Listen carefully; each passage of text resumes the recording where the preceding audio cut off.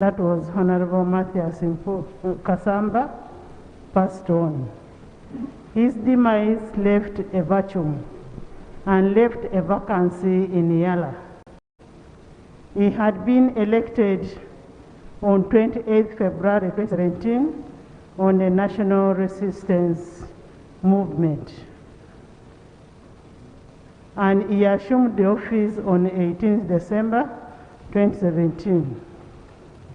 Pursuant to Section 8.1 of the East African Legislative Assembly Act 2011, the Speaker of Yala notified the Speaker of Parliament of Uganda on 18th May 2021 on the vacancy in Yala.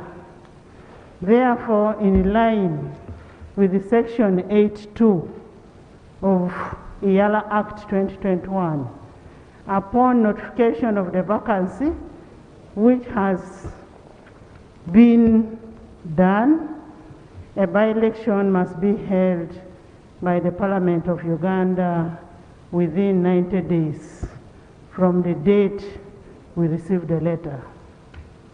Regarding the procedures of filling the vacancy of Yala, I have implored the members to address your minds on the East African Court of Justice decisions.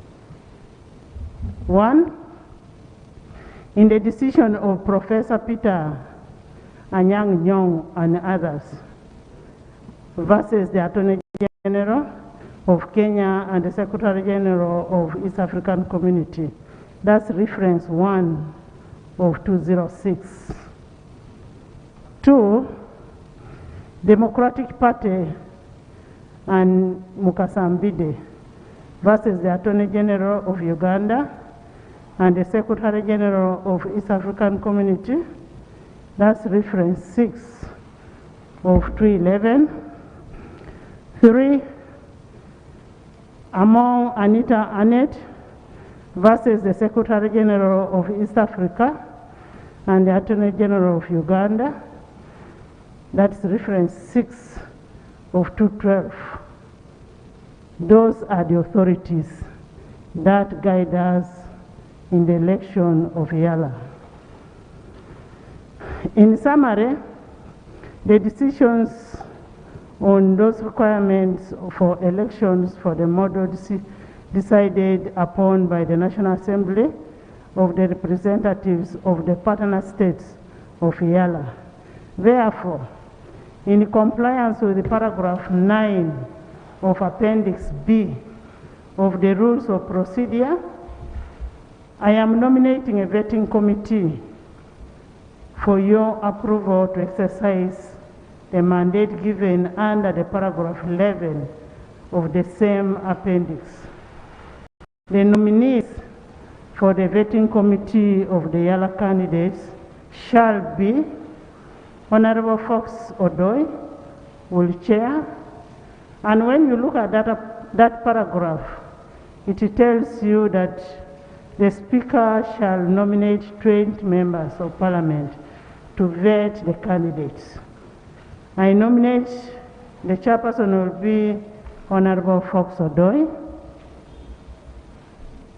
We shall have Honorable Enos Asimwe, Honorable Javira Semwanga, Honorable Lake Sharon Balamoi, Honorable Wilson Kajwenge, Honorable Sylvia Nayevale, Honorable Boniface Okot, Honorable Yusuf Mutembule, Honorable Isaac Sejova, Honorable Rose Obiga, Honorable Lokwang Hilare, Honorable Teddy Nambose, Honorable Mwanga Chivumbi, Honorable Joan Achom Alobo, Honorable Peter Court, Honorable Asuman Basaliro, Honorable Joseph Kolu, and Professor Elijah Mushemesa, and then Honorable Alinda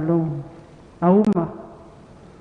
I have already issued a notification of the days of nomination, and if approved by this House, the names of members shall sit to execute their mandate on Friday, 23rd July 2021, and report back to the House on Monday. I implore all of you to acquaint yourself with the provisions of the Treaty for the Establishment of the East African Community. That is Rule 12 and Appendix B of our Rules of Procedure, so as we ensure that we have a smooth election for our representative of Yala. Honorable members, on the order paper, we set to receive a statement on the status of government intervention against COVID-19 pandemic from the leader of government business in the House. I urge you to listen attentively so that you can be able to have a meaningful debate. I have also been notified that the Honorable Leader of Opposition intends to give a motion, to move a motion to the House to adopt the recommendations for the debate in the Prime Minister's statement. The clerk should take note and call it up for appropriate time. We were also programmed to receive an interim report from COVID-19 task force of the Katutu, but I have been informed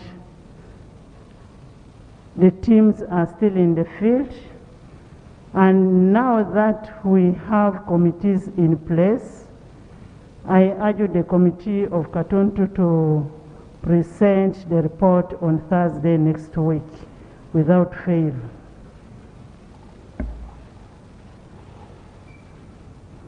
We shall also be receiving responses to the urgent questions that were raised on 14th. We'll receive responses from the various ministers on what was raised. I thank you for your kind attention. I now invite the House to take a decision on the membership of the verification committee that I have presented.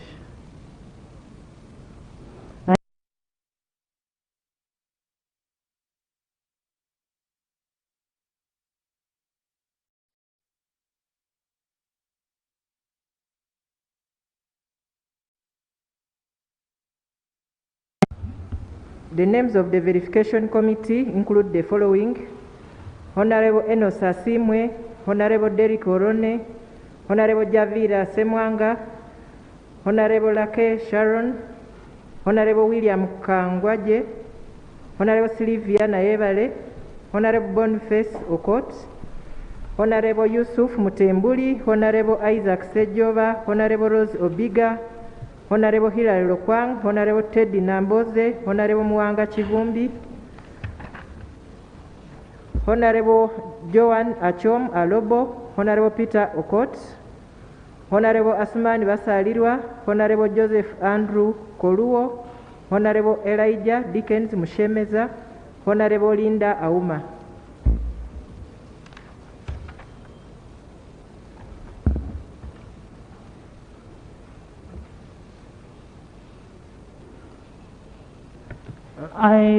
Those are the questions that have been read. Right, Honorable. Yes. Just for the record, to correct the name of Honorable Kangwaje, is Honorable Wilson Kangwaje, not William. Is Wilson Kangwaje. No, sorry. Kajwenge. It's Wilson not Kajwenge. Kangwaje. It's Wilson Kajwenge, not William Kajwenge. Kajwenge. Yes, from Nyabushozi. Correction received. I now put a question that those in favor of the verification committee to the Yala candidates say aye, and those against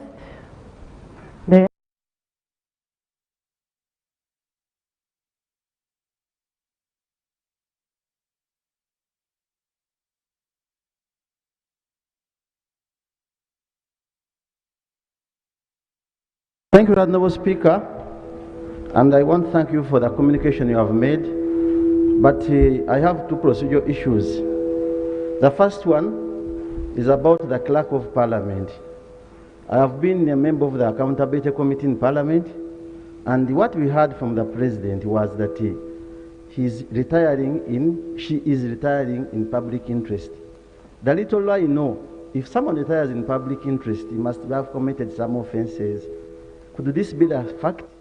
And if so, Madam Speaker, we've not had such.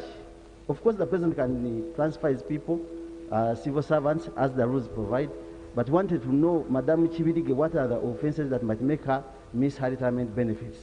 Right now, Speaker, the other procedural issue is, I am tired of being on radio, on air, and the members of Parliament have not got any answer about the whereabouts of the Speaker of Parliament. Honorable Speaker, we want to know what is the fate of the head of this institution.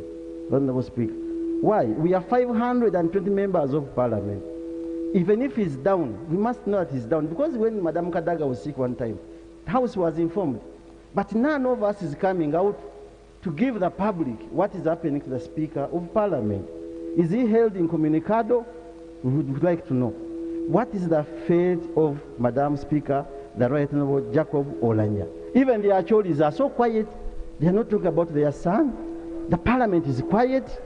We cannot keep there without knowing the fate. So would it be procedural, Honorable Speaker, to inform us the fate of the Speaker of Parliament? Otherwise, even my mother is asking me, where is your Speaker you elected? We don't know what's happening to this big man, the head of this institution. But I was on procedure. Yeah, thank you, Honorable Member.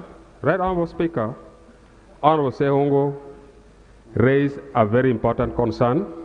Right Honorable Speaker, wherever we are in our villages, people from northern Uganda normally ask where the Right Honorable Speaker of Parliament is. As a result, so far we have failed to inform our people where the Speaker is. We normally follow on social media, and we don't know exactly where the Speaker is. Right Honorable Speaker, the information I would like to give to my colleague is a very important concern, and you need to clarify. Order. There's an order from Honorable. I was on procedure, and it cannot have order. It is a procedural matter. And the Honorable is a senior member. Yes, Honorable Speaker. Honorable Sehungu, can you conclude? Madam Speaker, as I conclude, the issue is, even when Boris Johnson became sick, government informed the public and the Parliament. In Cameroon, they have a president who is never in their country, but when he's going out, the country is aware. So can we know, Right Honorable Speaker, the fate of our Right Honorable Speaker of Parliament, Jacob Oulanyah? Thank you, Honorable Speaker. That's the procedure. Thank you so much, Honorable Sehungu. And I really request that we go into a very serious debate on what the right Prime Minister is going to present. But just to allay your fears,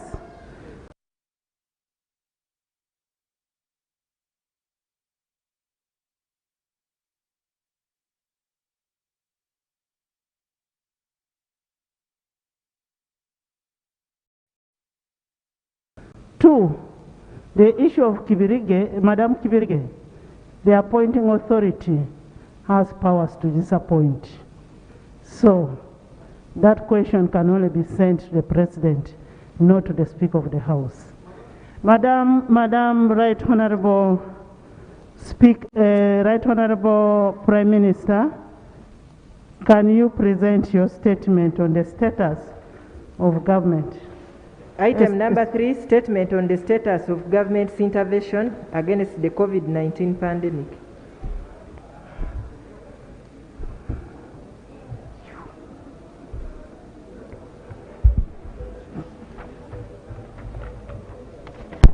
Madam Leader of Government Business. Right Honorable Speaker. Please go ahead. Right Honorable Speaker and honorable colleagues. I ask some silence as the leader of government business is presenting. I would like to start by thanking you, Right Honorable Speaker, for giving me this opportunity to update you and honorable colleagues about the ongoing response to the COVID-19 pandemic.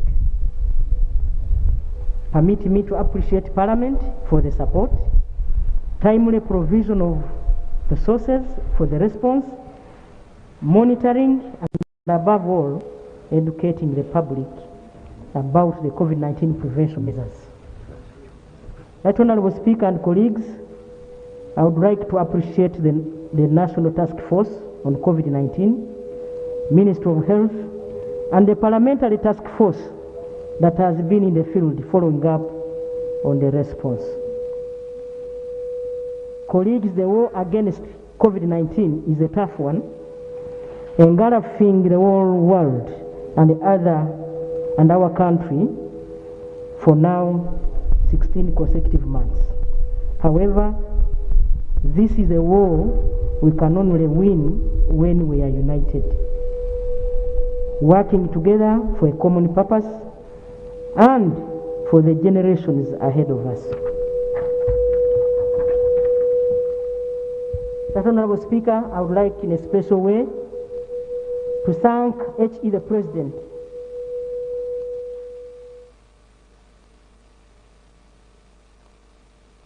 for the visionary leadership he has consistently provided to the country in the fight against COVID-19 right from the beginning.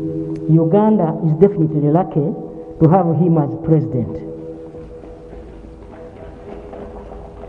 Honorable Speaker and colleagues, let me also acknowledge and appreciate the general public for their resilience and support in this fight.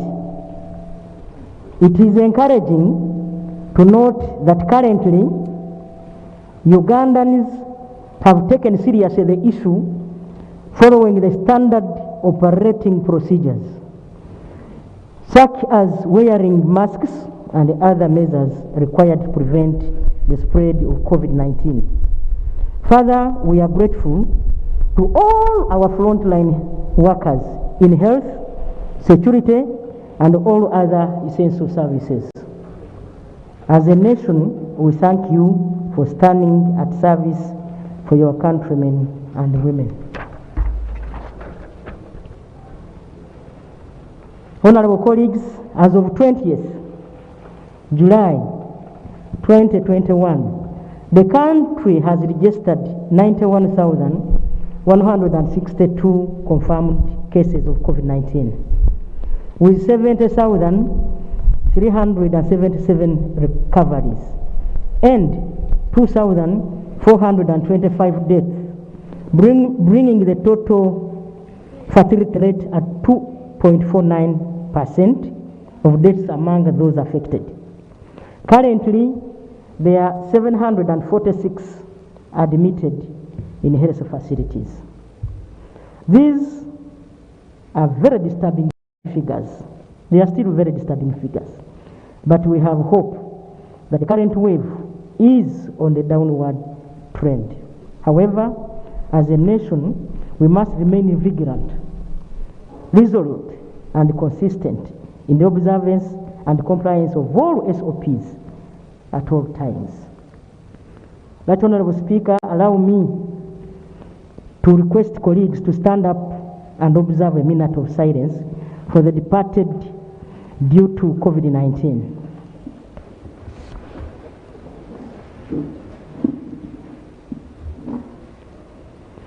May their souls rest in eternal peace. Amen.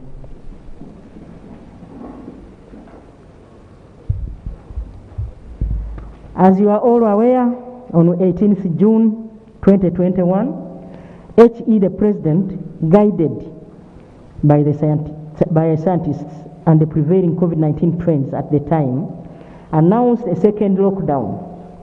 This was meant to reverse the rapid spread of the pandemic. I'm glad to report that the daily caseload, including the rate of hospitalization have significantly dropped in the past 2 weeks. This is what the lockdown was intended for. To slow down the... Right Honorable Speaker, for record, I'm Honorable Court BTEC Jr. I don't know whether it is procedurally right for the Right Honorable Speaker to give us a different document, and she reads a different document.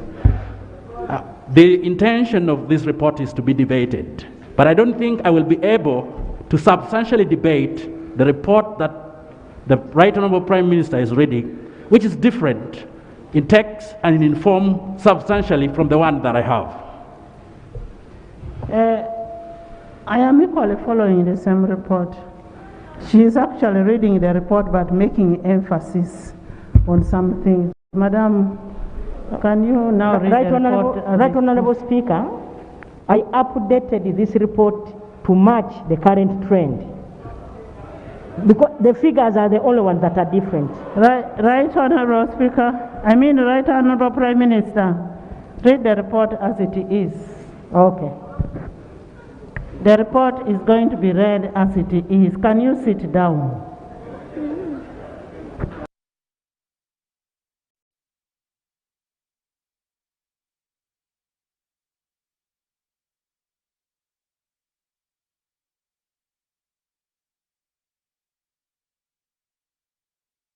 Right for us to proceed with business when we are not getting anything because of the poor public address system, Madam Speaker. In fact, I'm really dozing, and I've not even gotten anything from the other side. But I think this other side is a bit lucky because they can get what the Prime Minister is saying, but we are not getting anything at all. Clark, can you sort out and we don't have even the report. Thank you for that information. Clark, can you sort out that?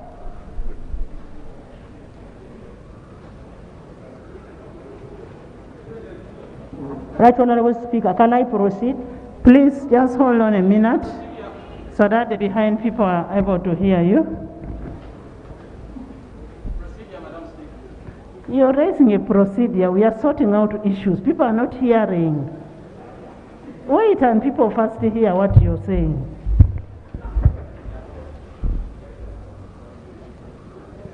Right Honorable Speaker, am I now audible enough?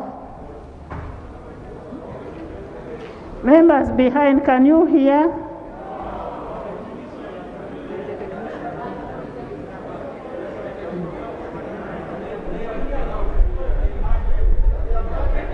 Madam Speaker, procedure.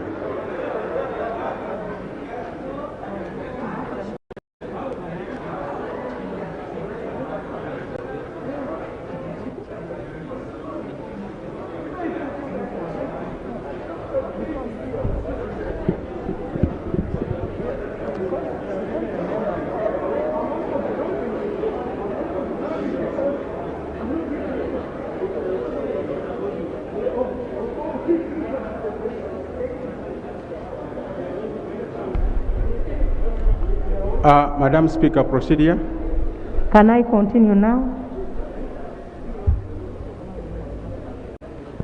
Just a minute, we sort out something, Administrator. Thank you.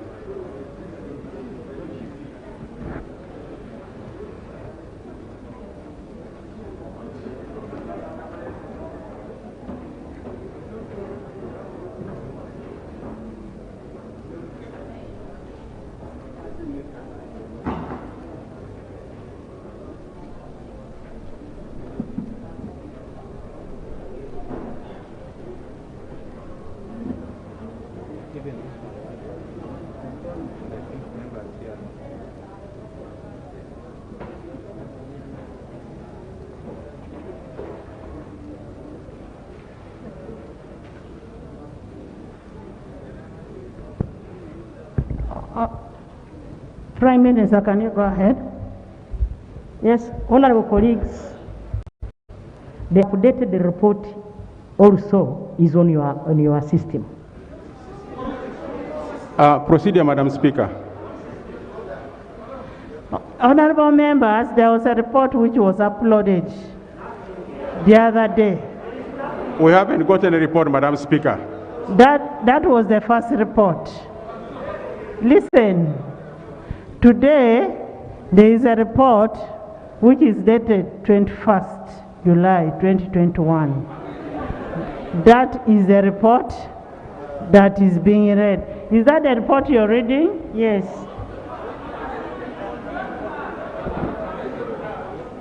Yes, Leader of Opposition. When your Leader of Opposition is speaking, you sit down. Right Honourable Speaker, I thank you for your indulgence. I have listened to the Prime Minister's submission relating to members' concerns on the additions on her statement that were not received a priori as per the rules. The rules have no provision for an extra, additional, or docketed report. And it's only the Speaker to guide this House as to whether I received the additional copy about 15 minutes ago, and I'm trying to contend with the additional contents. And I want to put it to the Prime Minister that it's an act of disingenuity to try and move the House to debate matters in haste as if her statement is a matter of urgent national importance that she had no prior knowledge to. I would like to ask the Speaker to guide the House, probably demand that the Prime Minister sticks to her original statement, and if she has additional issues, she'll bring them as a way of clarification. Otherwise, the confusion she's bringing to the House has no space in the rules, Right Honourable Speaker.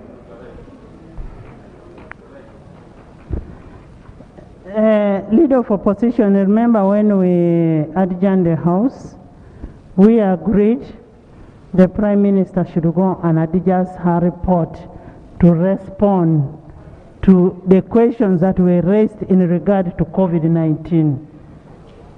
Unless if we are saying that is not captured, then she should stick to her original report, then answer those questions afresh. Thank you, Right Honourable. But you should also appreciate if she's reporting in terms of figures, the figure on Thursday is different from a figure of today. That can be adjusted. Is that agreed?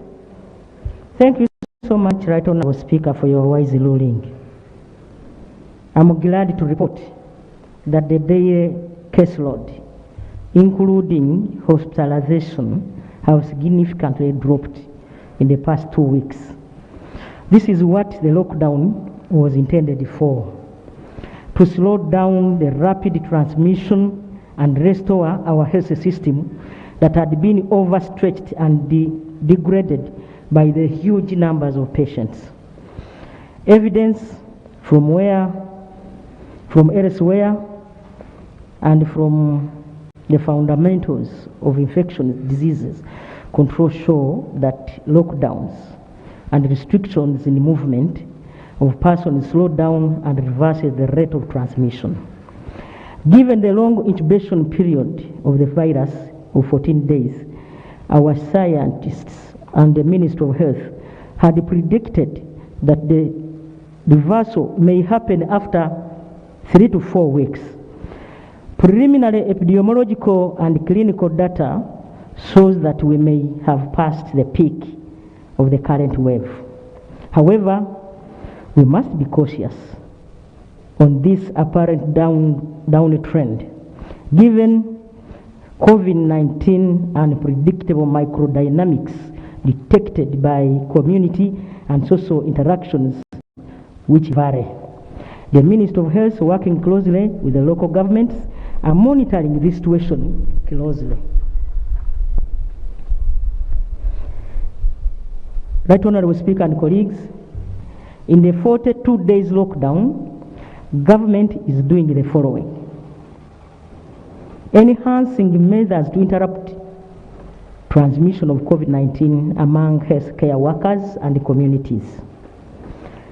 We are strengthening measures to control transmission within communities through the district and village task forces. We are streamlining and strengthening home-based care for COVID-19. We are continuing with vaccination. We are addressing gaps that were identified in the last wave, such as enhancing oxygen availability, strengthening port health at border points of entry, increasing the number of vehicles for surveillance, and training more health workers on critical care. Since the entry into the second wave of COVID-19 pandemic, which is driven by the presence of Delta variant, there is an increased demand for care of people with COVID-19. The Ministry of Health continues to implement the home-based care strategy, which started in the first wave.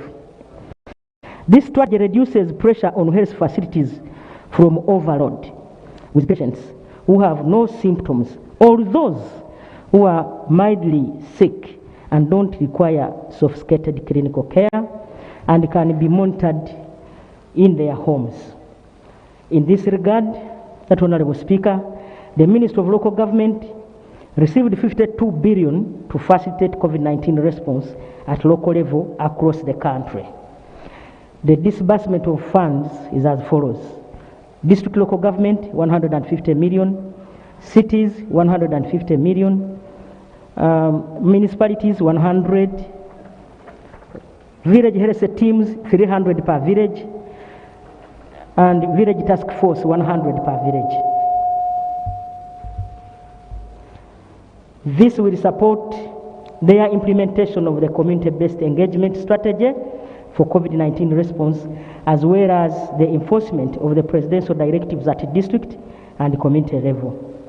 The objective is to ensure that all people in Uganda are aware, organized, empowered to participate actively in the prevention and control the pandemic.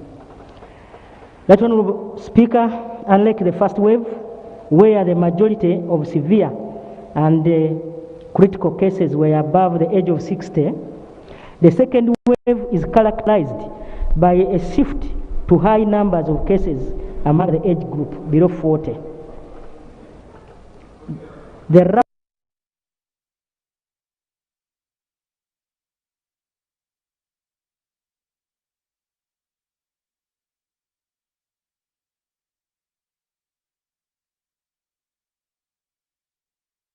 Thank you, Right Honourable Speaker. Right Honourable Speaker, the Right Honourable Prime Minister, she's making us to get confused the more. You guided very well that the Right Honourable Prime Minister should first read the whole report and emphasize on any other additional information. Right Honourable Speaker, what she's reading is quite completely different from the documents we are having. Right Honourable Speaker, I request through you, let the Prime Minister read first the first document and she will supplement on the other information that she feels like. Otherwise, we are getting more confused and we are not following what is going on. I beg to move, Right Honourable Speaker. Do you have the new report? Honourable Gilbert, do you have the new report? It is uploaded. Check on your whatever, on your WhatsApp.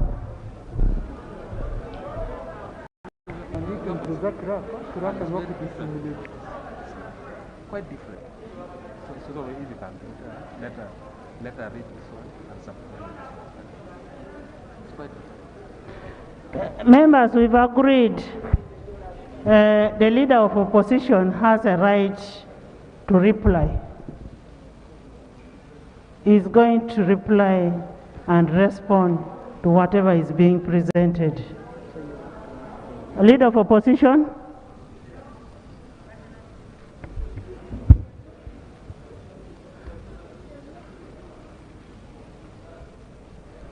Right Honourable Speaker.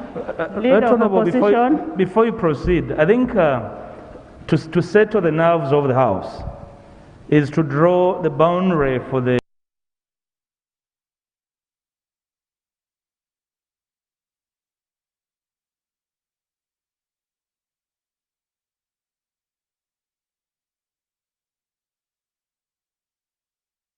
and that we had agreed that in her response to the debate, she would use that space to bridge the gap between the information available to the members hitherto and then bridge them with additional information. Otherwise, she is increasingly showing confusion and making the entire presentation look scattered, right, Honorable.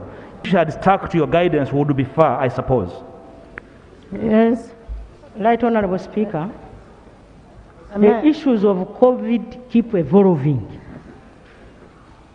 There are some issues that were asked the other time, and you guided that I should embed those very issues in my report, and I'm answering the same.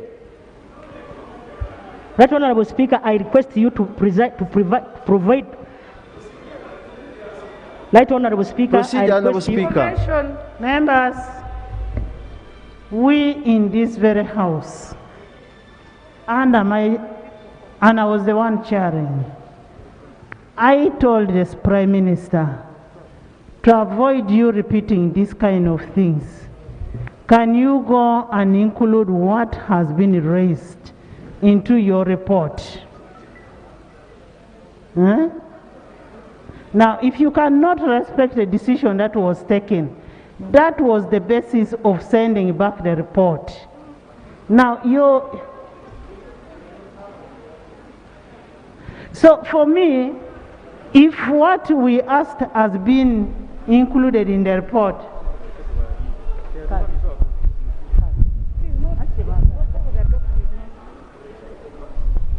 order. And I want you to check where the old report was uploaded is where the new report is uploaded. Check where the old report was uploaded is where the new report is. Procedure, Madam Speaker. Procedure, Speaker. Procedure, Honorable Speaker. We are seeking for indulgence. Do you have the new report? No. Honorable Speaker. Order. Members, do you have the new report? The Right Honorable Speaker. Madam Speaker, procedure. Order, Procedure, Madam Speaker. There is an order there. Madam Speaker, is it really in order for honorable members to keep confusing the House without referring to any specific date of the report they are talking about? I have a report that was shared on 14th July 2021, and what our Right Honorable Speaker is presenting is not any different. There are only difference in the data, but not the content. Thank you. Members. Procedure, Members. Right Honorable Speaker. Members, please first. Procedure, Madam Speaker. Members, first Right sit. Honorable Speaker. Right Honorable Procedure, Speaker. please. Members, first sit. Members, please first sit. There was an old report of 14th. It was uploaded, yes or no? There is a report of 21st. It has been uploaded. Madam Clerk, can you tell us whether you uploaded or not? A moment. Let's sort out things one by one. Let's sort out things one by one.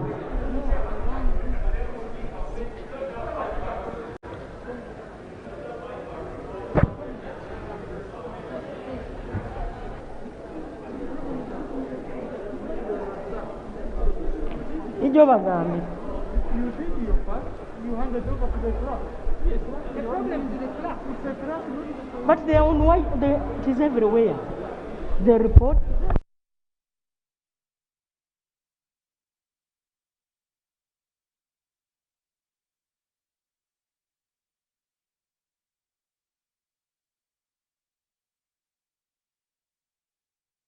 For an update of a report. Huh?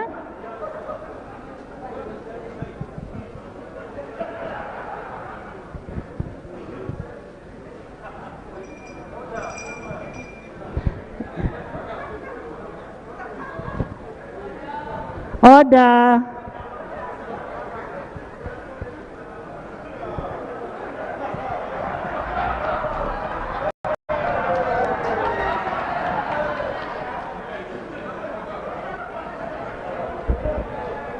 Minister, go ahead. Thank you so much.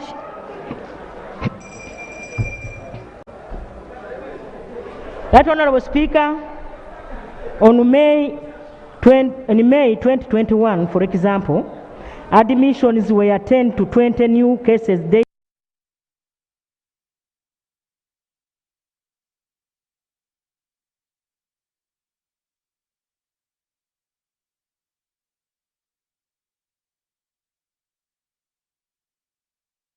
Members, increase the oxygen requirement. Prime Minister, just hold on. Each Prime Minister. COVID-19 patient. Prime Minister, hold on.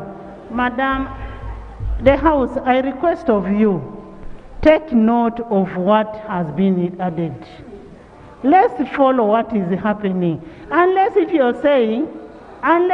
saying, we still adjourn the House because of this very important issue. Eh? I am not allowing any procedural matter. Can we? Right Honorable Speaker. For example, the other day. Madam Speaker, Madam Speaker. Can we listen to the report and we debate, we bring issues to the report? Madam Speaker, listen when to the we report. say it is uploaded, do we already have iPads in order for us to say it is uploaded? Your phones, WhatsApp. Prime Minister, Madam go Speaker, ahead. procedure. Right Honorable Speaker, let me give an explanation. For example, Right Honorable Speaker, the other time members said they wanted to have copies of the beneficiaries. I have come with copies, and that was not in the last report. So allow me to present. Then give out. Speaker. I have come with from your hands. The other time I had not come with the beneficiaries. It is here. Allow me to present members. Madam Speaker. Procedure. Madam Speaker, procedure. Procedure, Madam Speaker. Right Honorable Speaker, I request that you make a ruling and we move. Procedure, Madam Speaker. Members, can I have order in the House? Proceed with the speech. Not there. Proceed. Members. We proceed. Thank you so much, Right Honorable Speaker. Members, I am going to make my ruling on this. Let's listen to the report. Take note of the report. And I want to tell you, whichever member is going to continue disturbing, I will apply Rule 79. Can you read the report? Right Honorable Speaker, thank you so much for the wise ruling. In May 2021, for example, admissions were between 10 to 20 new cases daily, and this increased to an average of 120 cases daily. The majority of these admitted have severe and critical conditions and require high dependency or intensive care support. This drastically increased the oxygen requirement. Each COVID-19 patient consumes 4 to 6 cylinders per day, as opposed to 1 to 2 cylinders per day for a non-COVID patient. In some extreme cases, patients with severe lung damage would even require up to 12 cylinders of oxygen per day. Right Honorable Speaker, government has been addressing the issue of oxygen and aims at a permanent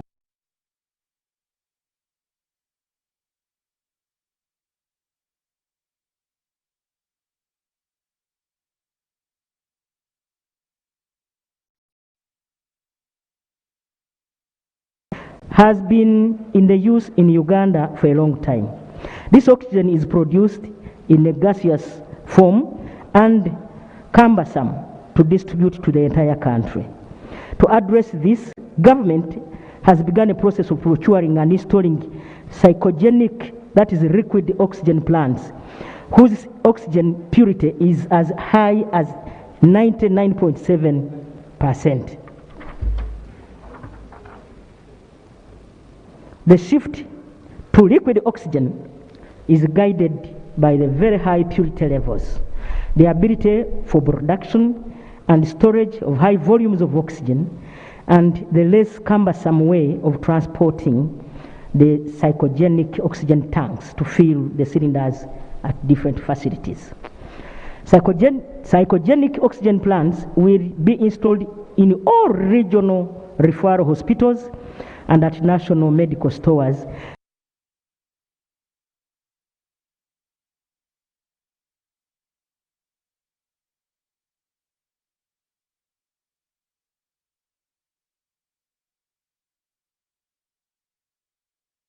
Cylinders per day.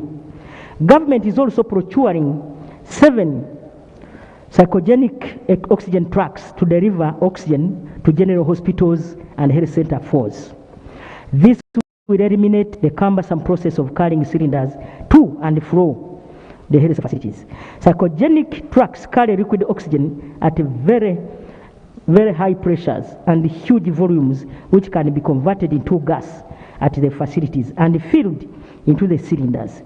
Over 6,000 cylinders will be procured and distributed to all facilities for this purpose.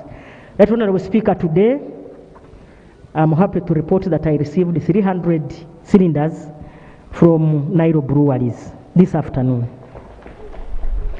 The requirement for huge amounts of oxygen and medical supplies include medicines and personal protective equipment for the healthcare workers has driven the cost of COVID-19 treatment way above what an average Ugandan can afford in private health facilities.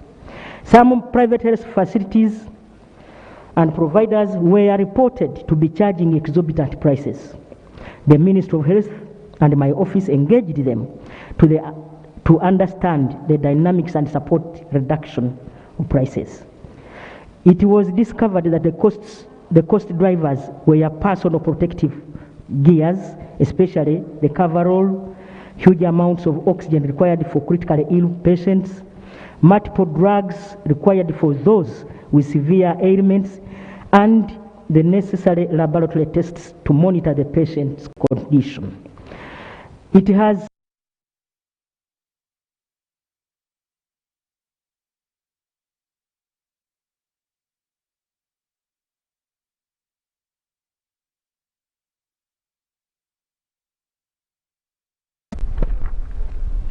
colleagues, in the absence of an effective treatment, vaccination remains an important control measure for COVID-19 pandemic.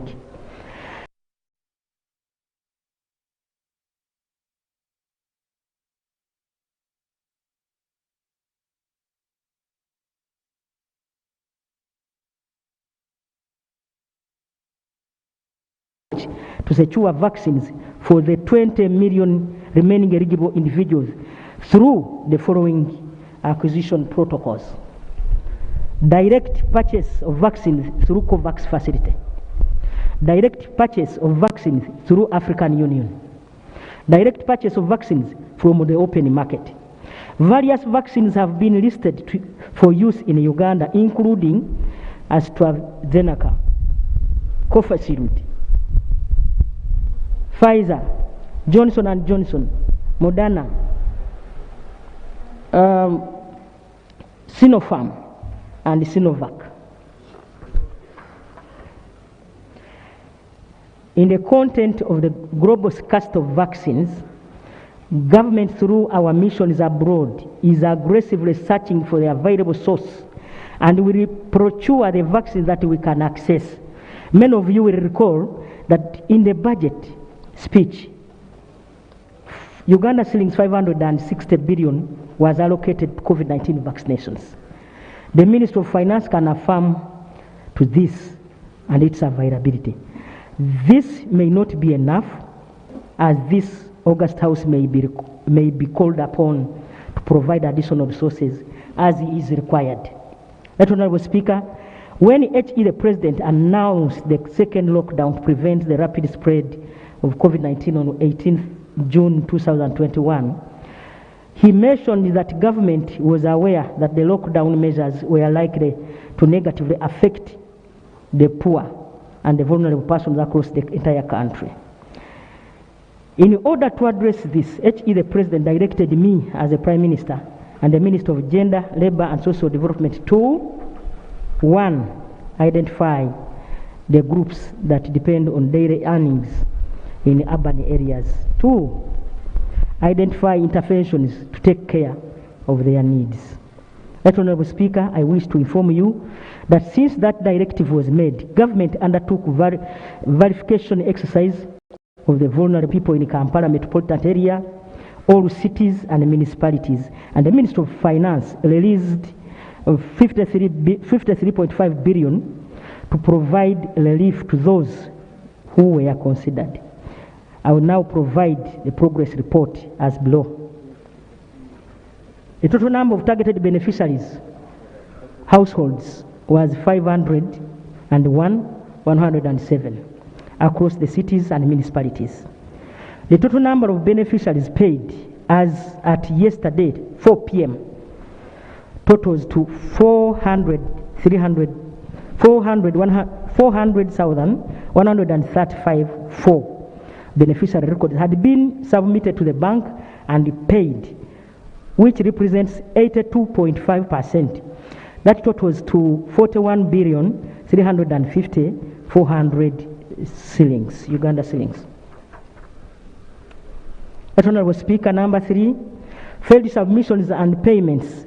Out of the total number of 1,107 records submitted to the ministry, a total of 87,603 records did not pass the verification requirement by telecom databases due to the following reasons. 1, invalid ID numbers presented.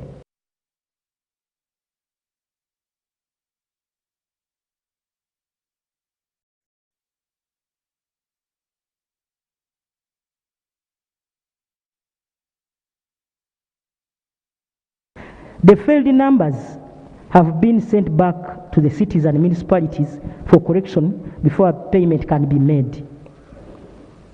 The clerks have been guided and trained by the Minister of Gender, NITAYU, on what to do. Accordingly, Honourable Speaker, and in light of the directive from Cabinet, the following categories of people have been the beneficiaries of the cash transfer, the Nabanja cash.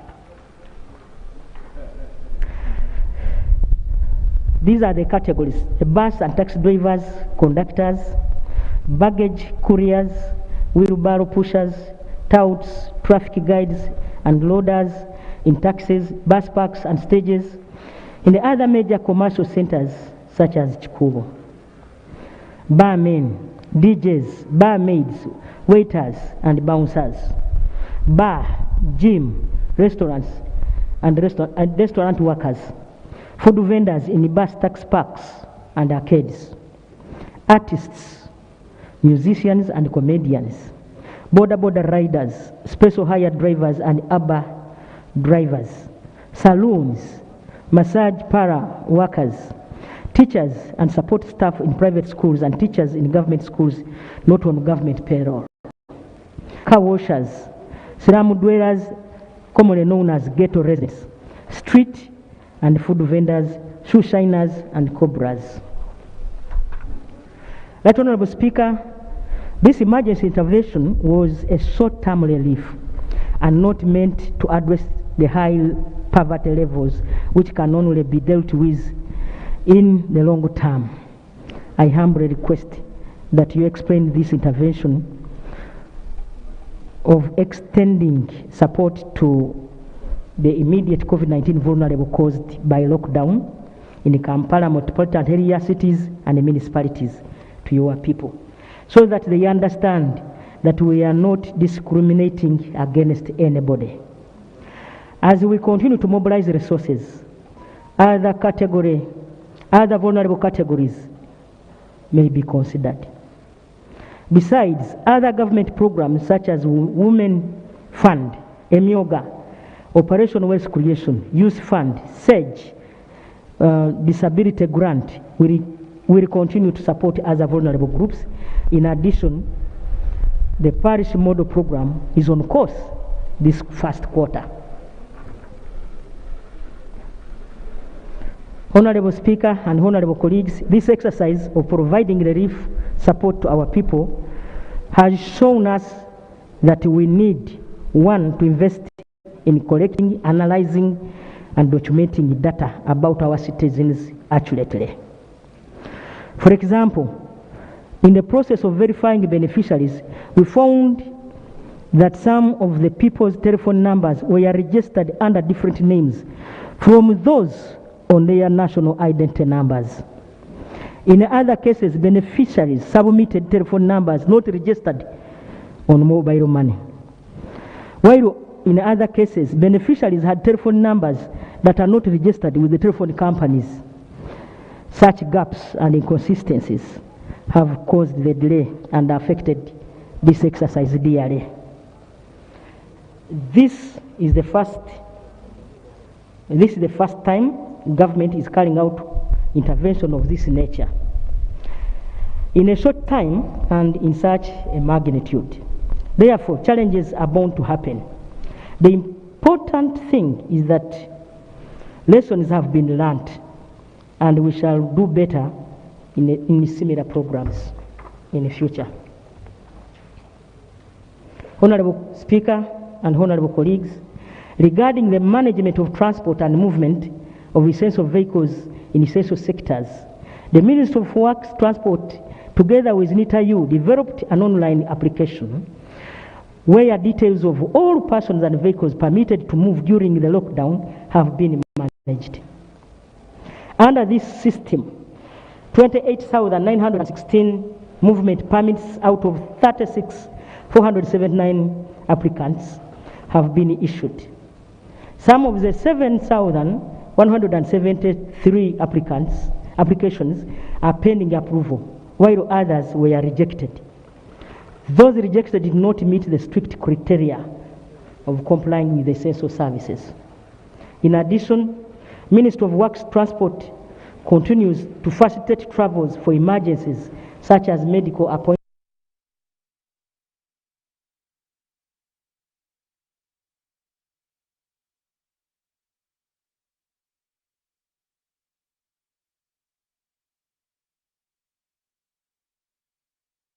SOPs, such as routine disinfection of premises, installation of automatic sanitizers, mandatory PCR COVID-19 test for airline crew, and testing of travelers.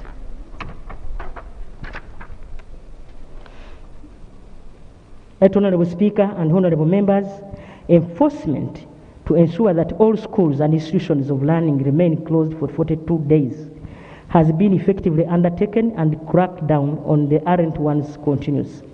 The Ministry of Education and Sports and the Ministry of Health are developing a comprehensive plan for a phased reopening as we work towards mass vaccination. The Ministry of Education and Sports has put in place alternative learning initiatives and will continue to perfect them for the rural areas. I would like to conclude by saying something about National COVID-19 Fund, which was established by HE, the President, to mobilize donations for COVID-19 response. Through that effort, 29 billion was raised, and we thank all Ugandans and friends of Uganda from all walks of life who contributed to this call. This donation was banked on the COVID-19 account opened in Stanbic Bank and transferred to the Consolidated Fund directly.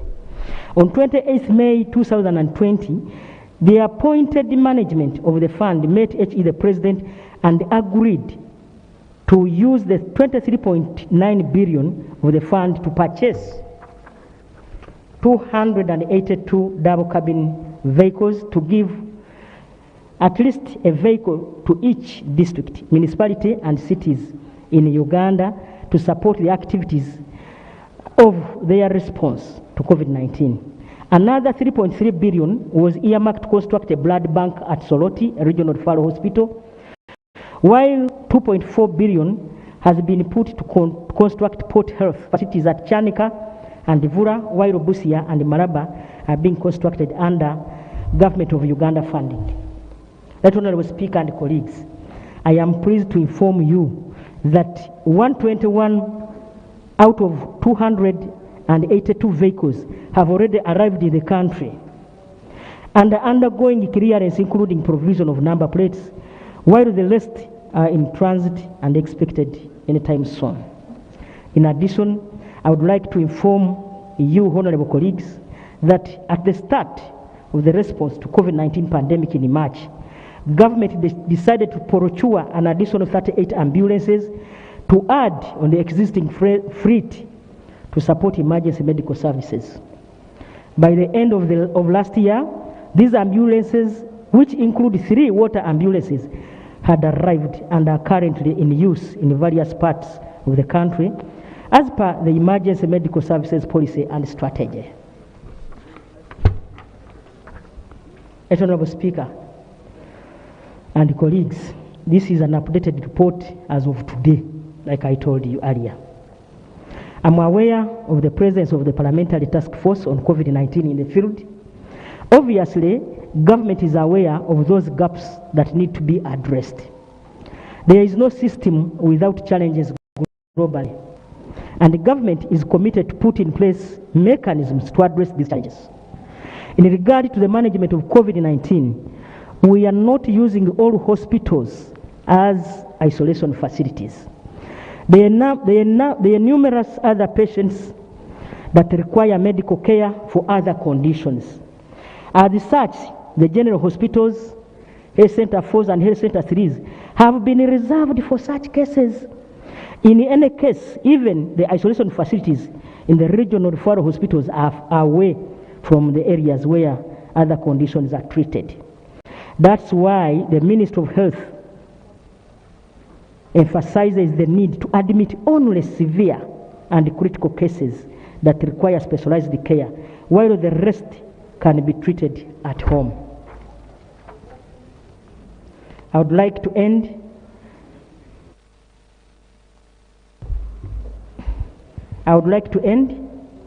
by sincerely thanking you, honorable members, for the support you have consistently given to the response towards this pandemic. Together, we shall win this war. Allow me to lay on table, ladies and honorable members, as you guided Right Honorable Speaker the other time, a copy of the beneficiaries for the relief payment who have benefited from this COVID relief fund of Gulu City.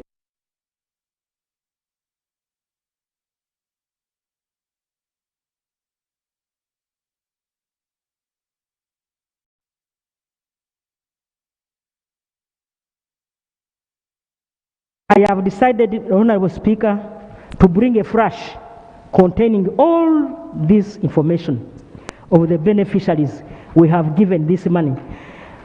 Right, Honorable Speaker, like I told you, we are struggling and we must fight corruption up to the letter. That's why we are in an era of accountability and transparency. Allow me to lay on table these documents. Members, as the Minister lays on table the list of beneficiaries of the so-called Nabanja cash, I am ordering PAC local government and PAC Central to scrutinize those documents and confirm whether those are the right beneficiaries and report back to this House.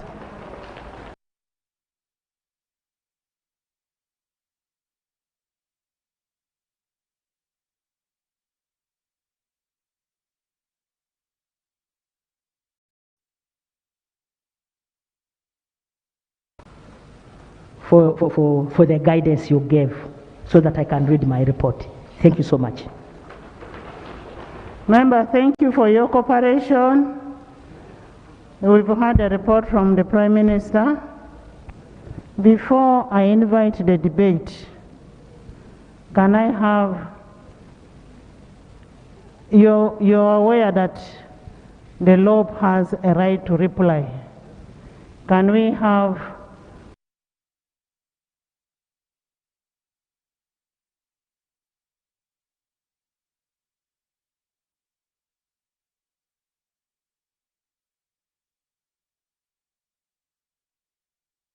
Right Honorable Speaker, I would like to appreciate my dear sister, the Prime Minister, for hazarding to present this report in whatever form it is. We shall take it. We shall with time appreciate your methods of work and adjust accordingly, or invite you to stick to the tenets of the House. I will use very few minutes, Right Honourable Speaker, to make brief commentary on the presentation of the Right Honourable Prime Minister to this House. Right Honourable Speaker and colleagues, on the 14th of July 2021, we received the response of the Prime Minister by way of saturation. It should be noted that from the onset, the statement is indicative of the appalling approach of government in the management of COVID. Its response is largely deficient of the required momentous strides that merit commendation. I should have done as a matter of courtesy to the Honourable Prime Minister. I am hesitant to say that on another day I would have condemned her, but I will reserve the condemnation to another day. Right Honourable Speaker, every citizen is feeling the wrath of having a government that makes incomprehensible planning and decisions, as I'm going to highlight briefly. Let me comment on the overall government response.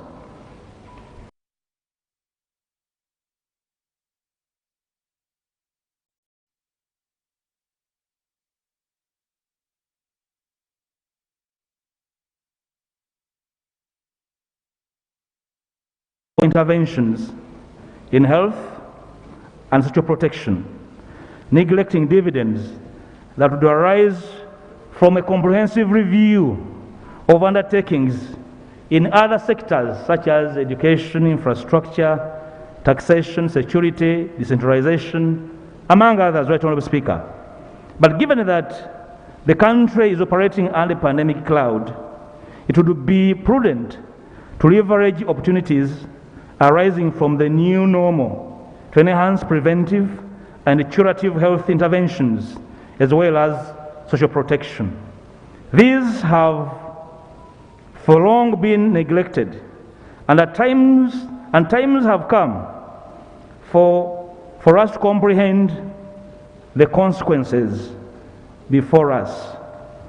While other sectors are important, the first call for any competent government would have been to augment the health sector so as to preserve life and livelihoods. Right Honourable Speaker, I'm emphasizing to preserve life and livelihoods. This should be visible in government responses. A responsive government, Right Honourable Speaker, and of course a competent one at that, would A, democratically engage Parliament in determining a logical, comprehensive and legitimate national response plan. Parliament is consuming rumors, Right Honourable Speaker. B, consolidate savings made across sectors during the lockdown periods, such as workshops, travels, government sponsorships in tertiary institutions, and capitation grants, among others, so as to channel them to critical response interventions in a national response plan, Right Honourable Speaker. C, target tax interventions such as waivers on payee for essential workers, such as medical personnel and teachers, so as to increase their disposable income, rental tax to make accommodation affordable, and VAT adjustments, particularly on utilities, among others, as a means of sustaining livelihoods. D, halt implementation of new projects such as the parish development model and allocations geared towards the implementation of a national response plan. E, negotiate with the external partners to deter non-critical projects and commitments so as to free government of Uganda funding towards pandemic management. And F, resuscitate decentralization through devolving powers, authority and public funds from the central government, local governments, so as to ensure effective pandemic management in the communities. Right Honourable Speaker. Let me briefly comment on funding for the COVID resurgency. The Prime Minister disclosed to this Parliament, Right Honourable Speaker, that by March 2021, government had developed a resurgence plan. Despite repeated calls for a costed plan, and the two are different, government was adamant in laying it in Parliament so as to inform budgeting. Right Honourable Speaker, you are aware, and members, that when we were debating the current financial budget, we did implore government to be very clear on the key allocations to health targeting COVID, but it was general provision, not particularized provisions, Right Honourable Speaker. Parliament that holds powers over the purse is still unaware on the extent of the plan save for disclosed component of health, which is in the range of 1.32 trillion. The bulk of the allocations are towards the pillar of logistics, which consists of supplies, personal protective equipment, oxygen, patient care, among others. The rest of the pillars include surveillance, laboratory, case management, communication, among others. Right Honourable Speaker, it would have been helpful to disaggregate the allocations in each pillar so as to establish what has been prioritized. The House is questioning the priorities of government, Right Honourable Speaker. Aggregation raises risk of funding wasteful items. Yes, Madam Speaker. Can you furnish the Prime Minister with your copy? She has no copy? Copy of your response? She doesn't have a copy. Unlike her, I saturated the copies, but I can. No, she's... They're on the system. Just give it to her.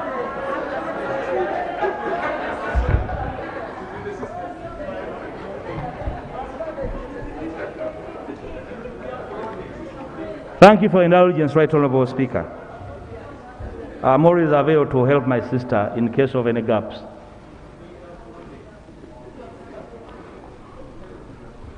Right Honourable Speaker and colleagues, I was saying that it would have been helpful to disaggregate government priorities to avoid wasteful expenditure.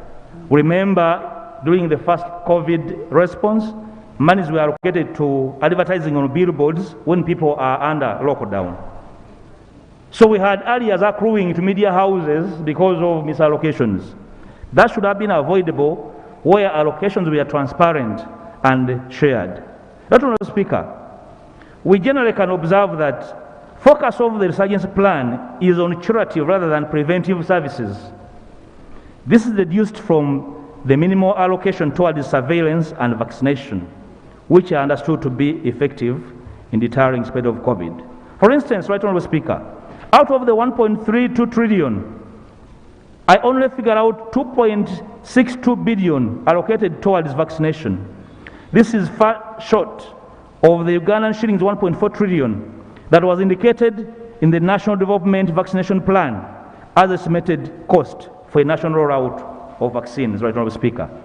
The statement further indicates that For the period July to December 2021, shillings 372 billion was required to fund activities of the Ministry of Health. Unfortunately, this proposed allocation is not disaggregated. It is therefore difficult to appreciate what it is meant to do. Furthermore, Right Honourable Speaker, the statement is silent on whether the funds were included in the approved budget for financial year 2021-22 or not. In the event that the funds were not included within the approved budget, it would be prudent for the Committee on Health to scrutinize the whole resurgence plan and guide the House on the next course of action, Right Honourable Speaker. Though not comprehensively done, Right Honourable Speaker, we commend government for an attempt to reviewing the approved budget. It has communicated that the budget is going to be reviewed to suppress particular expenditures that are deemed nugatory in the circumstances. But the last time we checked, Right Honourable Speaker, the funds so far raised from the suppression only yield 600 billion, away from a target of 2.55 trillion. A review, so the funds are targeted towards the supplementary budget for COVID emergency, and a review of the supplementary, Right Honourable Speaker, indicates that health sector was to receive 206 billion out of the total of 600 billion. That's 34% or thereabout. Majority of the funds are towards the presidency, defense, police, and intelligence services, among others. Going by the recent past request through supplementary, the funds are usually targeted towards routine activities that can be accommodated within the approved budget, Right Honourable Speaker, which is why we are questioning what government is spending from the suppressed expenditures. In the interim, Right Honourable Speaker, before Parliament considers the resurgence plan, every additional penny mobilized should be geared towards vaccination and critical underfunded items in health. These are the game changers in normalizing citizen lives and the economy. We are aware, Right Honourable Speaker, that the government cannot handle COVID by simply allocating on this and that. Vaccination to us is the game changer. Commenting briefly, Right Honourable Speaker, on vaccination, the Prime Minister is right to be concerned. He's very right with the low vaccination rate of 4% of the initial target of 21.9 million eligible population. With this progress, Right Honourable Speaker, we can only cover the target population in 12 years, probably about 2033. This is largely attributed to over-relying on donor-driven COVAX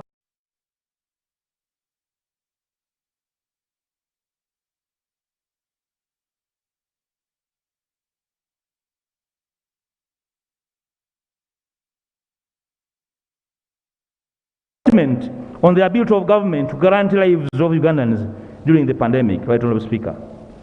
Direct orders to manufacturers are almost negligible. Apart from an order placed to Serum Institute of India for AstraZeneca, it seems no other payment has been made. And remember, Right Honourable Speaker, that this was a total of 18.5 billion, and the government paid out to confirm the supplies. Instead of owning up its failure in making quick full payment in time, government is blaming in the Indian government for restricting vaccine exports. How come countries that had paid up were able to access their vaccines, Right Honourable Speaker? Nothing stopped the government from making payments to other manufacturers, as our neighbors Kenya did, and so other countries have did, through, to the private suppliers. The Prime Minister would love to inform Parliament that they were stopped from making orders from other suppliers.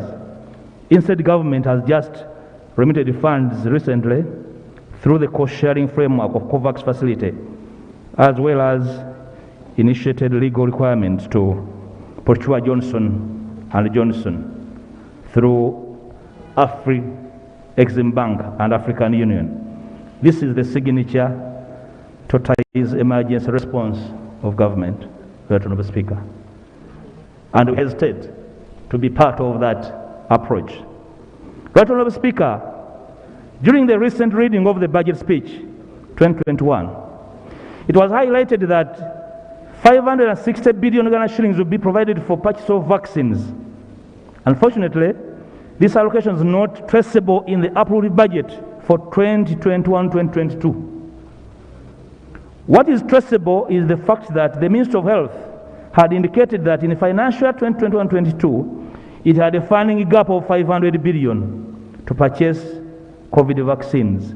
But in actual allocation, it's non-existent and non-traceable. With these contradictions, Honourable Speaker, it's difficult to determine with certainty whether funds have been committed or set aside for vaccine purchase, Right Honourable Speaker. We hear rumors in the corridors about possibilities. We want confirmation in quantities and dates, Right Honourable Speaker.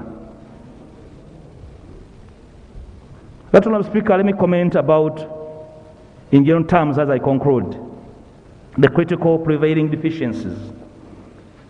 For a while, Right Honourable Speaker, the country has been gripped with deficiencies in beds, oxygen cylinders, personal protective equipment, and ambulances. To the contrary, and avoid of reality, the Prime Minister reports that country has reasonable bed capacity to manage the pandemic. It is in her statement. Had the country had sufficient bed capacity, why would people go for home care as a priority, with all the risk attendant to home care? It is vital to note that just a month ago, the President made an undertaking that government were to install 300-bed field hospitals per regional hospital. We construed this to be a government assurance, Right Honourable Speaker. We wait for progress to date on this emergency, Right Honourable Speaker. The President also informed the nation of a roaming shortage of 22,800 cylinders of oxygen per day. While Global Fund intervened to install 7 oxygen plants in Kampala, Arua, and Hoima, Fort Portal, Mbarara, Lira, and Mbale hospitals, most health facilities in Uganda continue to be constrained by insufficient oxygen supply. Unfortunately, the Prime Minister is silent on how many health facilities lack adequate oxygen supply and what interventions are to be taken to fill the gap. In the recent past, Right Honourable Speaker, when a funding gap of 1.4 trillion for procurement of oxygen cylinders in the 14 regional hospitals was presented, Parliament promptly made the funds available. This is an indication that critical affordable funding gaps can be filled without necessarily relying on external funding, and especially donors. Unfortunately, Right Honourable Speaker, it has been observed that health sector almost entirely relied on external funding for its development budget. In the just concluded financial year 2021 budget, out of the approved total development budget of 1.4 trillion, external funding accounts for 85%. The government of Uganda development funding was a paltry 2.5 billion. The country, Right Honourable Speaker, needs to reprioritize. The country has for years grappled with shortages of functional ambulances. This has been highlighted during the second wave.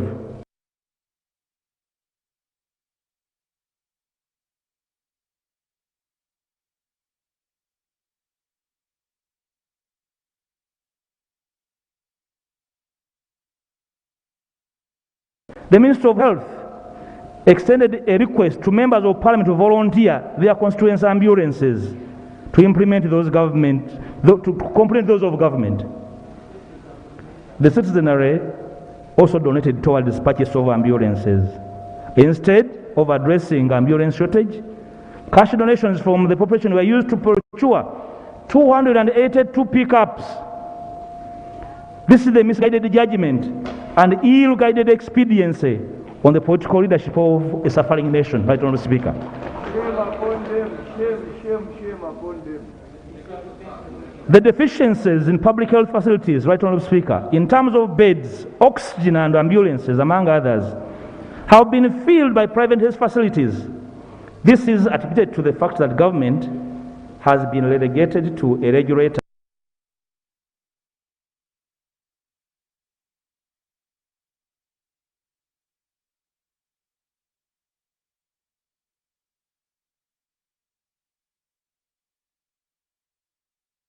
It had been realized that out-of-pocket per capita expenditure has risen from 41,000 Ghana shillings in 2008-9 to now 62,000 in 1920. This is not affordable, Right Honourable Speaker, by majority of the citizens. To make matters worse, during this COVID pandemic, treatment costs have soared to over 3 million per day. Sadly, the Prime Minister falls short of articulating which interventions have been undertaken by government in collaboration with the private health facilities in making COVID treatment affordable. But she has made a general statement that is inconclusive and bears no direction. In a bid to save lives, Right Honourable Speaker, it is our view that government extends support to private health facilities in the form of incentives such as tax waivers on utilities, deployment of medical personnel, joint procurement of drugs, and the supply of oxygen. This should subsidize cost of medical care in private facilities. Right Honourable Speaker, I'm about to end my statement. Bear with me. Let me speak about recentralization of service delivery under COVID.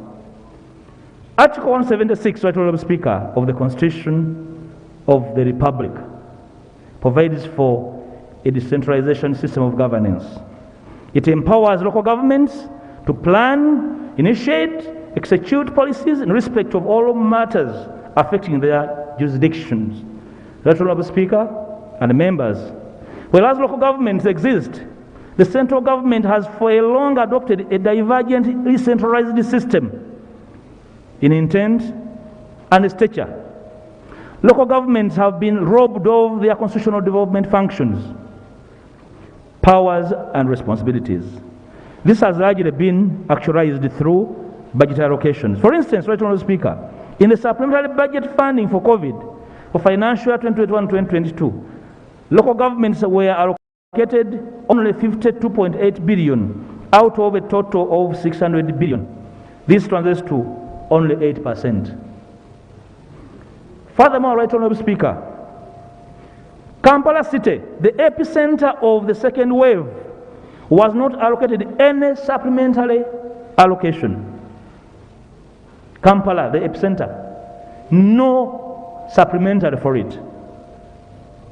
For the local governments that were considered, each received less than 800 million. Yet, Office of the President was granted supplementary allocation of 6.9 billion. So based on the supplementary allocation, Right Honourable Speaker, the epicenter of COVID-19 is the Office of the President, and it deserves better consideration than local governments. Right Honourable Speaker and members, the relegation of local governments has been exemplified in the management of the COVID pandemic. Local governments must plead and wait for supplies of vaccines, ambulances, drugs, and PPEs from the central government. Recentralization of developed functions is unconstitutional and the main cause of the lukewarm COVID response of local governments. Right Honourable Speaker, of late, resident district commissioners, RDCs, with the support of security forces, have, in contravention of Article 183(1)(a) of the Constitution, been positioned to be the de facto political heads of local governments in response to COVID. Their actions are unconstitutional and outviolates the law, Right Honourable Speaker. This has led to unlawful restriction of COVID response meetings. So, RDCs can stop local government from convening to deliberate on their constitutional obligations towards their citizens because the center has recalled their powers unconstitutionally, Right Honourable Speaker. This has led to no wonder no local government all local governments are ill-prepared to manage the pandemic. In a bid to facilitate local governments, Right Honourable Speaker, in managing the pandemic, Parliament should with immediate effect be informed of the COVID response funding gaps in the country. They should expeditiously be scrutinized by the appropriate committee of Parliament and the House guide on recommended course of action. Let me comment on the pet project spearheaded by the Right Honourable Prime Minister. That is the support to indigents called the Honourable Nabanja Fund, Right Honourable Speaker. For whatever it is quite unfortunate that the focus on COVID response is being reduced to only 100,000 shillings as a cash transfer to the vulnerable workers. The cash assistance has been derived from a proposed minimum expenditure food basket, which includes posho, beans, soap, and cooking oil. One wonders whether the food basket is equivalent to the recommended balanced diet, nutrients, or calories that a person requires to sustain life and boost immunity against COVID. Whereas the cash relief gesture is welcome, Right Honourable Speaker, its implementation is pretty much discriminative, and I heard the Prime Minister trying to justify discrimination. Last year, the Uganda Bureau of Statistics established that Uganda has 5.11 million vulnerable workers.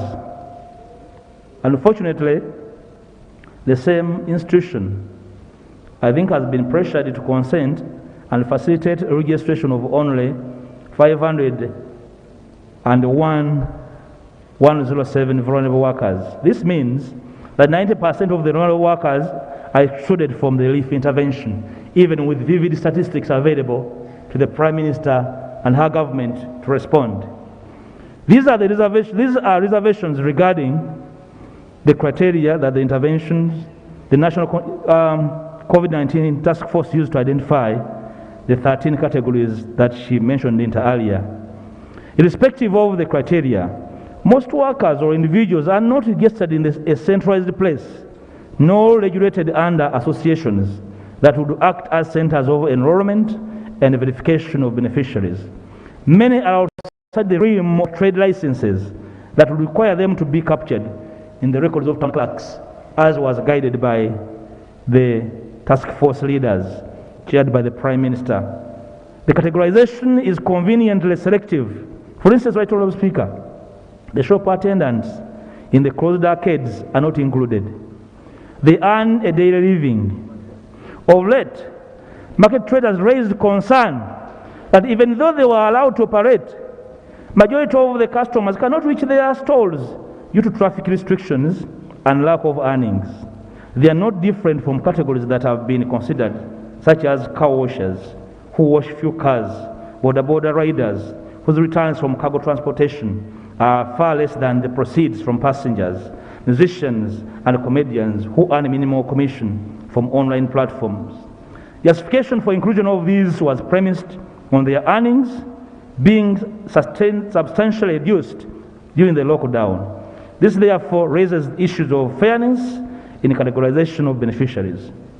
Right Honourable Speaker, outcries have also been heard from university students who were unable to return to their homes due to the inflated transport costs and limited days of travel. These too are vulnerable but have been excluded from vulnerable persons. The Minister responsible for gender did indicate that such vulnerable persons who are not workers will be catered for later without any commitment to a time frame. Therefore, the categorization of vulnerable beneficiaries as agreed by Cabinet promotes exclusion and entrenches inequalities. It also exposes the vulnerability persons such as the terminally ill that depend on support from workers to the risk of death. Apart from food, Right Honourable Speaker, the cash relief did not consider other costs of daily living such as rent, water, electricity and medical care. These costs ought to have been incorporated in the computation of the cash transfer amount. How would one cook the food without water or energy? Where will they cook and eat from when evicted from their homes because of rent. These are COVID patients in some households. Will they be treated on the 100,000? Yet hospitals are charging medical fees up to 3 million daily, and we know the thin spread of government facilities throughout the country, Right Honourable Speaker. The beneficiaries, Right Honourable Speaker, of the households are expected to have MTN or Airtel mobile money lines, as well as the National Identification Number, NIN. It was indicated that one may access the cash relief with just a NIN at a mobile post bank van. The distribution mechanism raises a transparency concern, for no competitive procurement process was undertaken to award the contract to Post Bank and telecom companies. So how was this chosen, and how is this reached to be able to be the one to deliver relief to citizens, Right Honourable Speaker? More still, Right Honourable Speaker, the registration process of beneficiaries was hijacked by regime apologists, particularly RDCs, in disregard of local leaders. These are firms that government only appreciates the role of local leaders when they are involved in general elections. Therefore, Right Honourable Speaker, in such exercises, they are deemed to be competent and among the lead stakeholders, but not in identifying vulnerable persons that they lead daily. Consequently, the beneficiary enrollment process has been flawed, exposed to manipulation for patronage and political gains. This is not news, for it has been evident in relief enrollments of musicians, promoters, bouncers, ghetto youth during and after the election period. It is our considered opinion, Right Honourable Speaker, that every vulnerable person is considered for the cash relief and derivation widened to incorporate utilities, rent, minimum medical care package for the citizens. Irrespective of continuance of the lockdown, Right Honourable Speaker, community-based models that are hinged on the local council system should be used to record, maintain, update registers of vulnerable within their respective communities. This would reduce response time in future lockdowns or if a disaster befalls an area. The registration of vulnerable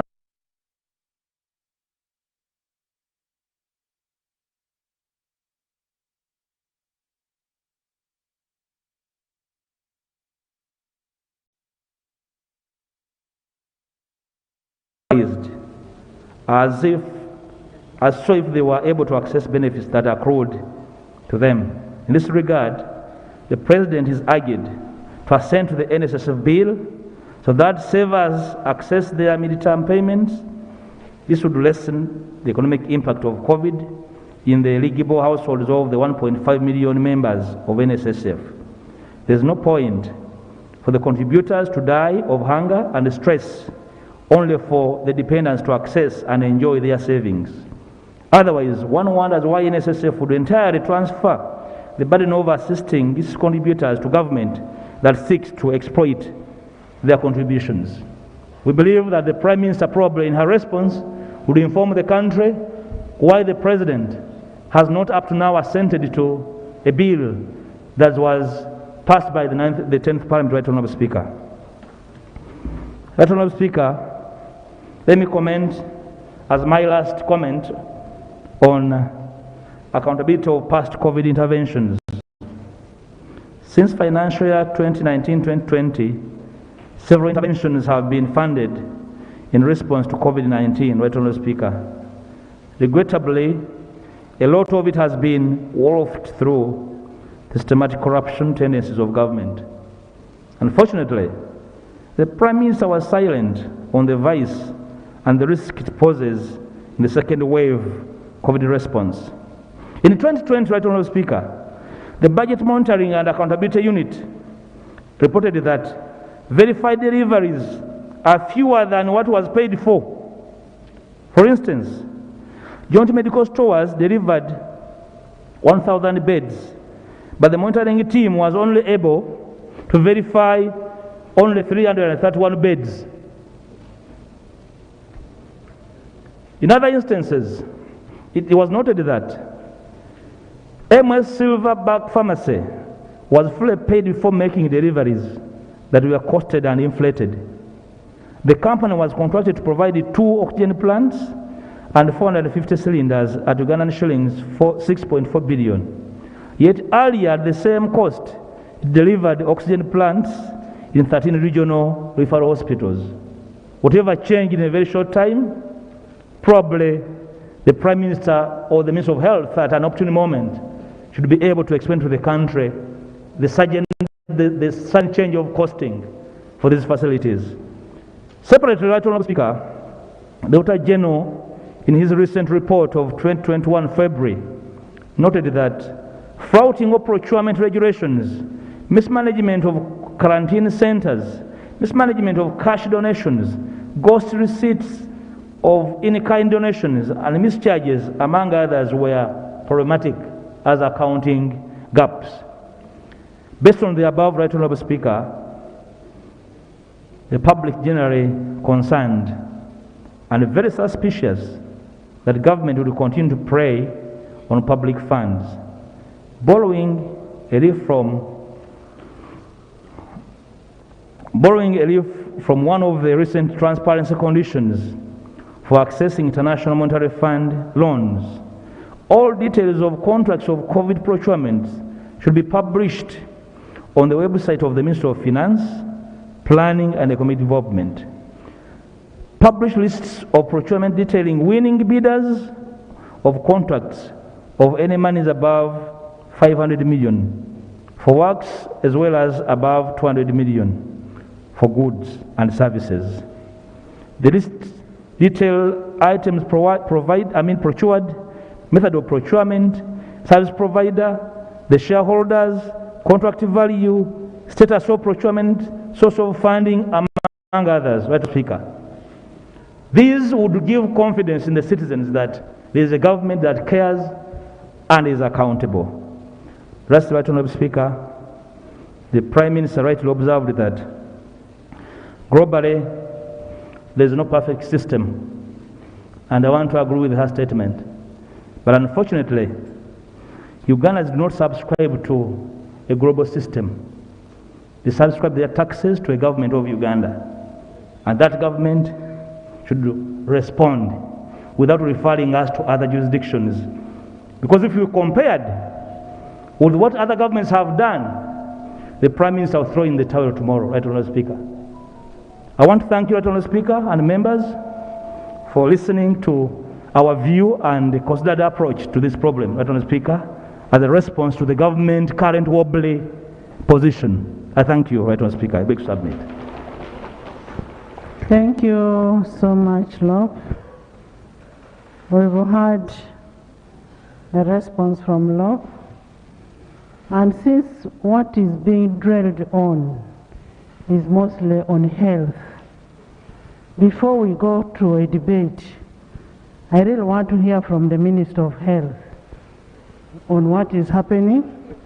And when you're discussing, I want you to bring in the issue of ambulances, how you've gone with ambulances in all the districts.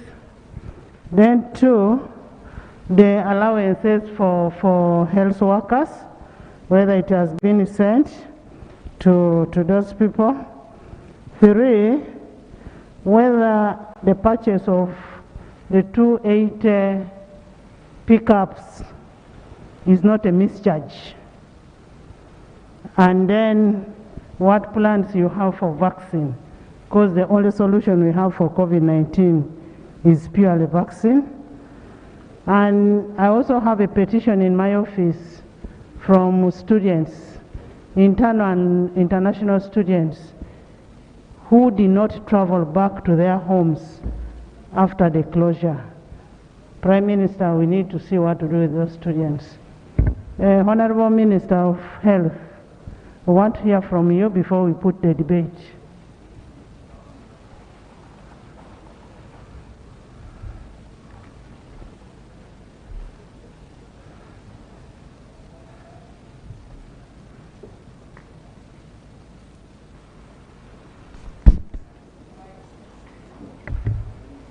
Right Honourable Speaker, and honorable members, allow me to thank you for this opportunity for me to respond to a few issues. I'll start by appreciating the Right Honorable Prime Minister, who has clearly given answers to most of these issues in her statement.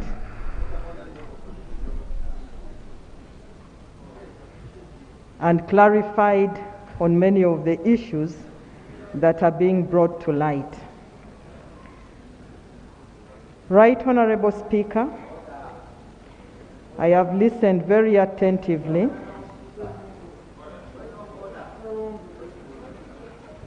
Honorable Sewongo, members want to debate on this thing. You're only raising an order because was a leader of opposition was not appreciated. I mean, we are teaching these young people bad manners. Huh? I know. Okay. Right on, Loeb, thank you for your report. So you sit. It was a very exhaustive report. Thank you.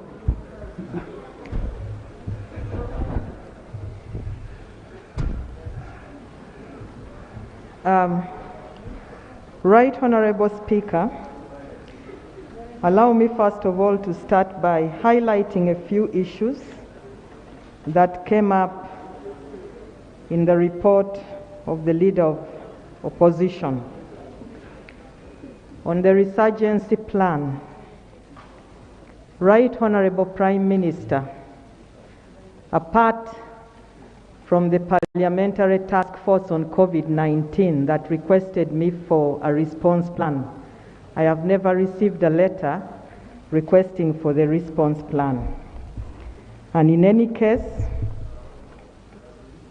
the Leader of Opposition makes mention that the Ministry of Health indicated the total cost of the response plan in the budget. Right Honorable Speaker, how would I have come up with that figure if there was no response plan and it was not disaggregated? I want to assume that the Leader of Opposition meant a holistic response plan covering all sectors. And in that case,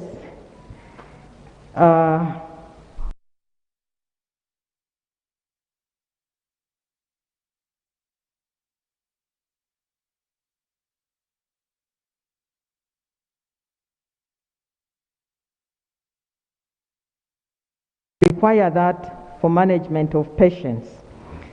But that does not mean that government has not catered for prevention. Right Honorable Speaker, we have made all efforts to secure vaccines. Vaccines are not available on the market. The global demand outweighs the production. And many of the rich countries have paid for many months to come. It is therefore difficult for many African countries to secure vaccines.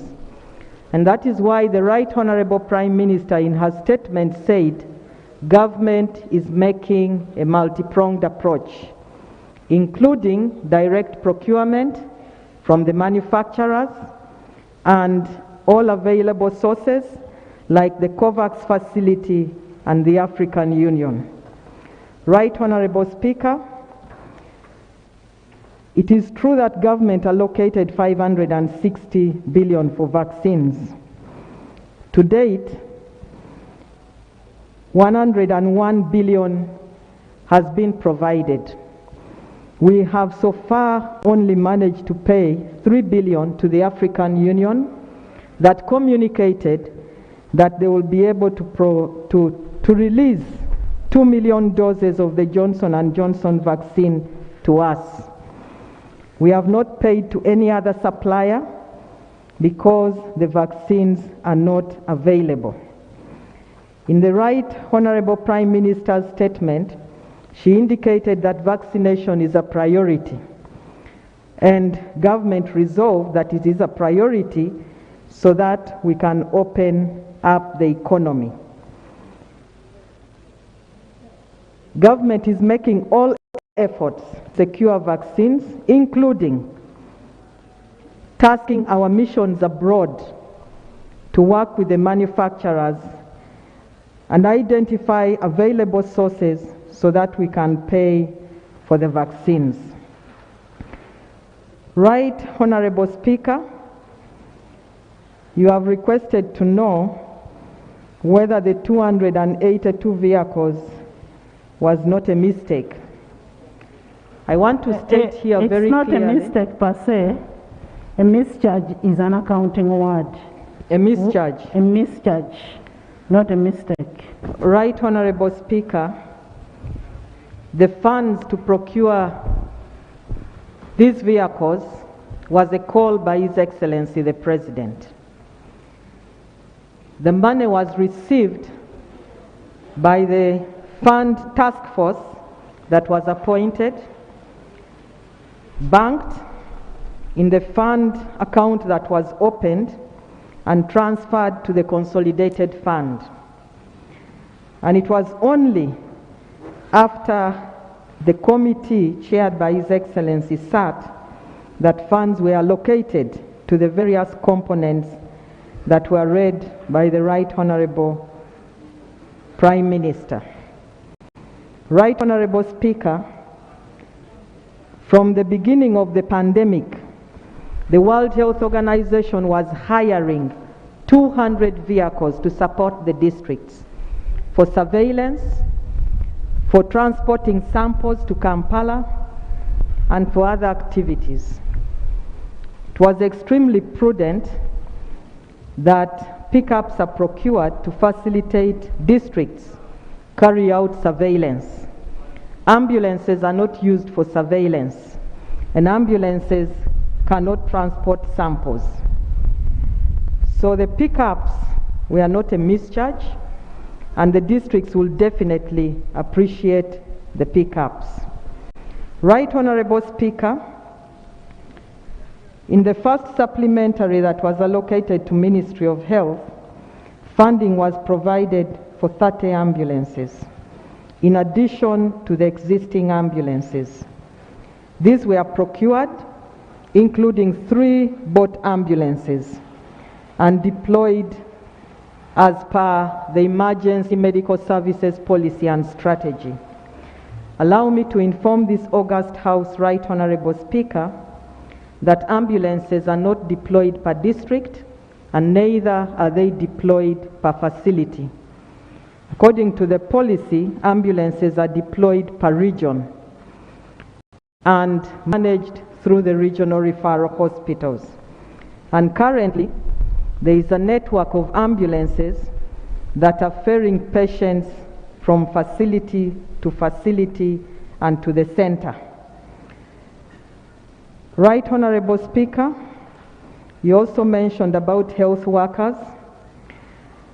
Allow me to inform you, Right Honorable Speaker, that allowances are paid to health workers who are taking care of patients in the isolation facilities. In addition, there are also surveillance officers and laboratory officers. All these health workers have been paid their contract sums of salaries and allowances. But this is a continuous issue. It does not end, because the allowances are paid per day. And government will continue to pay as the pandemic evolves. Right Honorable Speaker, on the issue of international students, you have allocated that to the rightful ministry and to the Prime Minister. I thank you for giving me the opportunity. Thank you, Minister of Health. Minister, just for information, Clarification, it's not Madam that Speaker. we are blaming government, but I want you to appreciate one thing. In every district we have, Works has a vehicle, Health has a vehicle, a pickup, RDC's office has a pickup, CAO's office has a pickup, then LOC5 has a pickup. Wouldn't those vehicles be used for surveillance?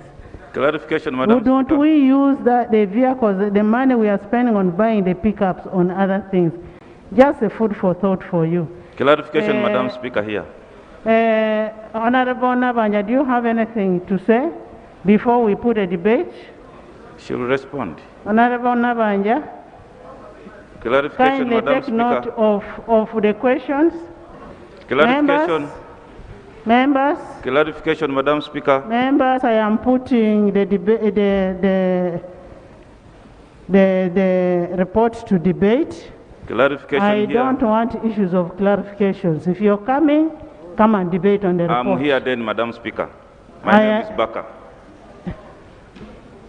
Baka Stephen, Bukoli County North. You who? Baka Stephen, Bukoli County North. Unfortunately, This side, I Madam don't see Speaker, people. this Okay. side.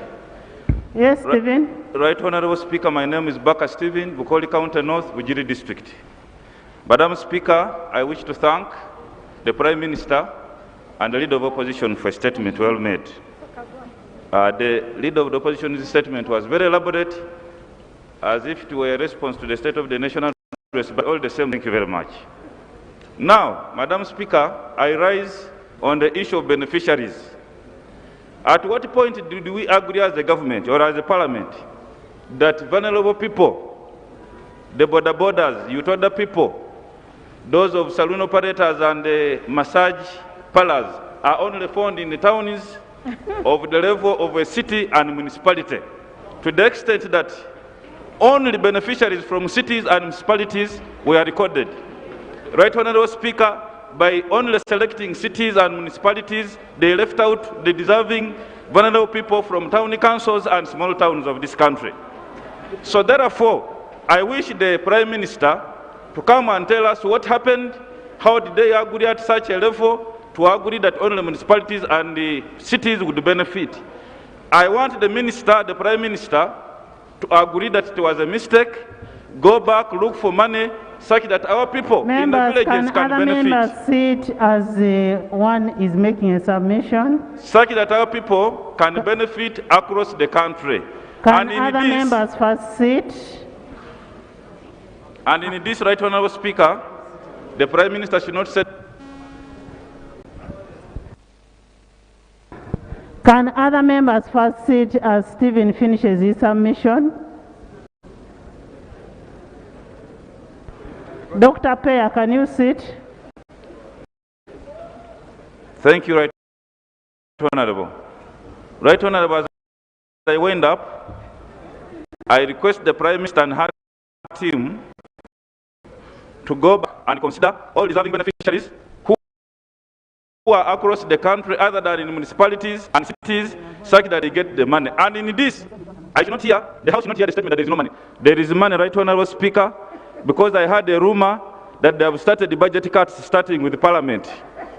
And this matter should be brought for debate, because these budget cuts should not be localized to Parliament only. They should be across government, starting with the State House, down to the municipalities, to the local governments, across government, such that we have enough money, our people should benefit, and also revamp the health sector, which is limping, as we shall hear from the report.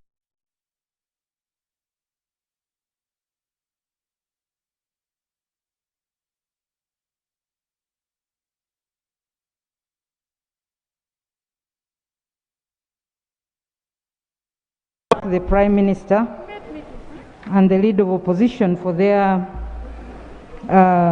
statements. Members, I'm giving you only 2 minutes each. Everybody wants to debate. Right Honorable Speaker, one of the issues that I wanted to raise was on the town councils. While we are talking about town councils, there are those new town councils that have just been created. But there are town councils that have existed for a very long time. For instance, if I look at Malaba Town Council, Right Honorable Speaker, you have been there. This town council, most of the people survive through cross-border trade, and their businesses have been affected because the border has actually been closed since the last lockdown in 2020. We have raised the issue here of the small gate. The Malaba Town Council that you knew is actually a ghost town, and most of the people do not have any means of livelihood now. It was quite disappointing for my government to actually exclude such town councils, the old ones that have been in existence. I pray that despite the closure of this little token that government was giving, it should still consider these old town councils where people's livelihood. I want to close, Right Honourable Speaker, by also raising the issue. We are talking about lack of vaccines, but Right Honourable Speaker, while it is true that we don't have adequate vaccines from the suppliers, we have our own people here in country who have come up with supportive treatments like Professor Gwang, Right Honourable Speaker. We all have been reading what has been happening. The National Drug Authority, Right Honourable Speaker, cleared Professor Gwang's Covidex as a supportive treatment. And this gentleman has been requesting government to support him with clinical trials, but also most importantly, mass production, since this vaccine, this Covidex, is not harmful to human health. I want to know from my government what support it is giving to Professor Gwang. But also most importantly, we all know that we passed the Indigenous and Complementary Medicines Bill, which is now an act. We need to promote our own herbal medicines and not wait for the vaccines that we even don't know whether they are effective enough in dealing with these new variants, Right Honourable Speaker. Lastly, Right Honourable Speaker, I also want to know from the Right Honourable Prime Minister, we cannot wait for free vaccines. Why can't we accredit a few facilities so that those who can afford can get other varieties of vaccines from the private, not-for-profit hospitals or private for-profit? Thank you, Members, the issue of Professor Gwang, maybe just for information, I'd given one of the commissioners to deliver. Professor Gwang has donated us 500 doses for the house. Good. And in appreciation of what government has helped him in. Madam Speaker. Brenda,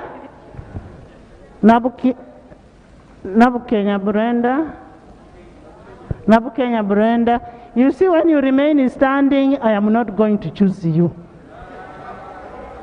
Nabukenya Brenda, this is not a market. Nabukenya Brenda. Thank you, Right Honourable Speaker, for the opportunity. Right Honourable Speaker, I stand to comment on the Prime Minister's report in regards to the education sector. I have listened, Right Honourable Speaker, and waited to hear statistics, issues concerning continuity of education, but that were lacking. Right Honourable Speaker, in the last lockdown, the Minister of Education proposed a plan for preparedness and response in regards to COVID and emergencies in school. They went ahead and printed materials, self-study materials for learners from secondary school and primary schools, and also broadcasted lessons on radios. Right Honourable Speaker, I would appreciate that. But in this second lockdown, the ministry has been silent. I got an opportunity to look through the self-study materials, and I realized that each material was for first term, for each and every class and every year. What if we are in second term? Are students in villages learning? Because due to the digital divide, rural areas cannot access technology. That means virtual learning cannot be effected in rural areas. Right Honourable Speaker, the silence from the Minister of Education is appalling. Ugandans want to know what is happening. Our learners in rural areas actually learning? We have an idea. I think this plan was brought in place with the notion that no one is left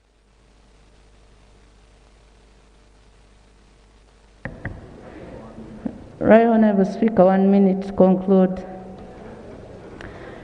We want to know from the ministry what is happening, and also on the teacher welfare.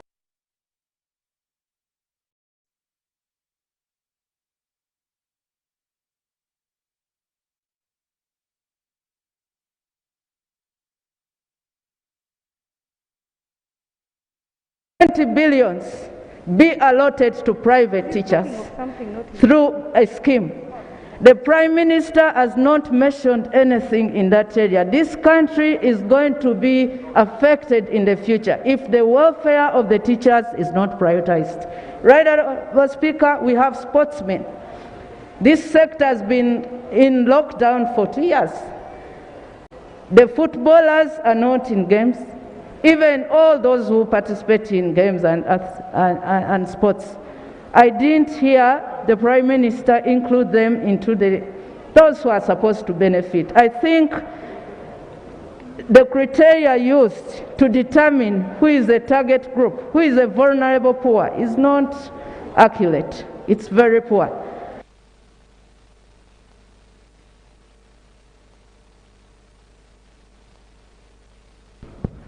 Honorable Batua.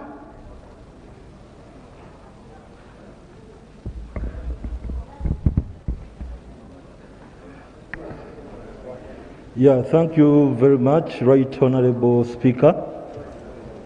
My name is Batua Timothy Lusala, Member of Parliament, Jinja West Constituency. Right Honourable Speaker, allow me address you as the Shadow Minister of Health. First and foremost, I appreciate the speech made by the Honourable Leader of Opposition.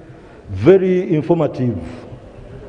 And I want to assert and also affirm that lockdown doesn't cure COVID.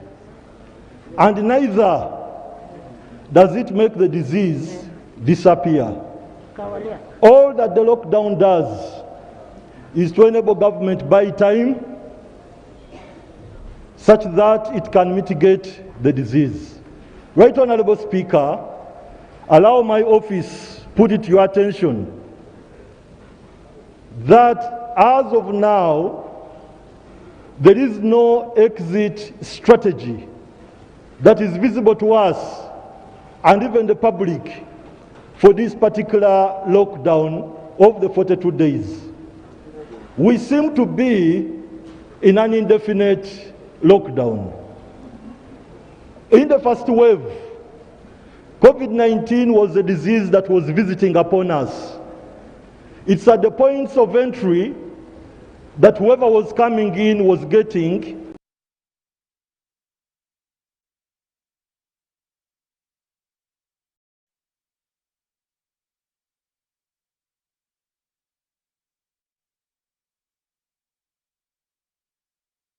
and every village in each and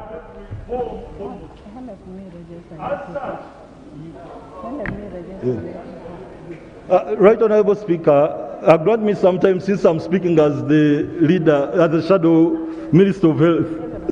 Yeah, and the other one also spoke until she completed that speech.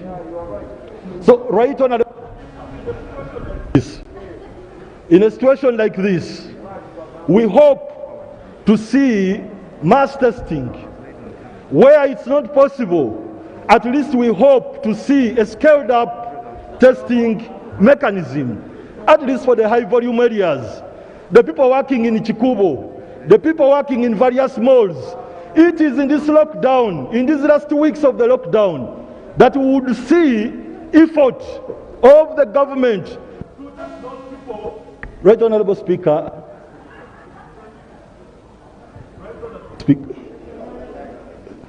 Honorable Bigirwa Nora, and as the Bigirwa comes, I want to recognize the arrival of Her Excellency, the Vice President of Uganda. Madam, you're welcome. Noeline Kisembo, Kawalia. Honorable Kawalia.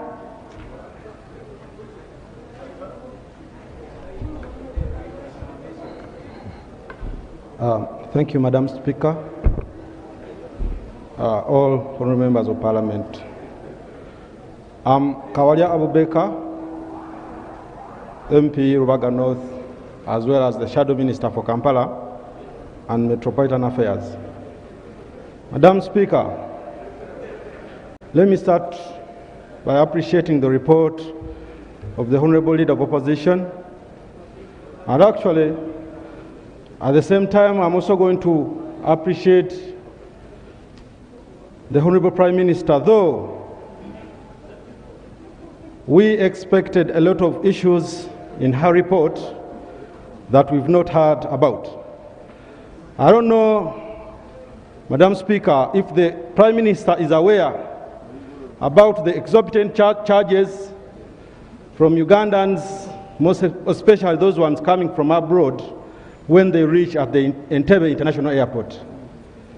People have been charged with a lot sums of money, but I have not had any government official talking about that. We are yet to receive the communication from the relevant minister.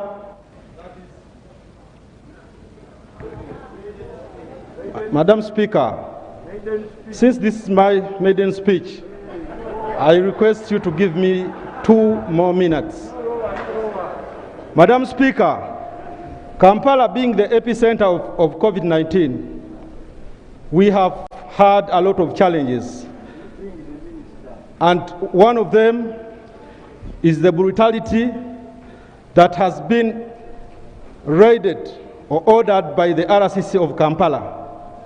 I don't know whether the office of the Prime Minister is aware on the way how the RCC of Kampala beats up our people by using guns without allowing them to access their places of work, most especially those ones who work in markets. And Kampala being the business center of this country, most of our people get what to eat by accessing markets like St. Mary Kudembe and others. But we have seen the RCC of Kampala negligently ordering brutality to our citizens, and we also expected such a communication from the report of the Prime Minister. Madam Speaker, there's another issue of ambulances. I have heard the Minister of Health speaking about the issue of ambulances, but it's quite humiliating that the capital city of this country, at the moment at City Hall, manages only 3 ambulances. Yet, Kampala has a population of Ugandans who reside within the boundaries of Kampala that totals to 1.7 million people. So, we are yet to hear from the Minister of Health why they have failed to allocate a budget to Kampala, because our predecessors in the 10th Parliament had allocated 2 billion in the. Currently, we've not had them commit themselves on how much money they are allocating to Kampala as far as the. Honorable Apea. Dr. Apea.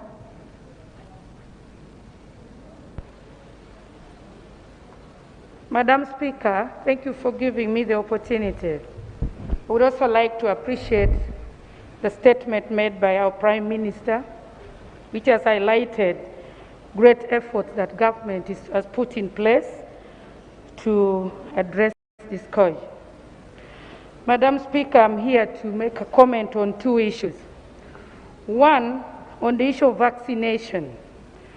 Our honorable leader of opposition made a statement that could alarm the whole country, that at 4% vaccination rate in the country, it means it will take 12 years. But I would like to inform our honorable leader of opposition that data from the World Research on COVID is showing right now, just 2 minutes ago when I checked, that even India, which is producing the vaccine, has just vaccinated 6.3%. And the average vaccination at the moment in the low-income countries is just 1.1%. I would like, therefore, to request that when we give statements, we shouldn't give statements that alarms the country. That in the whole East Africa, Uganda at 4% is actually doing very well. Kenya has just vaccinated 1.1% and Rwanda 2%. So I would like to really thank our government for doing all that it can to make sure that the vaccination program is implemented as scheduled. The second issue, Right Honorable Prime Minister, is the issue of funding the pandemic. In the same response from the Leader of Opposition,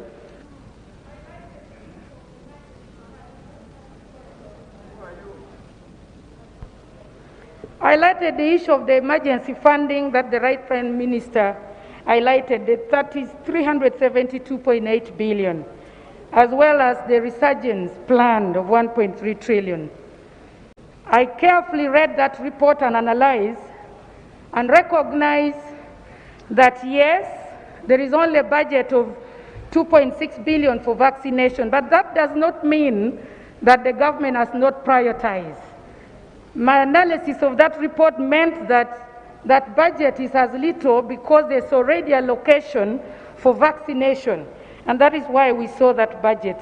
And on that note, therefore, the emergency plan, in my view, and in that report, would really be able to address the issue of home-based care and community response that has proven to work.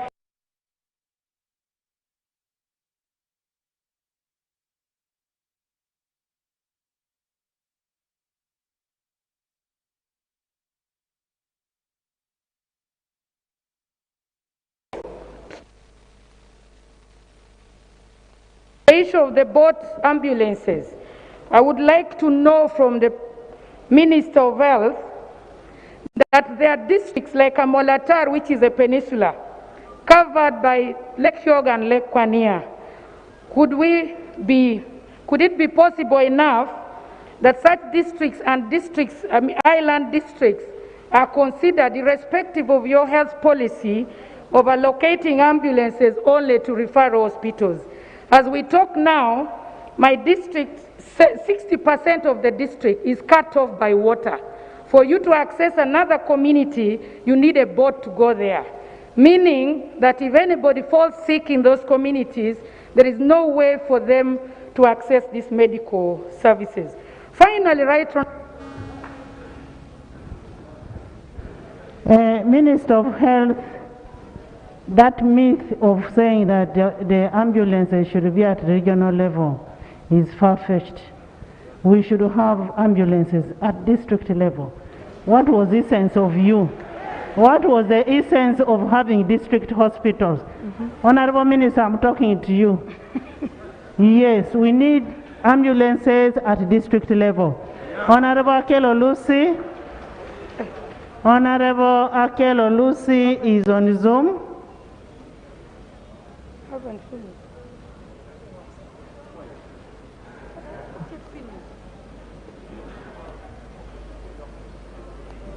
Lucy?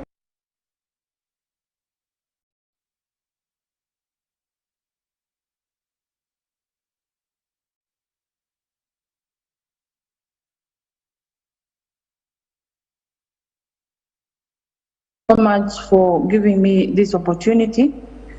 Allow me to also convey my congratulatory message to you, this being my maiden speech, and also to thank all the members and congratulate them. Madam Speaker, following the report of the Prime Minister, I have 3 points to make. One is in regards to the travel permits that have been given. I heard at one point that borders were allowed to carry patients. Madam Speaker, I want to bring to your attention the fact that many of our medical workers actually don't have vehicles. The assumption that the Office of the Prime Minister and the National Task Force had in mind is that all the medical workers actually had vehicles. Madam Speaker, I have been getting my treatment from Ulago, and recently when I went there, one of the doctors actually asked me to passionately ask the Prime Minister to consider the health workers who are not allowed to use borders and yet don't have vehicles. These medical workers are forced to stay home because they cannot walk to their health facilities. Two, Madam Speaker, in regards to the facilitation or the relief being given out, I want to add my voice to what Honorable Sarah Opendi said about the border districts, the border town councils. Madam Speaker, my district, Amur, is one of those that is grossly affected. Many of my women who are having markets at the border cannot get money because the potential customers who cross over from South Sudan are not there. So these people, these categories of people actually must be considered. Finally, Madam Speaker, in regards to what the leader of opposition said as to the assent to the NSSF bill, I also want to bring the House and the whole country to the fact that as a parliament, in the 10th parliament, we did pass the National Health Insurance Bill. I was just wondering and asking Madam Prime Minister and our Minister of Health how far this bill has gone and whether this wouldn't be actually a solution to the high prices that the Ugandans are paying in regards to the treatment of COVID-19. Madam Speaker, thank you so much for giving me this opportunity to air my voice virtually, and may God bless you. Thank you, Lucy. Can we have Wilson Kajwenge?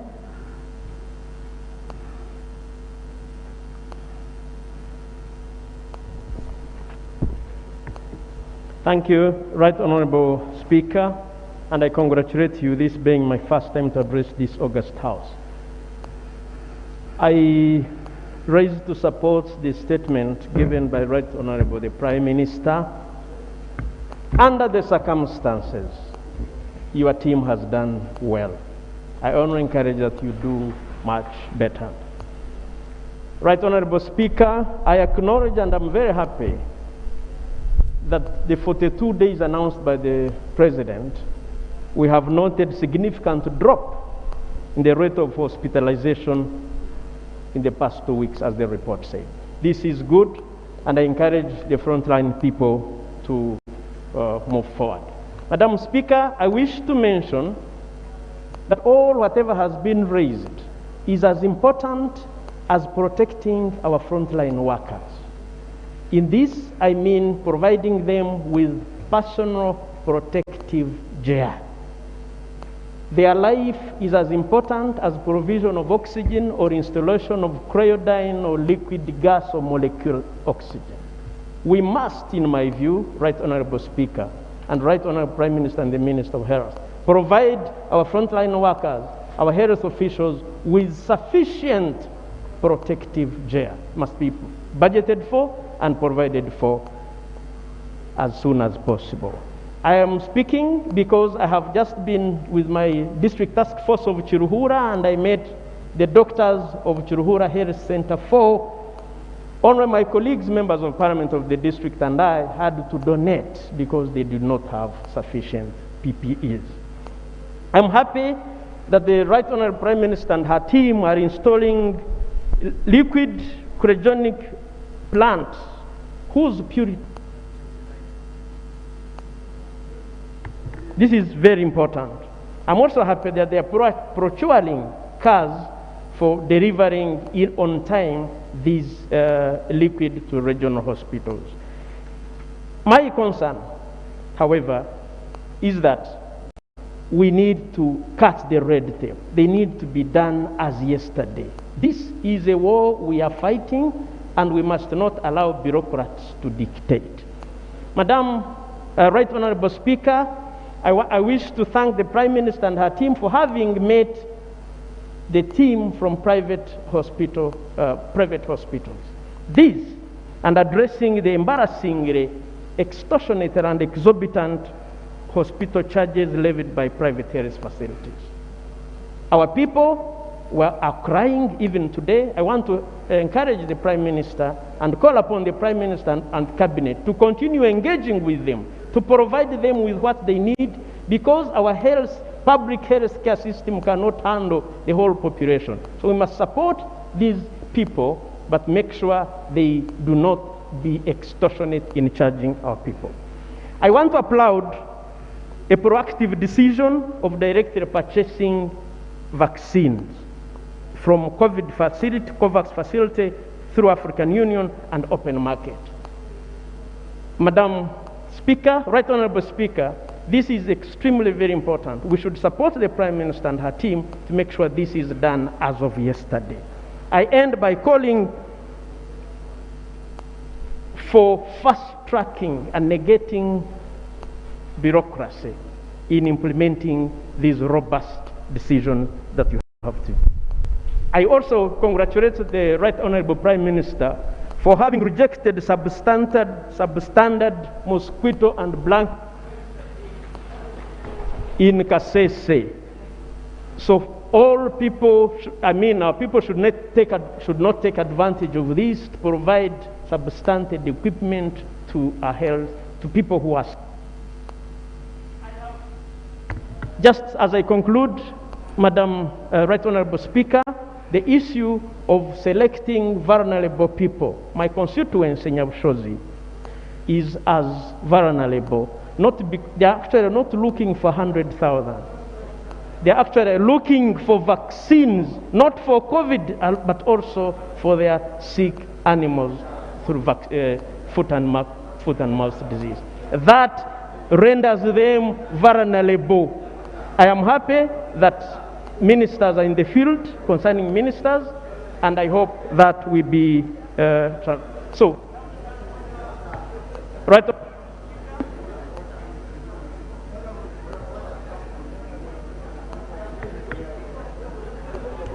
Members, we have only 30 minutes to finish the debate. Yes, Madam Speaker. Honorable Seungu.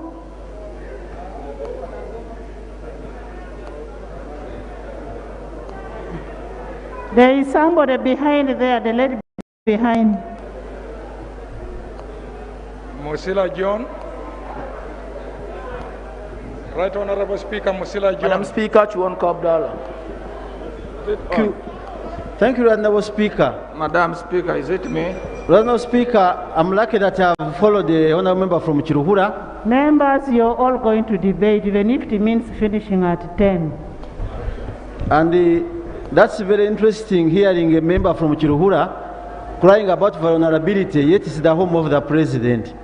That's very interesting. But, Madam Speaker, I want to thank the Prime Minister and the leader of opposition for the statements they have given to us. And this is not about thanking, but it's decorum of Parliament. So we don't just thank one or the other side for the sake of what someone has said. Point of order, Right, Honorable Speaker. Order. Order, Right Honorable Speaker. Yes. Order. I'm putting Honorable Seung to order. He's just insinuated that people from the President's district are not supposed to cry of being vulnerable. Is it in order, Right Honorable Speaker, to insinuate that people from the President's district are more privileged, yet they're also suffering like any other? Is he in order? Members, I don't know why you're dragging the name of the president in this debate. Can we stop?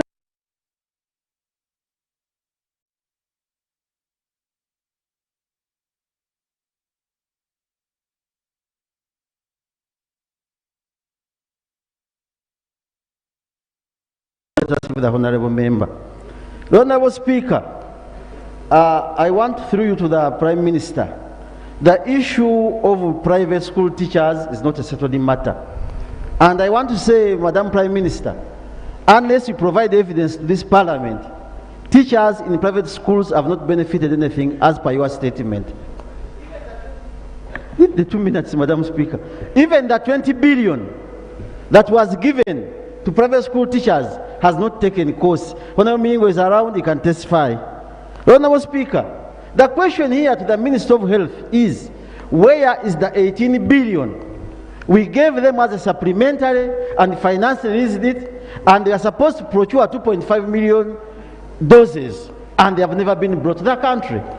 I want to thank the leader of opposition. That's the area he has handled very well, but the minister is fearing because we are giving facts. Madam Speaker, while in the committee meeting the Minister of Health, she told us that they had given UNICEF 40 billion to procure vaccines for this country. And she's saying this on this floor of Parliament that they have not procured anything, they have not given out anybody to give us, sell to us vaccines. Who is telling lies in front of this house? The issue here, Madam Speaker, is vaccinating Ugandans. Whether you were born, you will not die of bullets or any pandemic, but Ugandans must be vaccinated. And the money we have given to Minister of Health is worth 6 trillion. Information? Come. Thank you for giving me way to provide you with this information. Madam Speaker, the information I wanted to give Honorable Sewungu regards to almost a neglected sector, that is the business sector. In your communication, Prime Minister, you neglected to say anything about the business sector. Can you put on your mask? Thank you for caring over my life. We did not hear any economic interventions being mentioned in the statement by the Prime Minister. The business community in Kampala is suffering. The interest rates are not going down. We don't know how they are going to handle the rent areas after the 42 days. Previously, the government came out very clearly and issued statements over the same, giving orders to commercial banks on how to handle these businessmen and their loans, and the landlords on how to handle the rent areas. So the information I was giving to you is that as we care for the private teachers, you must get information that even the business community is also suffering the same over being neglected by the current government of Mr. Yoweri Kaguta Museveni and Madam Nabanja. I thank you. So, as I conclude... Madam, you gave out his time. Honorable Sewungu, you gave out your time. Yes? Thank you very much, Madam Speaker.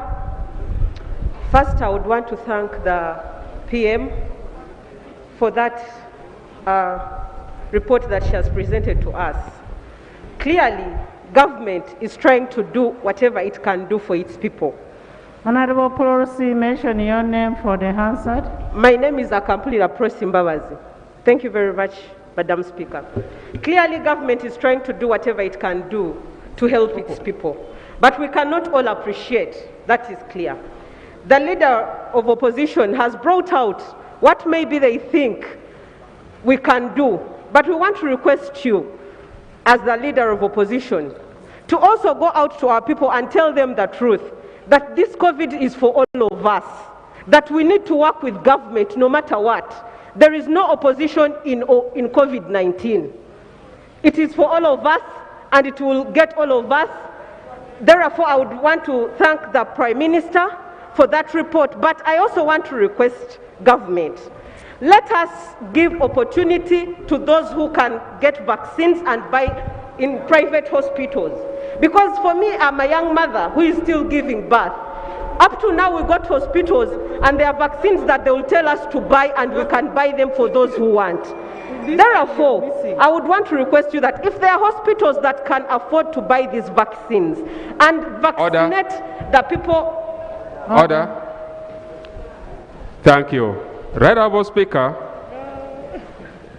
my colleague, the way he's talking is as if our lovely leader of opposition does not care for Ugandans.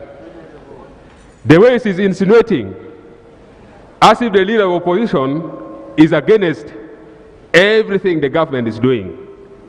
Right Honourable Speaker, the leader of opposition was very clear and he was giving the best directives that the government should put in place in the fight against COVID-19. Right Honourable Speaker, is the honourable member in order to insinuate, as the Commissioner moreover, to insinuate that the right honourable leader of opposition does not care for the people of this country? Is he in order? Honourable member, the Commissioner is just emphasizing that COVID-19 does not know parties. Thank you very much, Right Honourable Speaker. And Honourable, I didn't mean that the Right Honourable is not considering. I didn't mean what you said. Maybe you didn't understand me clearly. All I meant is that COVID is for all of us and we need to work together. Whether government or opposition, it is for all of us. And that is clear. Therefore, for me, my request is that government authorizes private hospitals to get these vaccines, let the rich pay for the vaccines, and let government go and vaccinate the poor. Because if you vaccinate us, the members of parliament, we can afford to pay for it. But my people in Rwanda cannot afford. Therefore, I request that government allows the private hospitals to get the vaccines. For those who can pay, we go there and pay. And for those who cannot afford, be vaccinated by government. Thank you. Information? They need to enter into Honourable Laura. Honourable Laura. Thank you very much. Honourable Laura, disability. Right, Honourable Speaker, this tent was forgotten. Thank you, Madam Speaker. My name is Kanushu Laura, National Woman MP, Persons with Disabilities.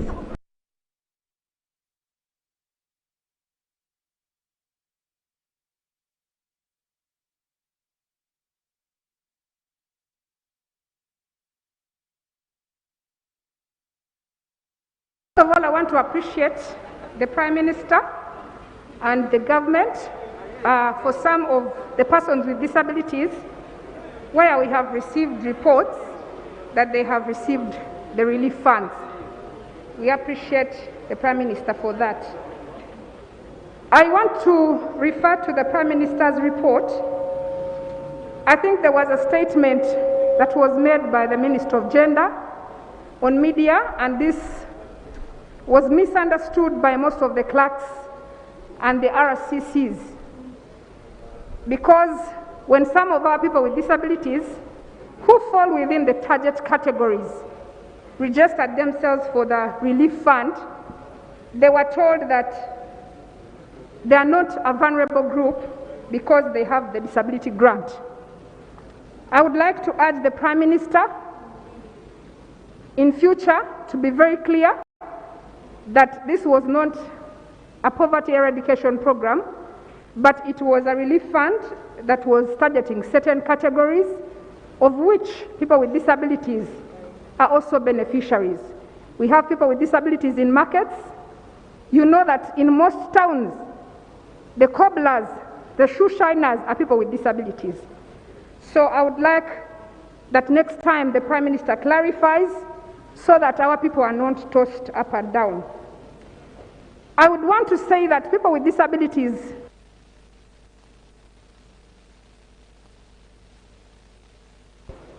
some of them have other health issues. For example, people with epilepsy, people living with albinism, and people with mental illness. And therefore, they're more prone to COVID.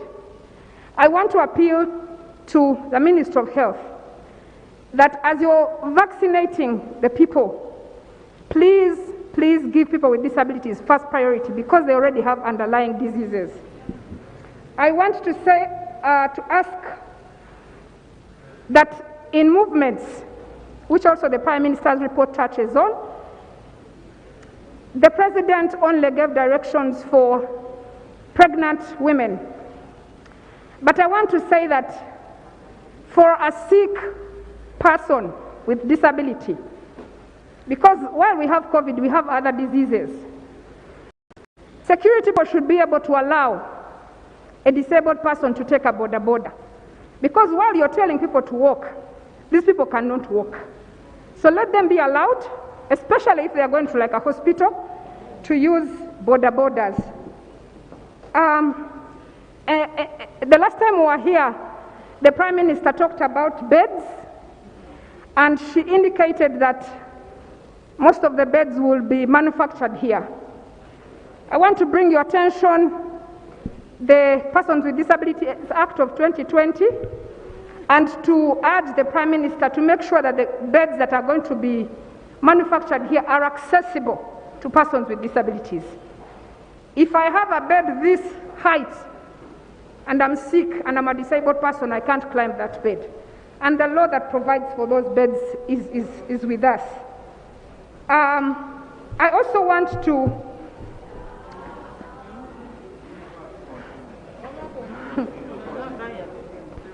Honorable Bigaros. Lastly, Madam Speaker, I want to request all members of Parliament, especially those on the National COVID Task Force, that please make sure that you see persons with disabilities included in the programs of the Obigaros. Thank you, Right Honourable Speaker. Thank you so much, Honourable Speaker. Hey. Rose Zobiga, woman MP Terego. Honourable Speaker, I want to thank in the same vein the Prime Minister for the presentation, but straight away I want to borrow from the presentation of the Minister for Health. Terego District does not have a district hospital, nor do we have an ambulance, no pickup, even motorcycles are a problem. We have many of our brothers and sisters who have perished from COVID and other sicknesses. Their bodies are put under a carpet mortuary. We don't have any ICU, yet we are managing over 150 COVID cases.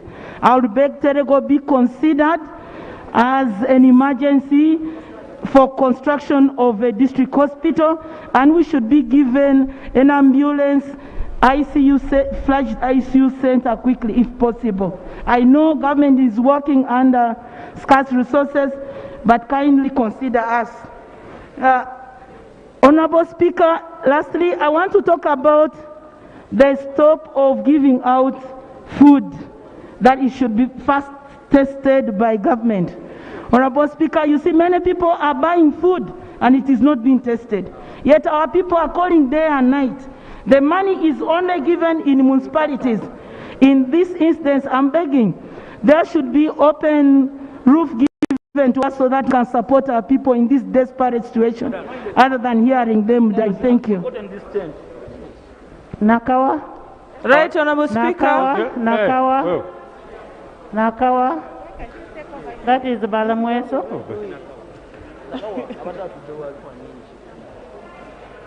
Nakawa. We are going to do it.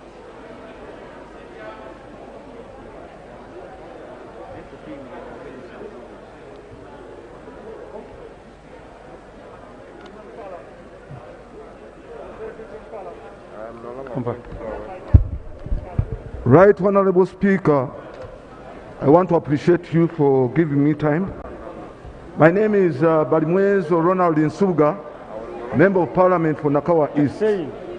Right, Honourable Speaker, I've been taken by surprise to hear that the vulnerable people of Nakawa Division have been given food. And the Prime Minister has today... Did you hear very well? Was it food or cash? Have been given relief money to procure food. And today, the Right Honorable Prime Minister laid on the table a list of their names. Nakawa, located in Kampala city, which is the epicenter of COVID, has quite a number of vulnerable and poor families.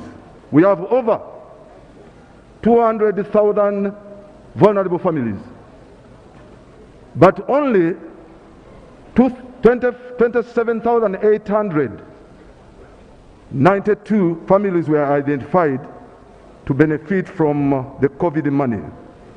I don't know the parameter that was used to identify those people. Right Honorable Speaker, I have traversed my constituency, but I've just found a handful of them having gotten that money. While as I appreciate the use of ICT by government in making payments to vulnerable people, I believe this system has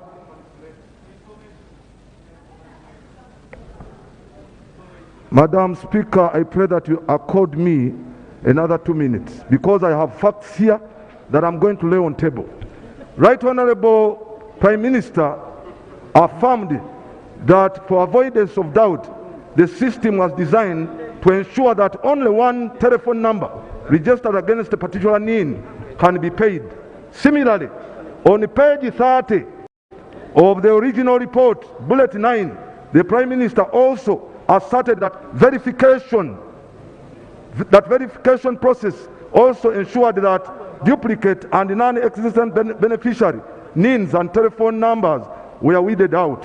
Right Honorable Speaker, with me I have evidence of one Gavin Opira of telephone number 075-972-2955 who received relief cash twice. I have talked to this fellow and he has accepted to declare. Is there a Zoom? Information accepted. Right Honorable Speaker. Thank you, Honorable Member, for giving me the way, and thank you, Honorable Speaker. The additional information I wanted to give, Rutamagu Semakula is my name, a Member of Parliament representing Nakaseke South constituency. The additional information I wanted to give the Right Honorable Prime Minister through you, the Honorable Member, government borrowed $1 billion from International Monetary Fund. In addition to that, the UK government gave Uganda $1 trillion, which is, when you add $1 billion plus $1 trillion, that is an equivalence of almost 4.6 trillions. The Right Honorable Prime Minister is only talking about a part of almost 53 billions out of 4.6 trillion. So you should come out and give clear accountability, not just these small monies you are talking about. I thank you, Right Honorable. Right Honorable Speaker. As I conclude, Right Honorable. Your time is over. You gave out your time. The person on the microphone. Right Honorable Speaker. Right Honorable Speaker, I have evidence. Honorable Speaker, I have evidence here. Can you have a seat? I have very important. Hello.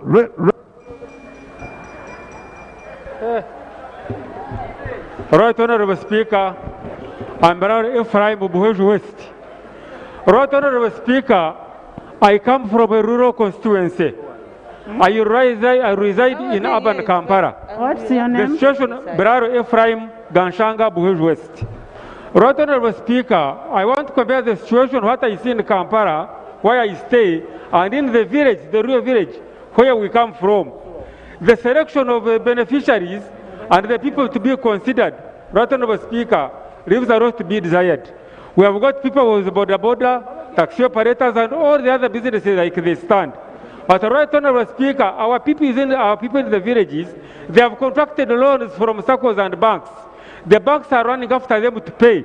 They do not have consideration for giving them any relief when they are not operating. Right Honorable Speaker, I request much as I appreciate what the government is doing, that the government comes up with a position on what these other business people in the villages are going through and versus what they will be able to do during the COVID-19 period. Thank you very, very, very much. Madam Speaker. Honorable Adeke Ann. Honorable Adeke Ann.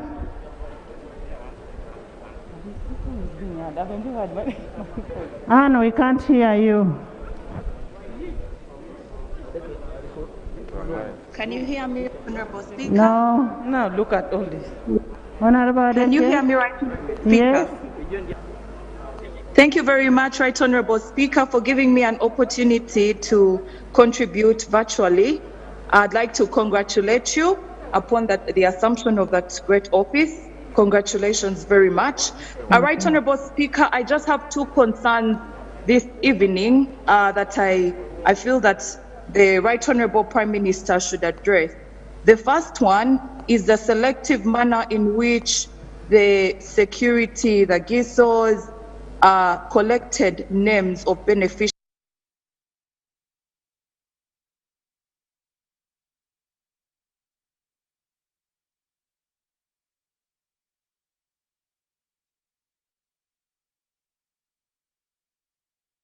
whose names are registered in the famous yellow NRM book. So I want to know from the Right Honorable Speaker, is the NRM government going to divisively deliver services to our people? Are they only going to favor their party members? Because COVID-19 is not choosing whether NRM or FDC or the other party. Secondly, Right Honorable Speaker, I had a very interesting discussion on the floor, a point that was raised by Honorable Prosi about access to vaccines by people that can afford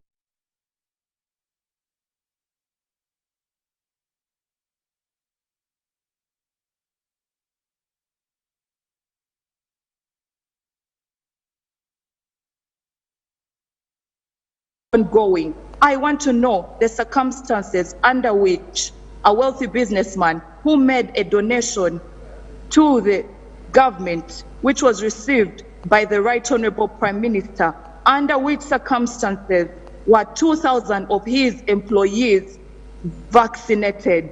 This in light of the fact that frontline medical workers who are on the front line fighting COVID have not received vaccines. People living with comorbidities have not been prioritized, and they are at a higher risk than the general population. Madam Prime Minister, under which circumstances did this businessman get 2,000 vaccines given to him and given to his employees? Is there vaccine equality or inequality? Is the statement that you are sending to Ugandans good? Are you saying that it is now for a privilege for only the rich who can afford it? Because this discussion must be made clear right from the start so that we know what to tell our people. Thank you very much, Right Honorable Speaker. Thank you so much, Honorable. And the issue of only NRM supporters is a hearsay. That is subject to be confirmed. We cannot put it that it's only NRM supporters who are being treated. And one of the rich man harm, the man got vaccines for himself, for his workers. Right. The other person behind, I can't see you. And then Joel, Shamim. Yes. Okay. There's a gentleman behind. Thank you, Madam Speaker. I'm not going to give way. She's not speaking us from this side. No, please. She's not giving us the Thank you, Madam Speaker. Thank you, Madam Speaker. Oh. This is Afidra Olema Ronald, Member of Parliament for Lower Madi.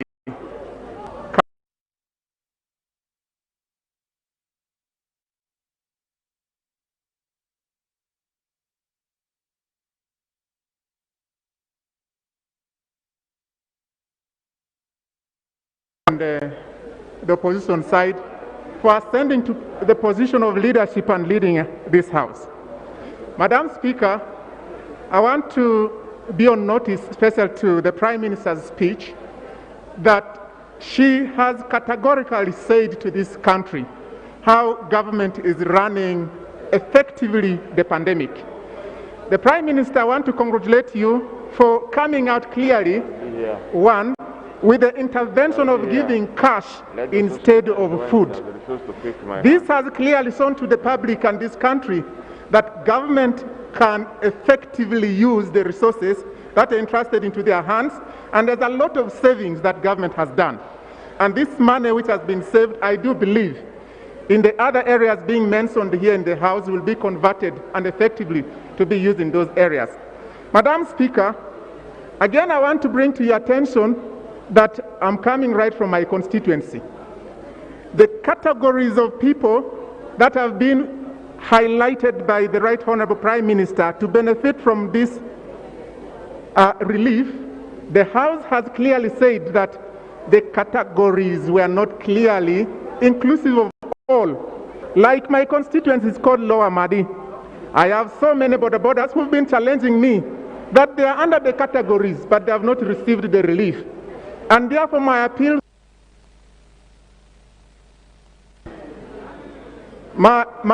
through you, Madam Speaker, is can government extend the relief to all the districts where the categories of these beneficiaries are?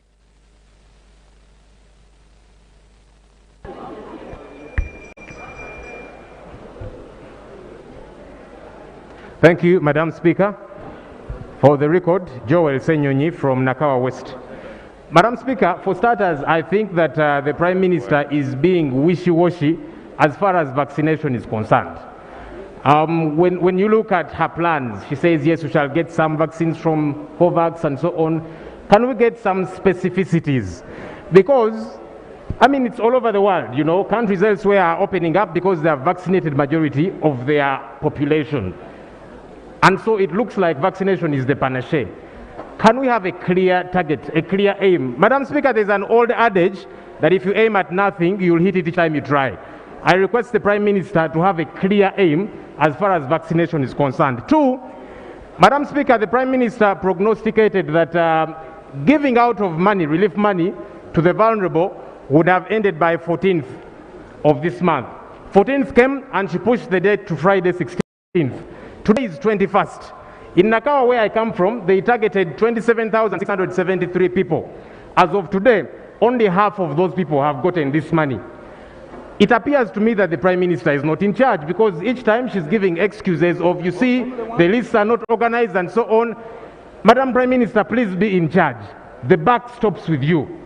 Finally, Madam Speaker, the Prime Minister in a statement told us that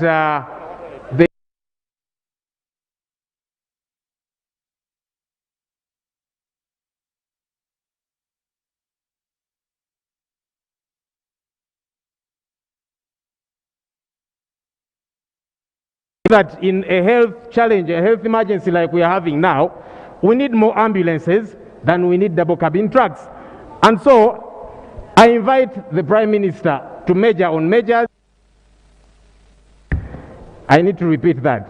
I invite the Prime Minister to measure on measures and to minor on minors. I thank you.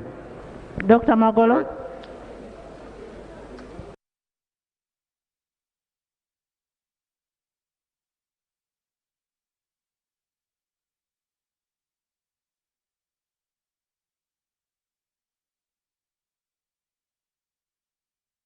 Thank you, Right Honorable Speaker. Malende, yes. Dr. Magolo, and then one from each. I'm Shamim Malende, the District Woman Representative for Kampala. I rise to echo the voices of the people of Kampala, especially during this time when Kampala is the epicenter of the deadly COVID-19 pandemic. Madam Speaker, the people of Kampala are dying of COVID-19. They are dying of hunger from within their houses, yet they see no strategic plan that has been put in place by the government to see a way out. I expected the Right Honorable Prime Minister to address an exit plan. Secondly, the people are being arrested on a daily. people from the ghetto, the border riders, the tax operators, the market vendors, name it. And they are being detained in these congested police cells and prisons. So the question is, I expected the Right Honorable Prime Minister to address the issue of congestion, vis-a-vis prevention of transmission of COVID-19. I beg to submit. Maintain social distance. Right. Thank you very much, Right Honorable Speaker. I am the names. Next is the other Magolo side. John Faith, and I am rising on the issue on the report by the Right Honorable Prime Minister on the page 7 about the disbursements of resources in the lower local governments, 150 million in the districts, 300,000 shillings to the VHTs, and 100,000 to the village.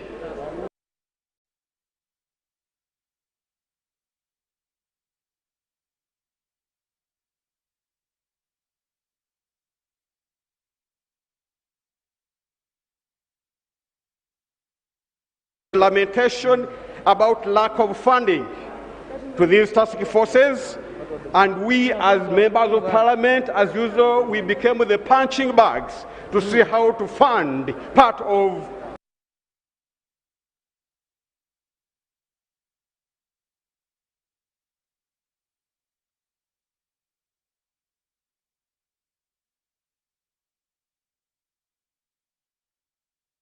Thank you. Thank you. Right Honorable Speaker. My name is Awuma Kenny, woman member of parliament for Kwania District. I want to thank the Right Honorable Prime Minister for the statement issued on government intervention on COVID-19 in Uganda.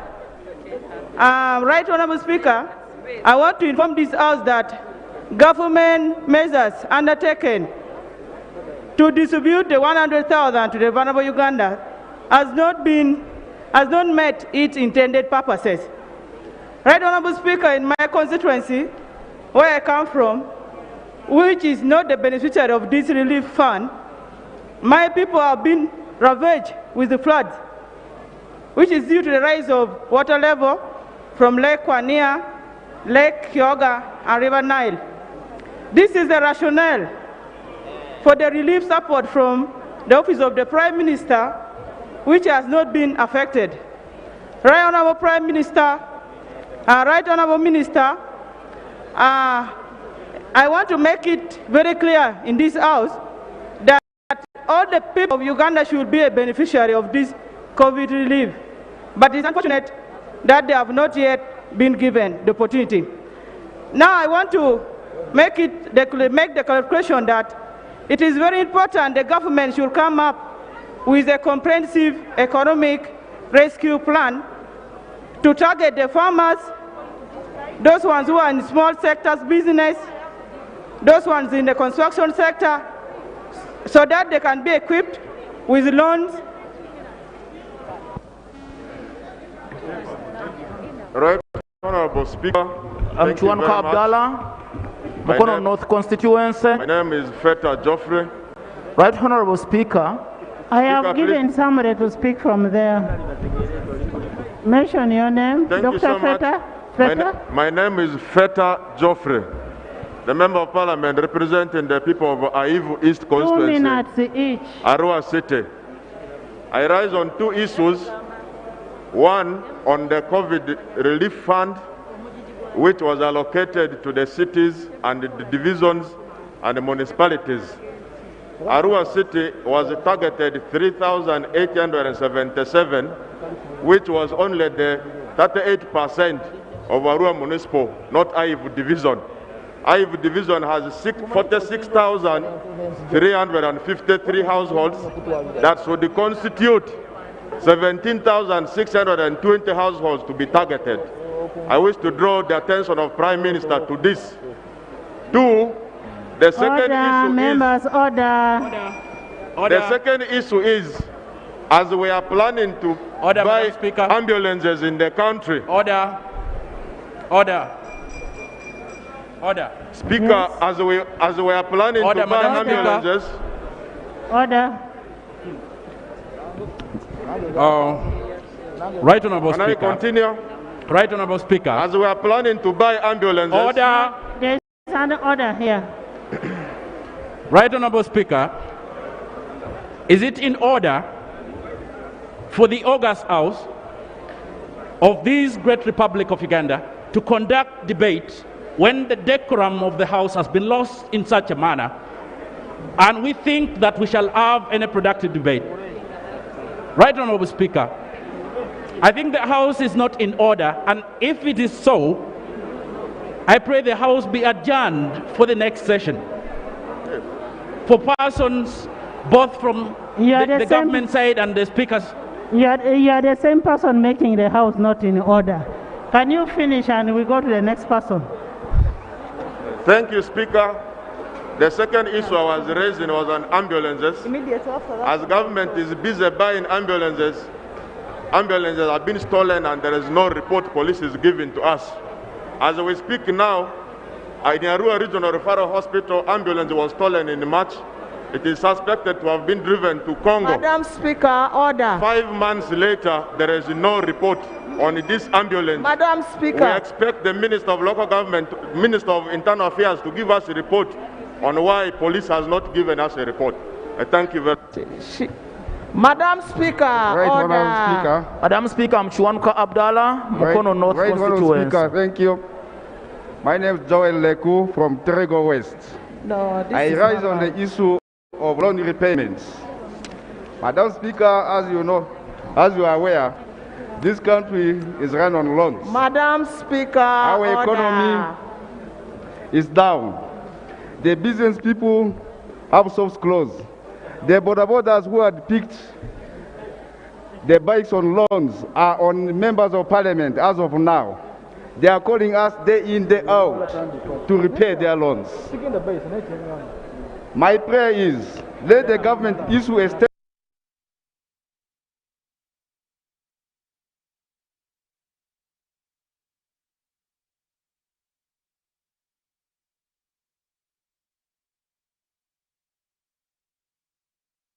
in the first lockdown of last year.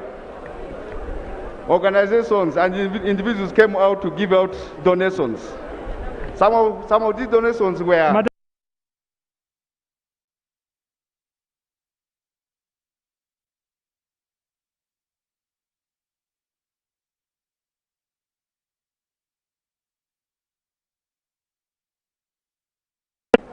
Is that okay? So you can now first sit and wait.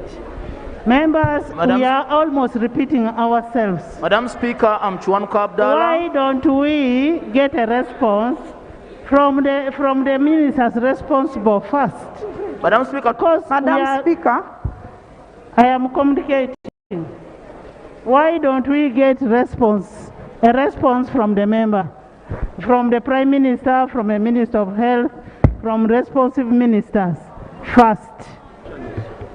What we want are solutions.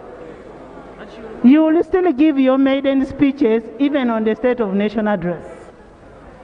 So let's have a response from the Prime Minister and the Minister of Health. Madam Speaker. Madam Speaker, Madam Speaker, we still have pertinent questions. I am saying, can we get a response from the Prime Minister first?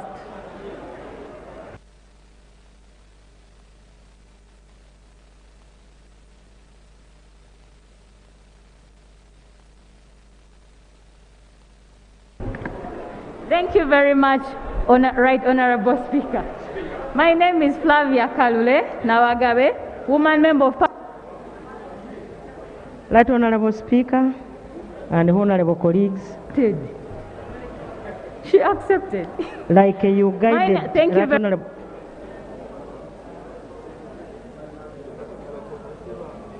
Like you guided, allow me to request the honorable ministers who are present here, especially the Minister for Health, to come and provide the answers to those questions that are geared towards her ministry, the Minister for Kampala, the Minister for Gender.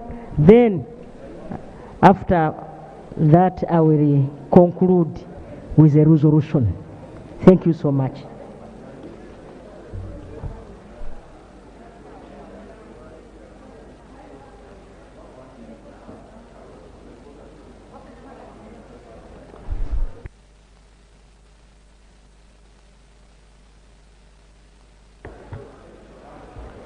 Thank you very much, Right Honorable Speaker. I will respond to the issues concerning health that were raised by honorable members. Right Honorable Speaker, allow me in this context to begin with the issue of deployment of ambulances. Right Honorable Speaker, before COVID-19, government had 178 Type B ambulances deployed across the country, many of them in the local governments. Unfortunately, the local governments cannot maintain them, and they do not have the resources to run these vehicles. The 10th Parliament asked us to develop a better strategy of management of ambulances. A policy and a strategy was developed and approved by government. And government committed to look for funds to ensure that these ambulances remain functional and run across the country. Government directed the Ministry of Health to benchmark with different countries on how they run their ambulance systems. 7 countries in Africa were benchmarked, and 6 countries in Asia, and 1 in the developed world.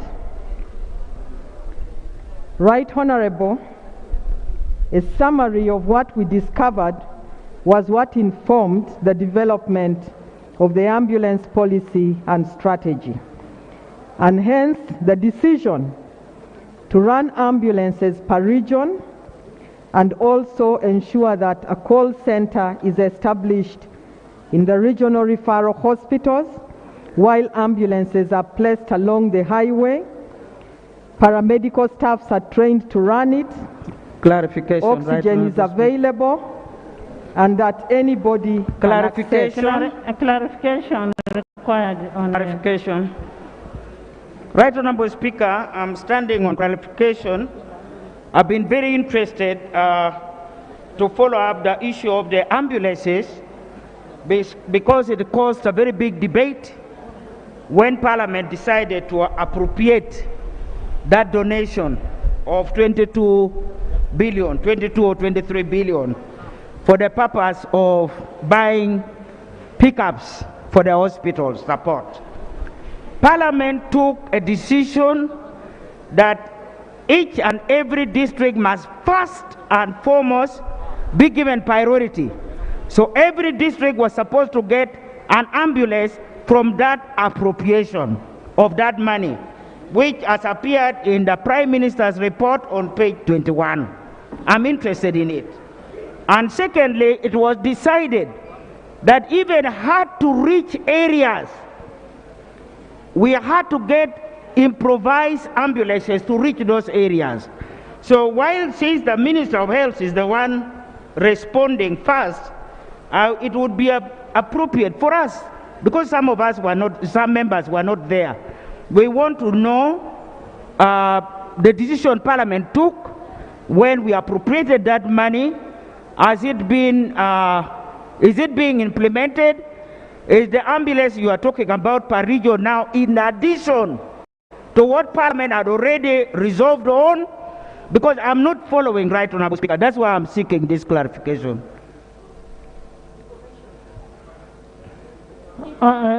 Honorable Minister, give us a clarification on what happened on the money that was appropriated for ambulances in the last Parliament. Yes. Right, Honorable Thank you. Speaker. Honorable Minister, I have a further clarification. It's very important. Thank you, Right Honorable Speaker. Right Honorable Speaker, I would like Honorable Minister to clarify to Ugandans. It was on social media that more than 80,000 Ugandans were vaccinated using fake drugs. Let the minister clarify to Ugandans the impact of those fake drugs that were vaccinated on Ugandans. Secondly, we are following that national medical stores were claiming that other drugs that were procured were expired. Let the minister also clarify on this very important point. Right, Honorable Speaker, our life is more important. And Ugandans are so worried that maybe they were vaccinated by the fake drugs and the impact needs to be known. Thank you, Right, Honorable Speaker. Honorable Minister, you will also give that clarification when you reach vaccination. Right, Honorable Speaker, on the issue of the ambulances that we are supposed to be procured from the fund, you invited me here immediately after the Prime Minister gave her statement, and I did respond to that. So I beg that you allow me to continue with other explanations. I can meet the Right Honorable Cecilia and I give her explanation.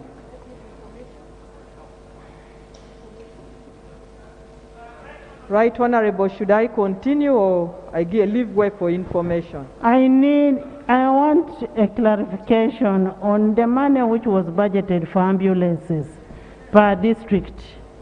Right Honorable Speaker, this is not my personal matter. This was a serious national matter. We decided as a parliament that each and every district, each and every 146 districts then should get an ambulance. In addition, hard to reach areas were also supposed to have ambulances. All I'm trying to ask, this one of regions and what have you, is it a new project or are we still following up? Because that very money, I've trapped it, I've got it on page 21 of the Prime Minister's statement. So that means I'm talking about the same thing. So what has now happened to that money which we appropriated, the money from the donations, and Parliament resolve how to utilize that money? Honorable Minister. Right Honorable Speaker, His Excellency the President made a call to the general public to donate funds to support the COVID response. Indeed, the public donated in kind and in cash. The cash donations came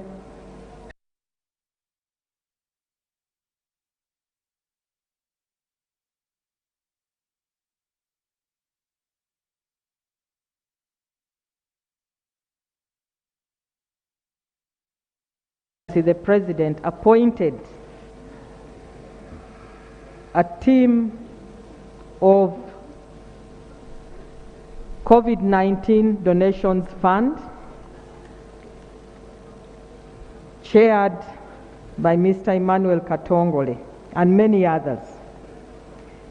The money was banked and later on taken to the consolidated fund. The team members sat with His Excellency the President and allocated the money, 23 billion towards the purchase of pickups, which was the vision of His Excellency to ensure that every district can comfortably carry out surveillance, transport samples, and carry out other pillars in the COVID response. About 3 billion was allocated for construction. I may interchange the figures, I don't recall very well. Blood bank at Soroti, and another 2 billion for port health at Chanika and Vora. Right Honorable, ambulances cost as follows.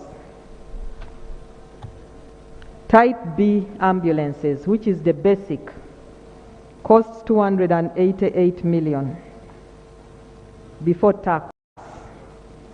Type C costs 720 million for the medium size, 354 for a smaller size. That is the specialized ambulances. Both ambulances, the small one costs 450 million and the medium costs 600 million per ambulance. Right Honorable Speaker, the Ministry of Health would be happy to get funding allocated to procure these ambulances and allocate them as government determines. Allow me also to respond to the issue that was raised by Amolata. The Ministry of Health procured 11 boat ambulances. Once you procure, delivery takes time because it comes by ship and they are bulky. To date, we have received 3 boat ambulances. 1 boat ambulance was allocated to cover for Amolata and other districts that are surrounded by water.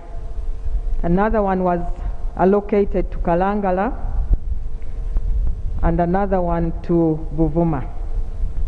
The rest will be allocated when they are made available. Right Honorable, on the issue of Professor Gwang, government has engaged Professor Gwang severally and support is being allocated to him through the Ministry of Science and Technology. Government has allocated him funds, has given him free use of government laboratories. Government is talking to Mbarara University to work with him and avoid any forms of litigation. Government is supporting him to patent his innovation. The Ministry of Science and Technology can provide information at an appropriate time. Right Honorable, allow me now to talk about vaccines. Earlier on, I made it clear that vaccine access is a challenge. And I want to repeat that there is a high global demand for vaccine and production does not meet the demand. And even if you have the money, you may not be able to buy any vaccine because you will not be able to get it, whether from the open market or through the other sources. Right Honorable Speaker, I did indicate that government has approved for emergency use several vaccines, and I listed them. And I also did indicate that government has contacted all the manufacturers of these vaccines with the objective of finding out whether they can allocate us vaccines, and we pay directly. His Excellency the President has also written to all these manufacturers requesting them to provide vaccines for Uganda. Government is doing all it takes to access the vaccines. So we are not only relying on donations, we are actually ready to procure directly. Right Honorable, in relation to that, There was an issue of allowing the private sector to procure vaccines. This House may wish to know that no manufacturer wants to deal directly with private providers unless they are indemnified against side effects. And as such, they are only willing to sign indemnification agreements, government to manufacturer. Government has made efforts to work with all these manufacturers and sign the indemnification requirements. Several private sector providers have attempted to buy vaccines only to fail. And if they do buy vaccines, Right Honorable Speaker, the costs will be high. Nobody has refused them to buy vaccines, but we also want to ensure that fake vaccines are not brought on the market. Regarding the issue of the fake vaccines, the Ministry of Health made it very clear to the general public to access vaccines from designated sites. We repeated this in the form of statements and also on social media. Yes, follow. Right Honorable Speaker, when a group of people and institutions decide to get their vaccines outside the designated government centers, it means they are taking their own risks. We shall continue to provide the designated centers and to alert members accordingly. Right Honorable Speaker, there was an issue of mass testing or scale up of testing. Allow me to inform this august House that a one-off mass testing does not solve any problem, because you may be negative today and tomorrow you turn positive, and all that will be wasted effort. Government has indeed scaled up testing to all districts. Districts have rapid diagnostic tests. People with signs and symptoms similar to COVID-19 are free to go and test and get treated accordingly. Right Honorable Speaker, the issue of testing at the airport and the expense. And I'll relate that to what came out from one of the members, that COVID took us unawares. Right Honorable Speaker, it is important that we appreciate those who are handling the pandemic. To date, there are 69,377 recoveries. If those handling the pandemic were doing nothing, we would not have had these recoveries. It is also good to give credit where it is due. It was Ministry of Health that informed the public that variants have been detected from those who are forging negative PCR tests and coming in through the airport.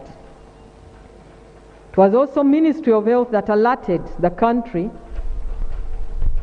that even some truck drivers are forging certificates and coming in. And because of this forgery, Right Honorable Speaker, we had to institute testing at the border points of entry, at the airport and all the 63 border points of entry. For us to concentrate on supporting the public because of the high costs of PCR treatment, it was important that we engage the private sector. To request the private sector to set up within 24 hours at all these border points of entry is not cheap. And Right Honorable Speaker, to also set up in environments that are not theirs, the cost of $65 approximate to about $200,000. This is being done to protect new variants that keep on coming up every day. If we get a new variant, we will definitely get other challenges. Right Honorable Speaker, the issue of health workers not being able to access hospitals because the borders are not functional is not true. All health workers are given priority to access health facilities, and that is why they are continuing to do their work in the health facilities. Honorable Minister, the issue was that there are health workers that do not have cars, and yet the borders are denied to carry any passenger, so they have that challenge. Yes, Right Honorable Speaker, and that is what I was responding to. They are given priority. Even the enforcement officers on the ground are aware about this. The issue of the National Health Insurance Bill, Right Honorable Speaker, this House forwarded it to His Excellency the President. Therefore, I cannot comment unless the question is directed to himself. The issue of protective gear in the districts to be provided in sufficient quantities. Right Honorable Speaker, the districts have the mandate to order for this protective wear and also to project what they require. Sometimes we get challenges in that the same orders are recycled, and sometimes there is under-ordering. The Ministry of Health and National Medical Stores have been working with the districts to support them to order adequately. However, you may also wish to know that the coveralls are not for use to provide general essential services. They are restricted to the isolation facilities, and sometimes some districts want to order for the coveralls. Right Honorable Speaker, there was a question on the 18.5 billion Parliament gave to procure vaccines and where it is. Right Honorable Speaker, to date, about 41 billion has been allocated to the Ministry of Health to procure vaccines. 18.5 through this August House, and 23 from the contingency fund. Right Honorable Speaker, you may also be aware that the 18.5 billion delayed due to some technicalities by 1 month before it was released. And because of that, we did not deposit on time. However, we have made attempts through several available opportunities, and I highlighted this through the COVAX facility, through the African Union, and direct procurement. Right Honorable, it is futile to pay money when you have not been allocated vaccines. However, if you have been put on the way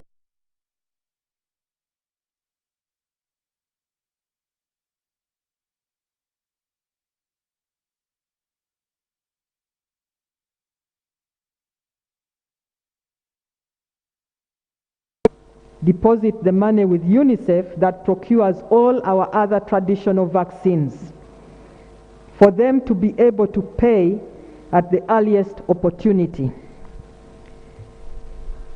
UNICEF has 8 billion shillings to pay. As I indicated earlier, we already paid 3 billion shillings to the African Union in the interim for 2 million doses of the Johnson & Johnson vaccine. They had indicated that they would give us these vaccines by August. We are waiting for a final communication as to the availability of these vaccines.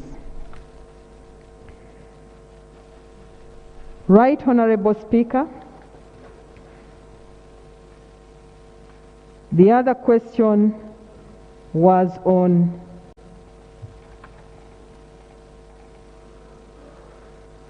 Terego Hospital. It was not related to COVID, and it also came with many other questions.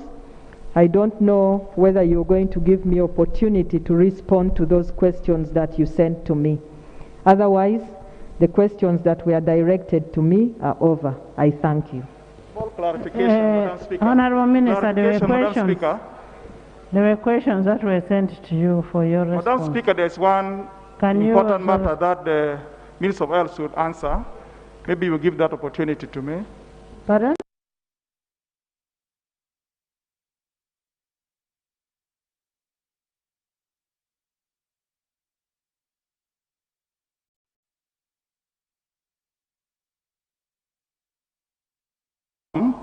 With COVID-19, they are given, when they are in the mild stage, they are given a place where they can be cared for.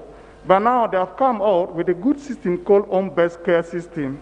But Madam Speaker, you know, our rural setup, our people live in a hut. Sometimes we find only one house that occupies all the family members.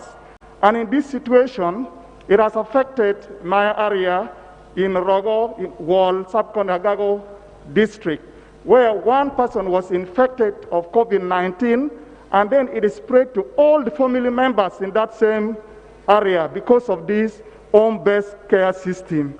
I would implore the ministry to come out and put a gazetted area so that people who are infected, especially rural areas, they should be either in an institution of learning situation where they can take care from that area. Madam Speaker, this is a very serious matter because people now are not even sleeping at home. They are sleeping in the bushes because of the fear that if somebody is spotted of COVID-19, the condition at that very family could not contain. Maybe come and improve, gazette a place in those different districts, not caring only nearer to referral hospitals, but those districts. The question, the issue has been understood. We need the isolation centers at district level. I want to assure you, if you continue with the clarification, information, you will not get what you want. Right Honorable Speaker, I would like you to see me. Yes. Thank you very much, Right Honorable Speaker. I just want to thank the Right Honorable Prime Minister for her report and the rejoinder from the Leader of Opposition.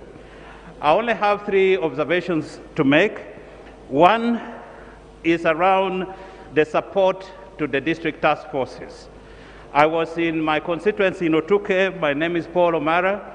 And we realized that as much as the district task force were trying, they didn't have the money to enable them put fuel and travel in the countryside to watch over the people who are suffering with the home care-based systems.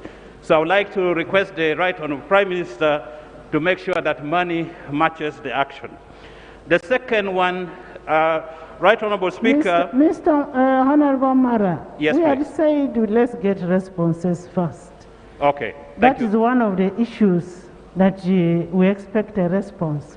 Much because obliged. in the report it is saying the money has been sent to district task force, all those kind of people. So can we have responses first? Madam Speaker.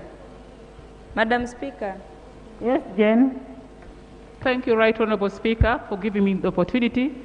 Right Honourable Speaker, this being my first maiden speech when you are chairing this House, I want to take this opportunity to officially congratulate you and to congratulate our Prime Minister and the entire Cabinet.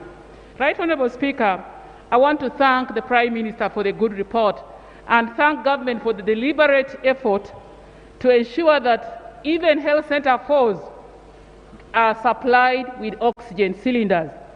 I want to thank you, Right Honorable Prime Minister, for that good report. However, Right Honorable Prime Minister, since you are here with the Minister of Health, this report is going to help us, members of Parliament, to answer to our electorate a number of lingering questions that they had in mind.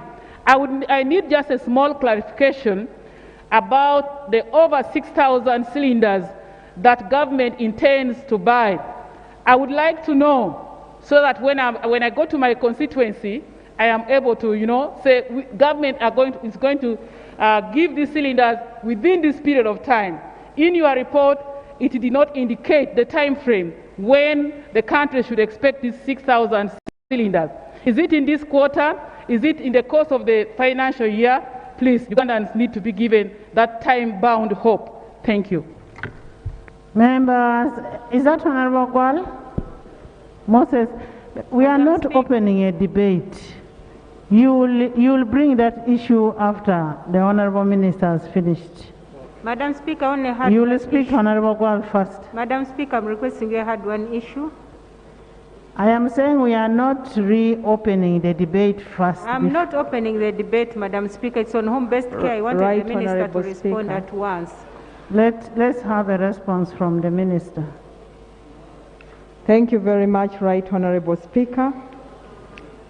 Right Honorable Speaker, allow me to respond to the issue raised by Honorable Obiga Rose.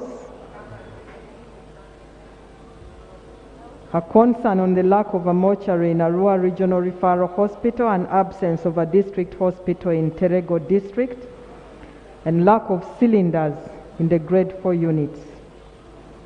Right Honorable, it is indeed true that Arua Regional Referral Hospital does not have a modern mortuary as required. It has an old structure which can be renovated and a body fridge installed in it. The hospital had planned to procure the body fridge in last financial year, but the funding was not adequate, and so it was put as an unfunded priority. The hospital will prioritize this in their capital development budget in the next financial year. Terego District is still a new district which started operating in financial year 2020-2021 with a number of infrastructure yet to be put in place. The district has a population of 199,303 people. Currently, there are 2 health center 4s, and these include Omugo Health Center 4 and Invepi Health Center 4. These 2 facilities are going to be equipped with human resources recruited to provide the requirements to the population. However, this recruitment must be undertaken by the local government, so it is not a Ministry of Health responsibility. Considering that the population is approximately 200,000, this can be adequately covered by the 2 health center 4s in line with the Ministry of Health policy on 100,000 population per health center 4. On the issue of lack of oxygen cylinders at the health center 4s, the Ministry of Health is at various stages of receiving oxygen cylinders. Right Honorable, I cannot say a definite date that all the cylinders will come at once. 300 have been procured and will be received soon. Another 600 has been procured and is in transit. Another 1,000 we are yet to be given the date, so they will be coming in phases. Oxygen cylinders and other equipment will be distributed to all health facilities up to the level of Health Center 4. Right Honorable Speaker, allow me to continue with the other questions. that were raised. The next was concerning the deplorable state of health service delivery in Kanungu district. While the Ministry of Health has the mandate of ensuring that the population of Uganda is healthy and productive, the Constitution of the Republic of Uganda and the Local Government Act clearly states the role of each ministry, department, and in the context of the district local governments, the key roles include ensuring quality health service delivery, recruitment and management of personnel for the district health services, planning, budgeting, financial management, and allocation for health services, supervision, inspection, monitoring, and evaluation of services. Right Honorable Speaker, many a times questions concerning health facilities under the district local government are misdirected to the Ministry of Health. I humbly request honorable members to direct the questions to the right ministry. In this regard, it is important to note that the district health service delivery is by law under the management of Kanungu district local government, which should ensure that the services are fully functional. Kanungu district has a total of 17 sub-counties. There are 2 hospitals, Kambuga Hospital in Kambuga Town Council and Bwindi Community Hospital in Kanungu, Kayonza Sub-County. It has 2 health center force, Kanungu Health Center 4 in Kanungu Town Council and Kihihi Health Center 4, Kihihi Town Council. There are 15 health center 3s and 39 health center 2s. 5 health center 2s are being upgraded to health center 3, and this began in financial year 2018-2019. And these include Matanda Health Center 2, Chirema Health Center 2, Ntungamo Health Center 2 in Butogota Town Council, Bugongi Health Center 2, and Chineva Health Center 2. And honorable members, the PHC wage allocation for Kanungu for the financial year 2020-2021 was Uganda shillings 6.2 billion, while for financial year 2021-2022 is 6.5 billion. Despite the challenges, the district health services is functional as per the district performance reports. For example, during the financial year 2020-2021, the district achieved the following outputs. Health Center 2 OPD, 129,000 people. Health Center 3, 139,000 people. Health Center 4, 36,000. Hospital, 58,000, giving a total of 361,400 people seen. The deliveries alone were 7,940. Caesarean sections 1,639. And referrals that came in from other units were 1,143. Right Honorable Speaker, this therefore means, despite the challenges, the health service is functional. Right Honorable, there was another question from Honorable Ndiwalana Christine, MP Bukoma Nsimbi North, and her concern was on the exorbitant medical bills levied by the private service providers for management of COVID-19. With the increasing number of severe and critically ill patients, there was obviously a strain on the bed availability in all treatment facilities. The public treatment facility and therefore patients ended up in private facilities. The Ministry of Health has since then engaged the owners of the private health facilities with the objective of supporting them to reduce the costs charged. The following resolutions were arrived at: that the private facilities should adhere to the COVID-19 treatment guidelines developed by Ministry of Health and this was because they were administering drugs that were not approved by the ministry, drugs that are under research, and therefore increasing costs in treatment. 2, it was necessary to carry out regular quality assurance audits with the Uganda Medical and Dental Practitioners Council, the Nursing Council, and the Pharmacy Council. The Ministry of Health, in conjunction with the private sector, agreed to this, and this is to ensure that they adhere to the standards and to the treatment protocols and refrain from inflating medical bills.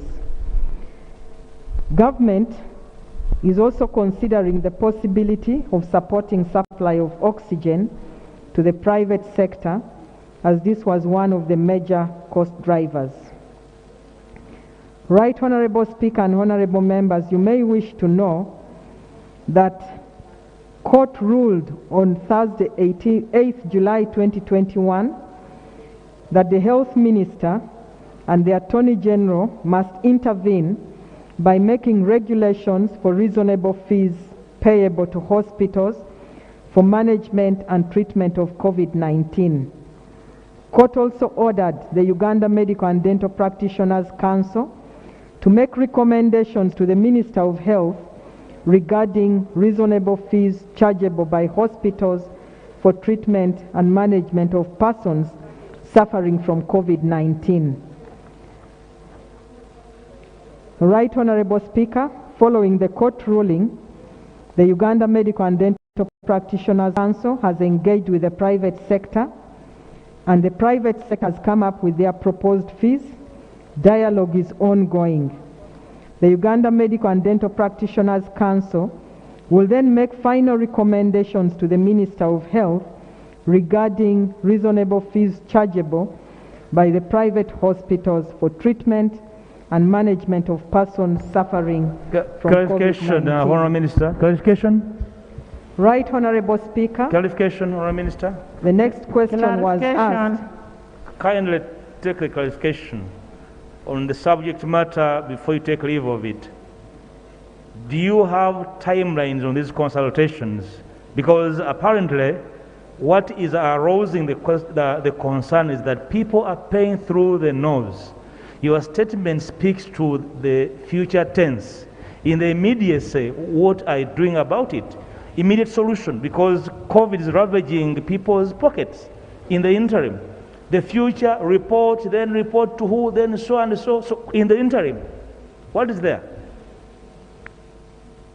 Right Honourable Speaker, since the court ruled that the Ministry of Health and the Attorney General do this, you will allow me to consult with the Attorney General about how quick we can conclude this matter. But we have begun our processes, we have engaged the sectors, we have tentative figures. We shall engage with the Attorney General, and I can provide a written response to the issue. So can we have a response on Thursday when we are debating the Katonto report? Yes, Right Honourable. And members. Right, may I continue?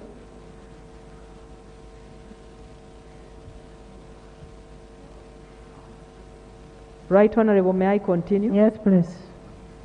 Right Honourable Speaker, Honourable Katushabe Atkins, MP Bukonzo West, raised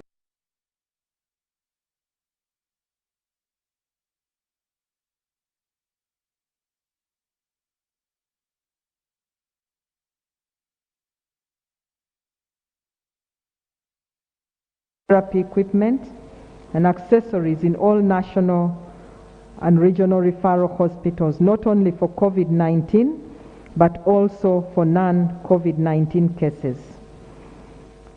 20% of COVID-19 cases are moderate, severe, and critical, and require critical care.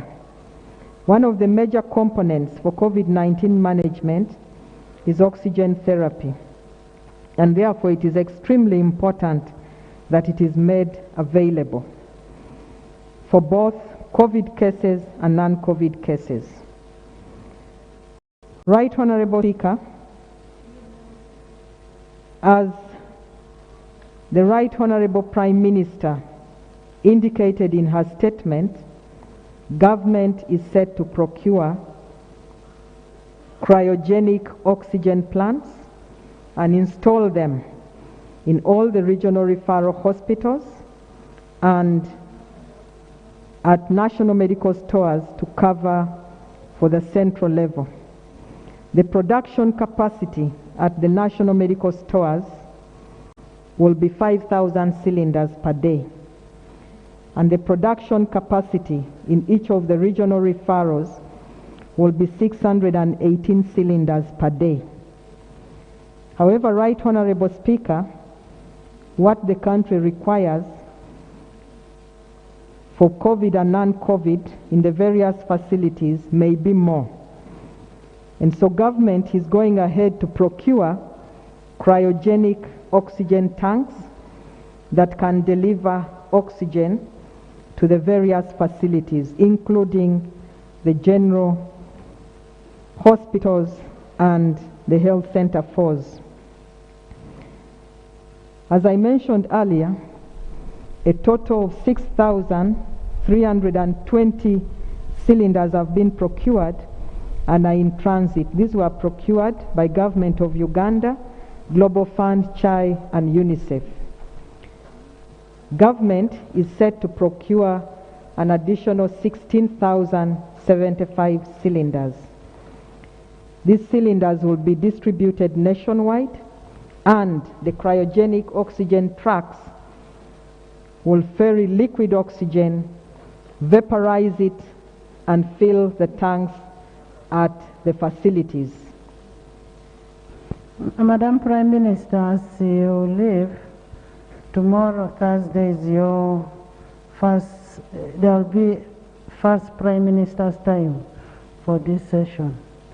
So we expect you and all your ministers here on non-COVID issues, because the remaining COVID issues will be discussed on Thursday together with the Katuntu report.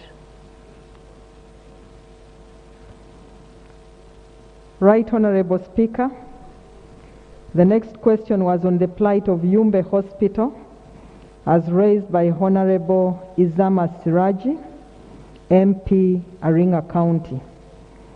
On the 24th of March 2021, the Ministry of Health wrote to the Secretary to Treasury requesting for allocation of vote codes for Kayunga and Yumbe Regional Referral Hospitals for 2021-2022, and additional funding of Uganda shillings 5 billion to functionalize Yumbe Regional Referral Hospital.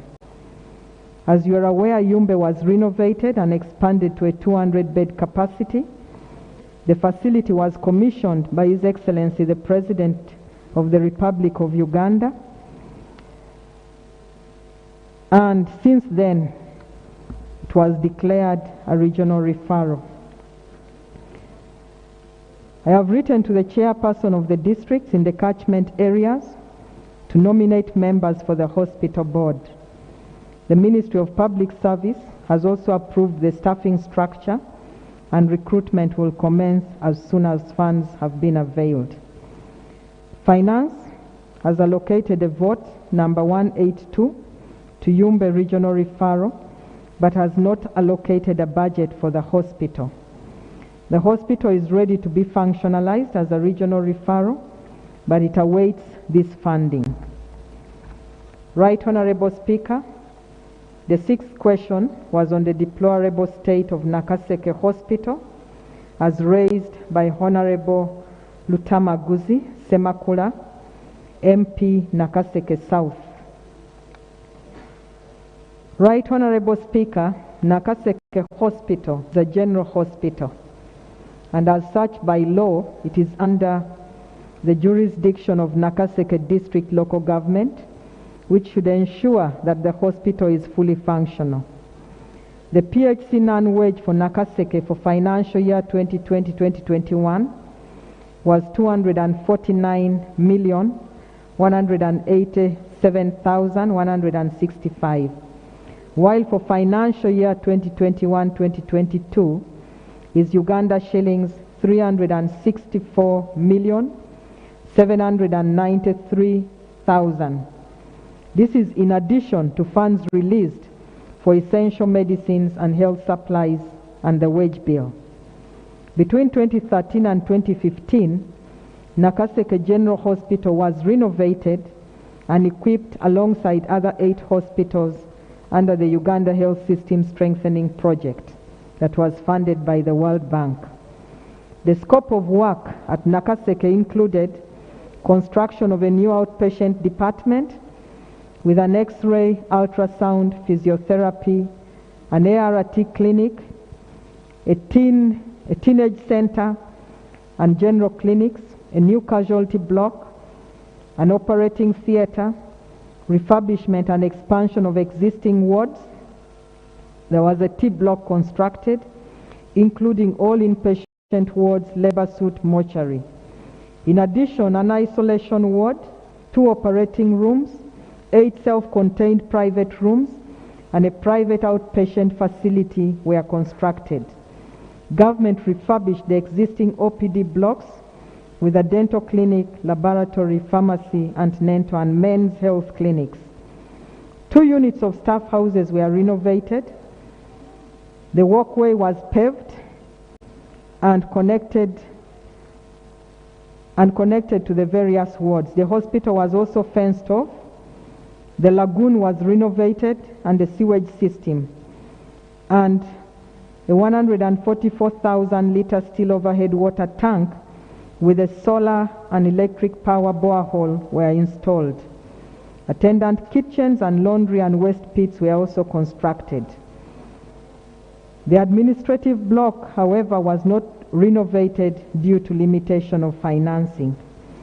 The hospital received medical equipment of various types, including digital X-ray machines, dental equipment, adult patient beds with mattresses, delivery beds, even including delivery beds for PWDs, and operating tables, laundry equipment, and autoclaves. The hospital also received various assorted medical equipment. Right Honorable Speaker, as mandated by the Ministry of Health, the hospital was fully renovated, well equipped, and funds provided for operational costs. Furthermore, the hospital receives additional funds through the results-based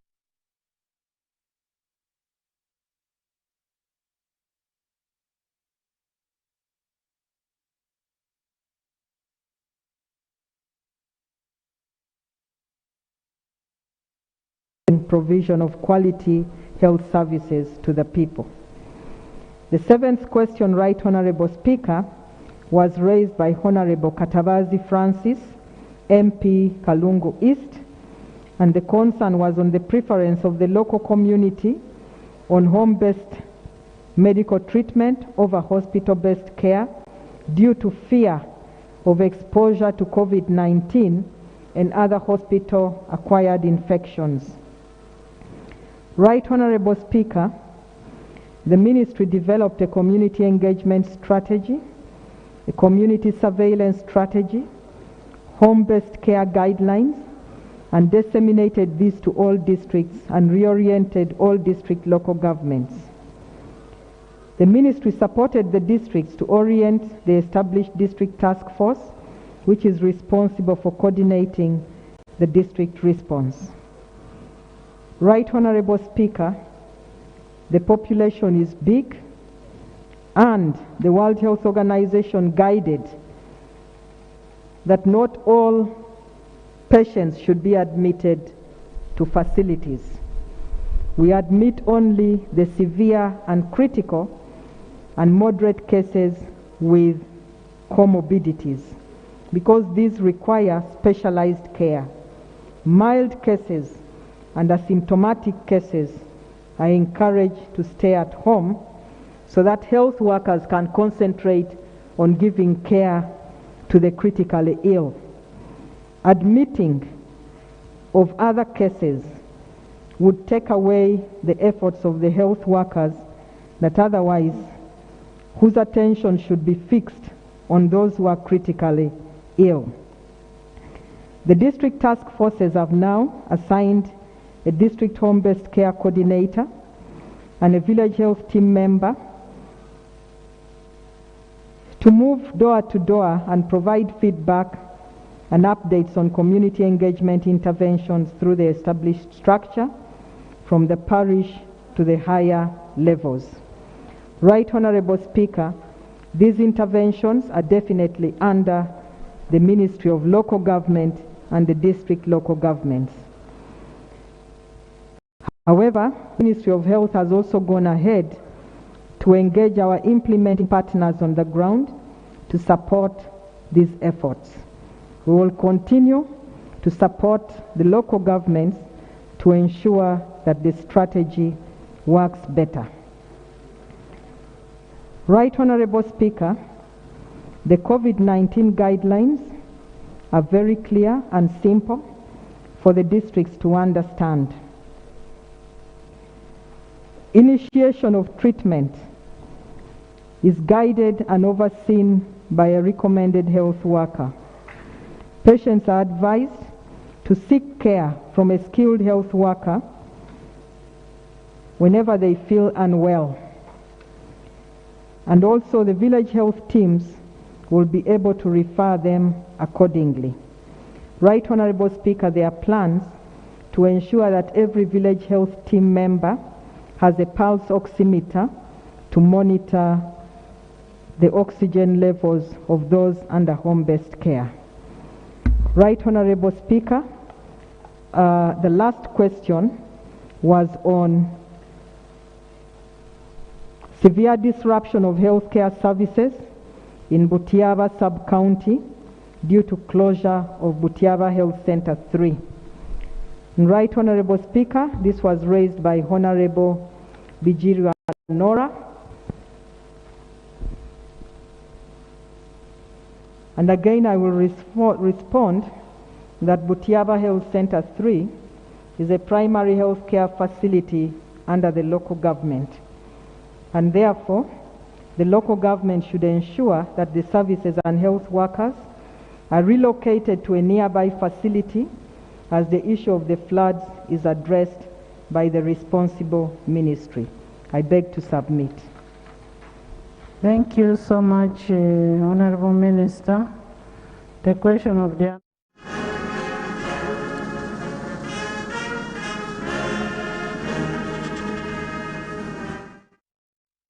answer for the issue of the ambulances. And since we budgeted for them, each of us have constituencies and we need our ambulances in the districts. Honourable members, we have people who have not debated. We still have a very, very important report that will clear everything in this house. That is the report of Thursday. I would request that the ministers who have not submitted wait and submit at once on the Katuntu report plus this report, and the members who have not debated debate on Thursday together with that report. I am saying Thursday next week. Tomorrow is Prime Minister's time. We will not discuss COVID-related issues. Tomorrow we'll have Prime Minister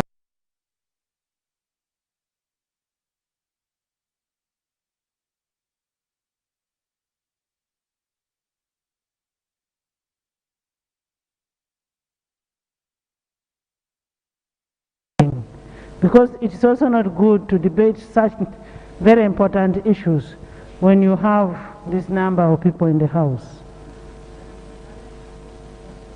I therefore adjourn the house to tomorrow, same time.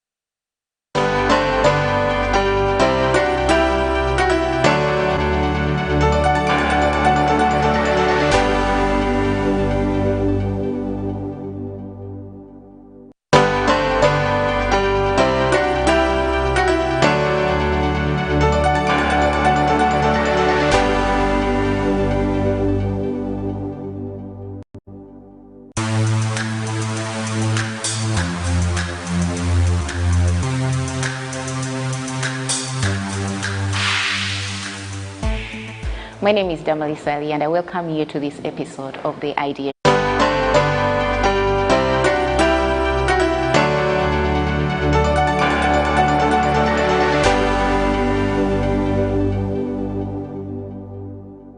Pick of the day on UBC, brought to you by Authentically Symbolic and Insightful. We should work so hard to evacuate this power.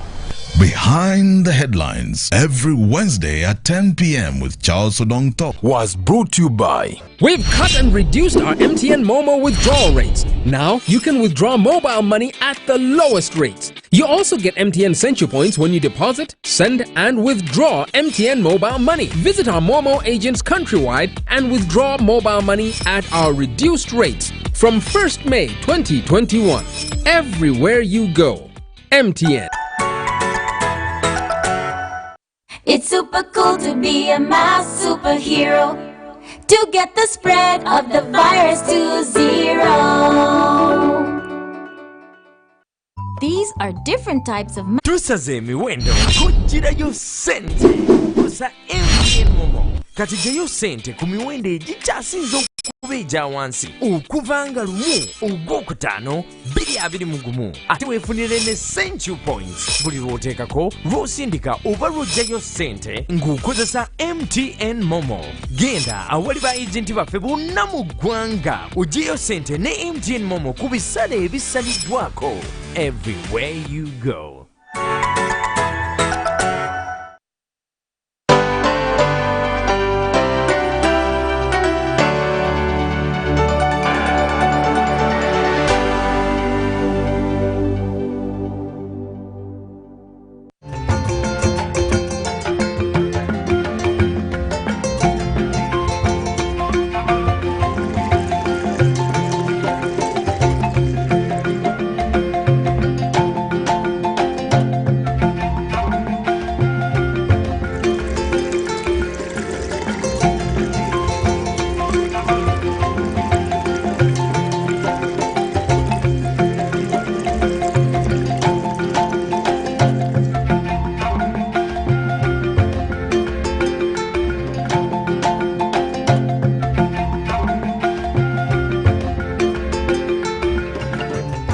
My name is Rosette Churchill, the Executive Director of CERAD Uganda. I'm here to appeal to the public to wash your hands even when you're at home, because there are other diseases like cholera, dysentery and typhoid that are associated with sanitation.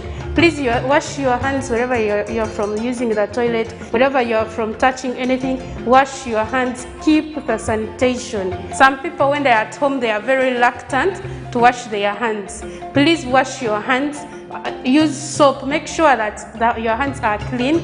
You don't just touch anything, because other diseases are associated with sanitation, and hygiene is very important at home. Mothers, take care of your children. Encourage them to wash their hands. Fathers, do the same, so that we can stop the problems that are associated with sanitation. Other diseases also can kill people every time and every now and then. So please, I encourage you to wash your hands with soap. Make sure they are clean. If they are children, help them. The children can be helped by the parents wherever they are washing their hands, because they may not know how to do it. Please don't be reluctant. Don't give up and don't just relax. Keep washing your hands with soap. Keep washing your hands with water. Make sure that there is enough water at home for the people to wash their hands.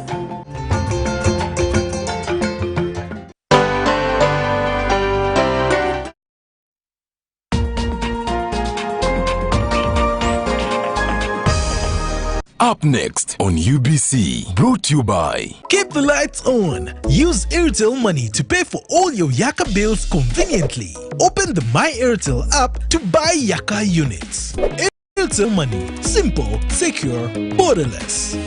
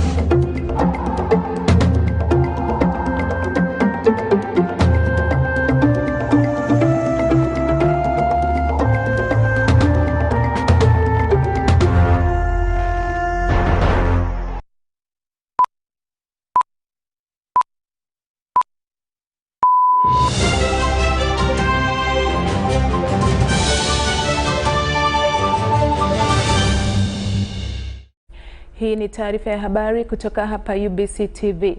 Msomaji wako ikiwa ni mimi Bella Masangano, na moja kwa moja katika habari yetu ya kwanza ambayo inasema kwamba mamlaka ya uwekezaji nchini UIA imemzawadia mbunifu Profesa Patrick Ogwang aliyebuni dawa ya matone ya kudondoshea mdomoni ya Covidex ya kutibu ugonjwa wa COVID-19.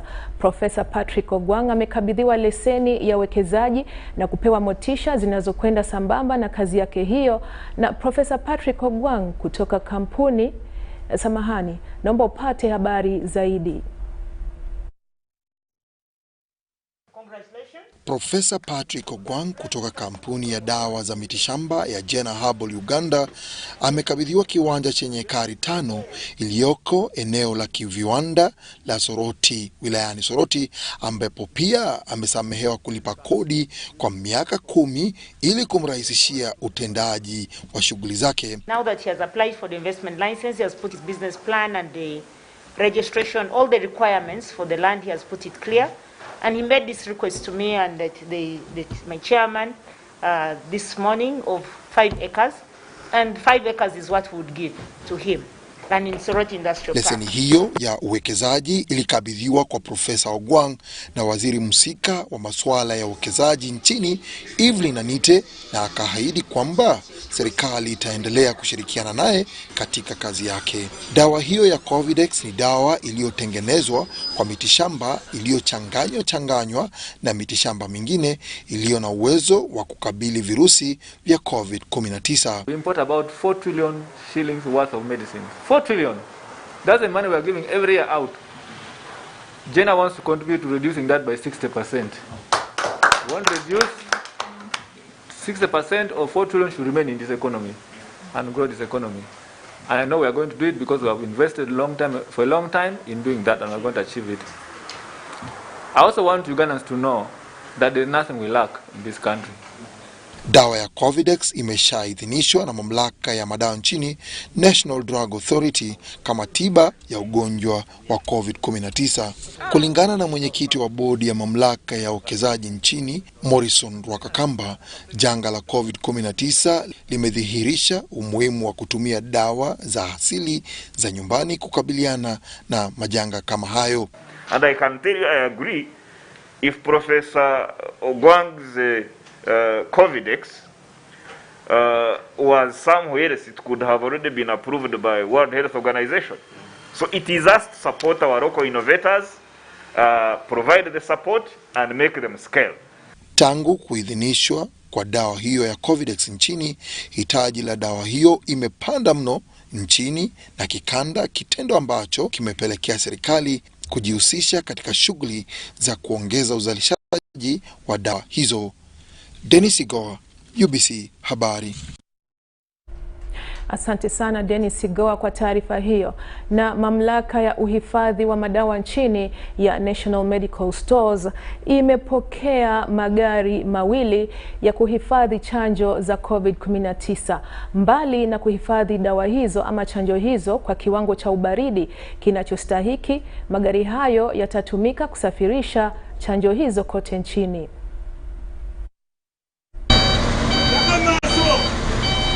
Magari hayo yamegharimiwa na shirika la Gavi na kununuliwa na shirika la UNICEF kwa niaba ya Wizara ya Afya.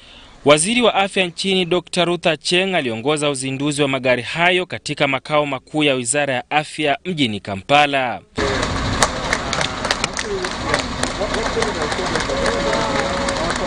Magari hayo yatatumika kusafirisha chanjo za COVID-19 kote nchini. In supporting immunization activities and other health-related activities. We encourage the national medical stores to maintain the cars routinely.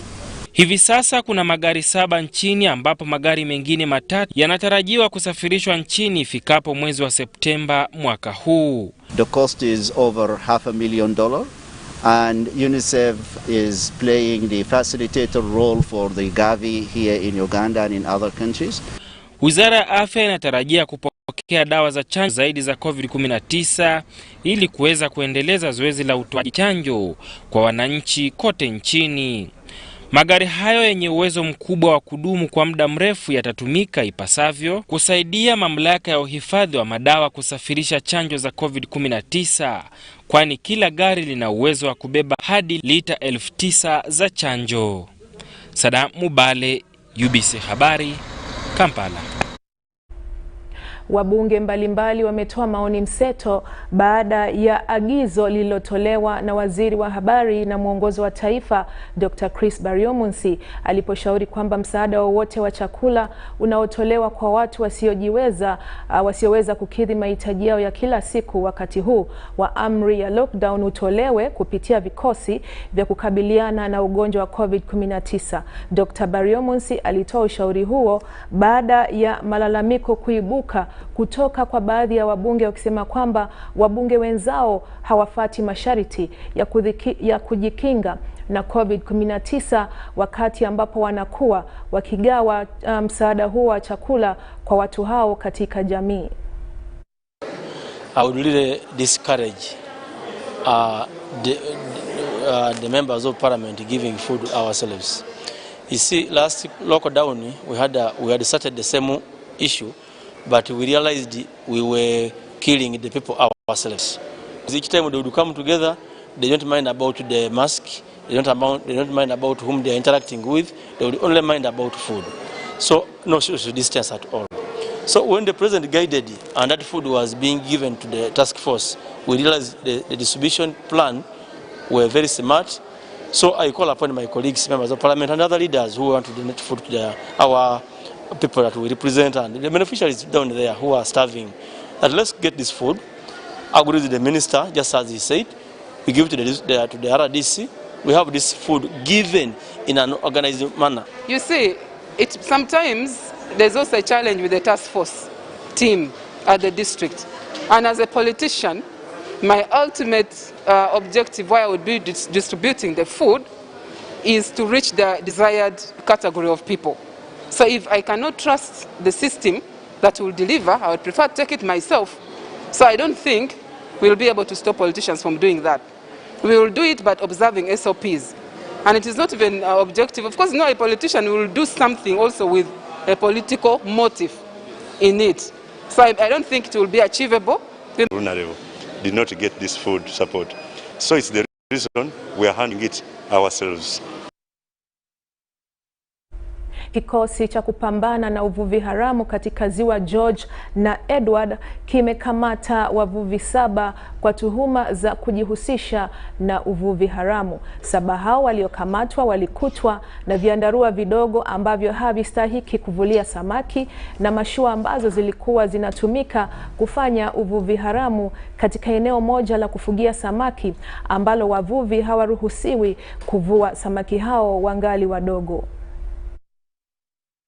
7 hao waliokamatwa walikutwa na viandarua vidogo ambavyo havistahiki kuvulia samaki na mashua ambazo zilikuwa zinatumika kufanya uvuvi haramu katika eneo moja la kufugia samaki ambalo wavuvi hawaruhusiwi kuvua samaki.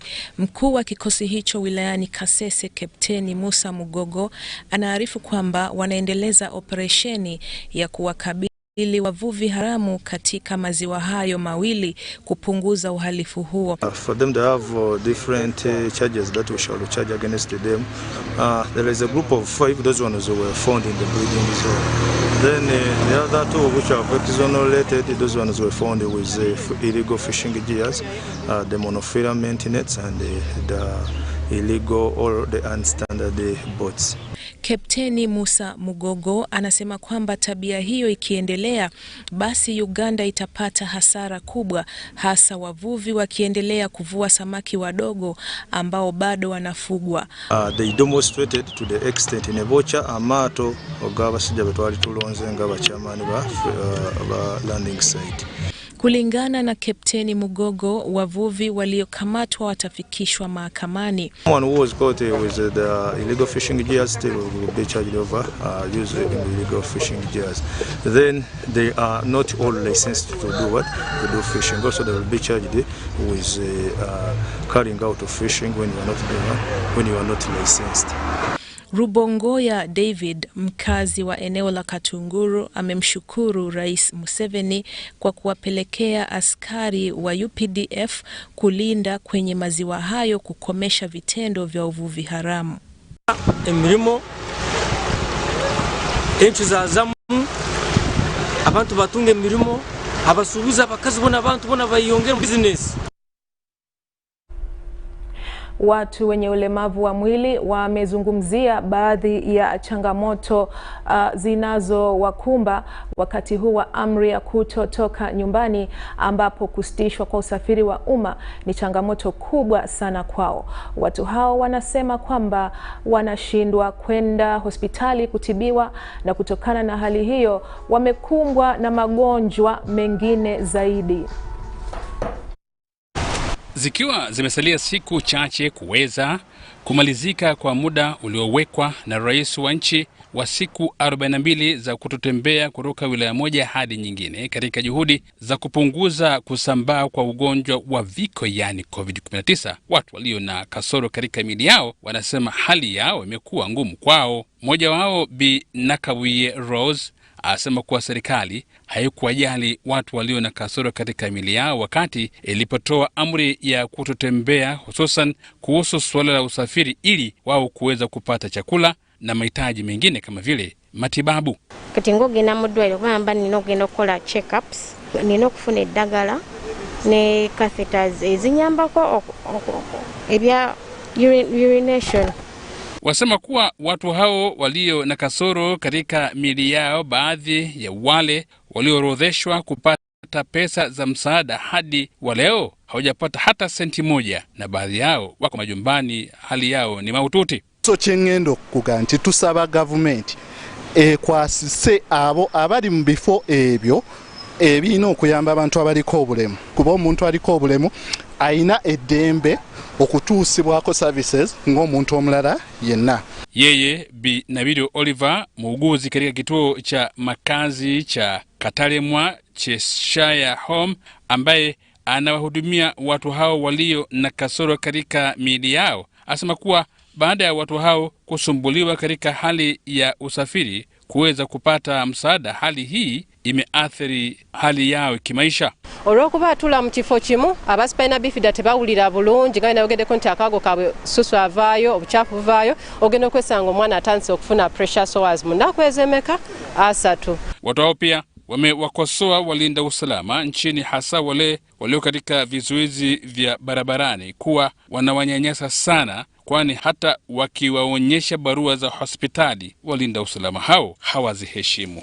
Naye bondaba nga ntambulidde ku boda boda nsaba otegeere nti nina wendaga. Tusaba ab'ebyokwerinda bakozese ab'ebyokwerinda, tusaba mukozese amaaso ag'omwoyo n'amaaso ag'omubiri. Tekineetaagisa kolaki kwefuula aliko bulemu nga sibulina, kubanga mbeera sikyagala. Waliwo abaana abafunye amazzi ku mutwe, omutwe ogwo obuzito bwe tuba tukozeseza diru bino ebinywa bino okukolaki okuguma. Omutwe guno obuzito bugenda kuyitirira ku ggumba ery'omugongo, bwe buyitirira ogenda okwesanga omwana olukizi lukoze eki nga lukyamye. Hawa sasa wanaitaka serikali kuwajali kuhusu masuala na hali zao na kuwasaidia wakati huu mgumu. Alina ekirala bw'oba ofunyeewo emmotoka abakuuma ddembe balina engeri gye batukwatamu etali nnungi. Oluusi bakujjako ku boda ate nga balaba olina emiggo oba oli wakagaali, badensaba batukwate bulungi. Na hivi sasa na kupeleka katika studio ya matangazo kwa ajili ya matangazo, kisha nitarejea na habari iliyobaki.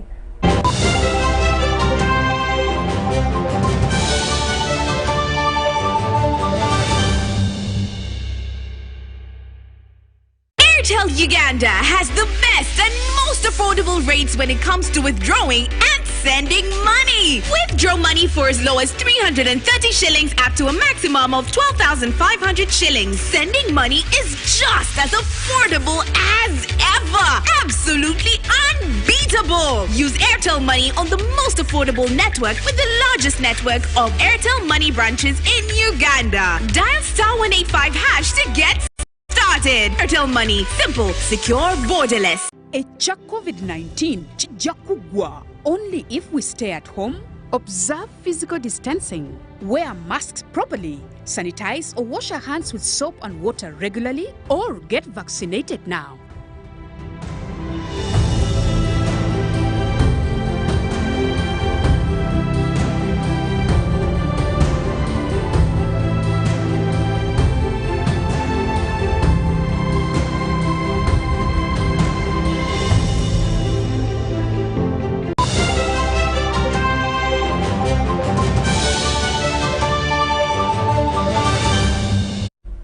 Katika habari ya mwisho kwa siku ya leo, inasema kwamba baada ya kukatalia maiti ya aliyekuwa daktari wa hospitali ya Mukono International Hospital, Dr. Kizito Isma, hatimaye hospitali ya Kampala Hospital ambako mwili huo ulikuwa umehifadhiwa imekabidhi mwili huo kwa ndugu wa marehemu. Hospitali hiyo ilikuwa imekataa kukabidhi mwili wa daktari huyo kwa wanafamilia yake baada ya familia kushindwa kulipa deni la shilingi milioni 90 ambazo marehemu alikuwa anadaiwa.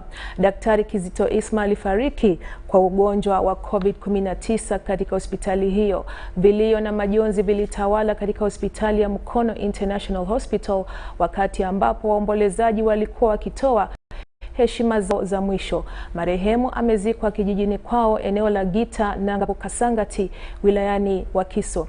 Marehemu ameongelewa kama mtu aliyekuwa na busara na alikuwa akifanya kazi yake kwa kuwajali wagonjwa. Mkuu wa masuala ya afya Mukono, Dr. Mulindwa Richard, amewahimiza wahudumu wa afya kutokata tamaa kutokana na wenzao wanaofariki kwa ugonjwa wa COVID-19. Wabadde wakalipagano k'ebidduka e Mukono abooluganda n'emikwano wabadde bawerekera omugezi Dr. Isma Kizito okumukubako erise evvannyuma ku ddwaliro ly'e Mukono.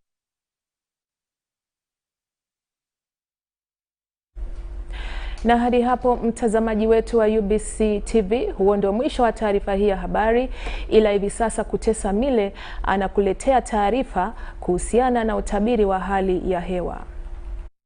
Ninakaribisha kwa utabiri wa hali ya hewa. Mtangazaji naitwa Kutesa Mili. Habari ya jioni.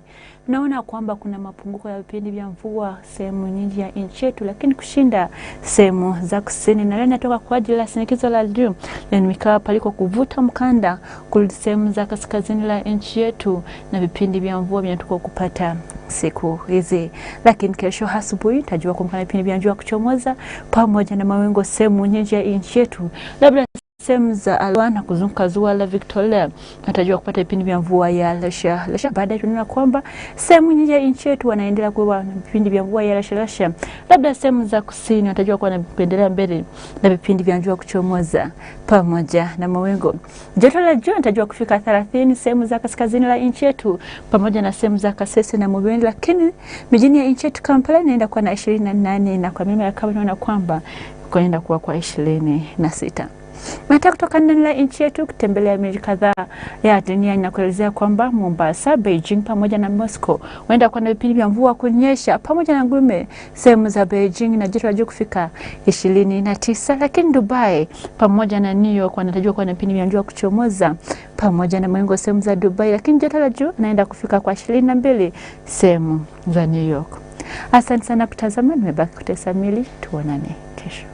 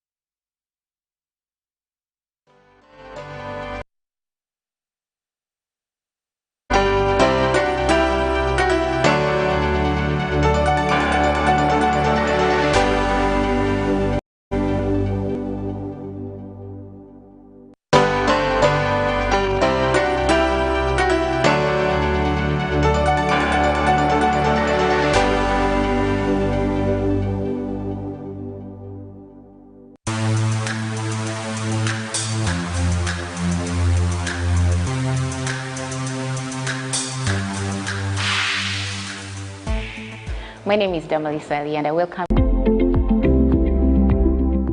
Ninye Honorable Kangwaje, Member of Parliament wanyu ahabwabukanga Isingiro District.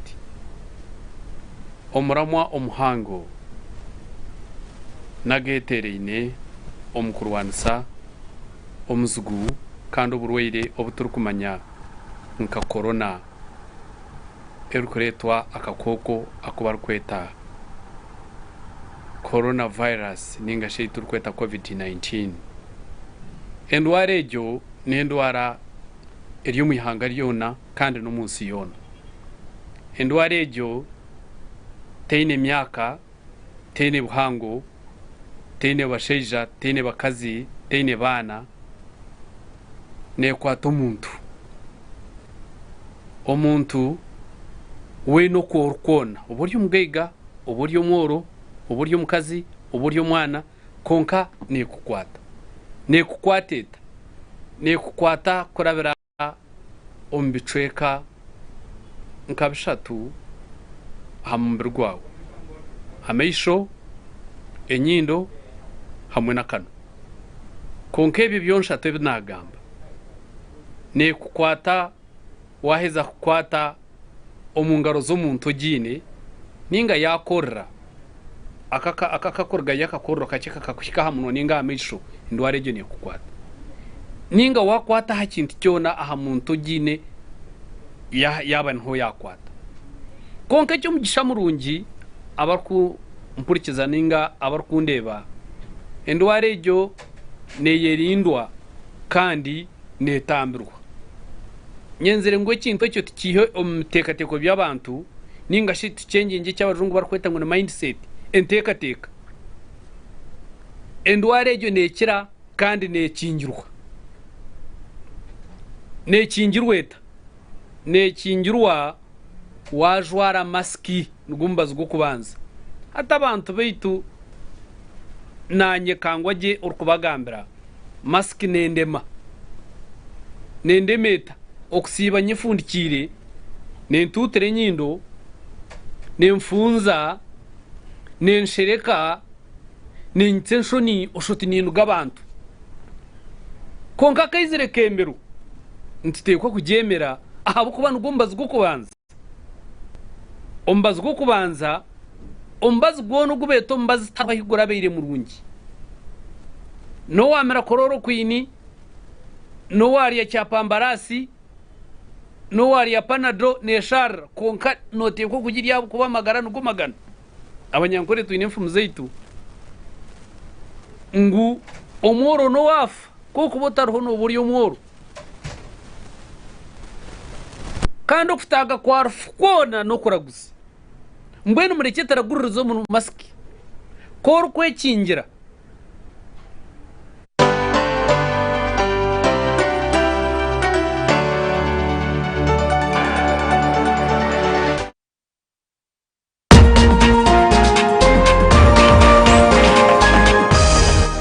Up next on UBC, brought to you by... Keep the lights on. Use Airtel Money to pay for all your Yaka bills conveniently. Open the My Airtel app to buy Yaka units. Airtel Money. Simple, secure, borderless.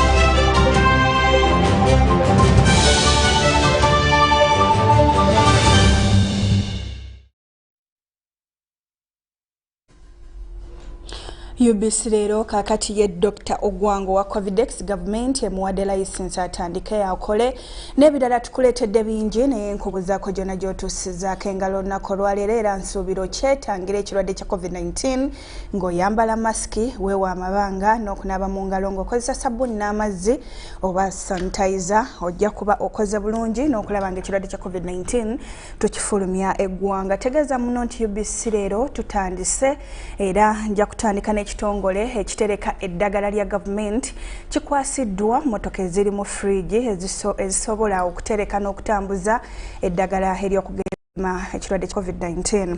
Dr. Jenruth Acheng, minisita y'ebyobulamu, yakwasiddwa motoka zino 2 ng'omukolo gubadde ku kitebe kya ministry wano mu Kampala.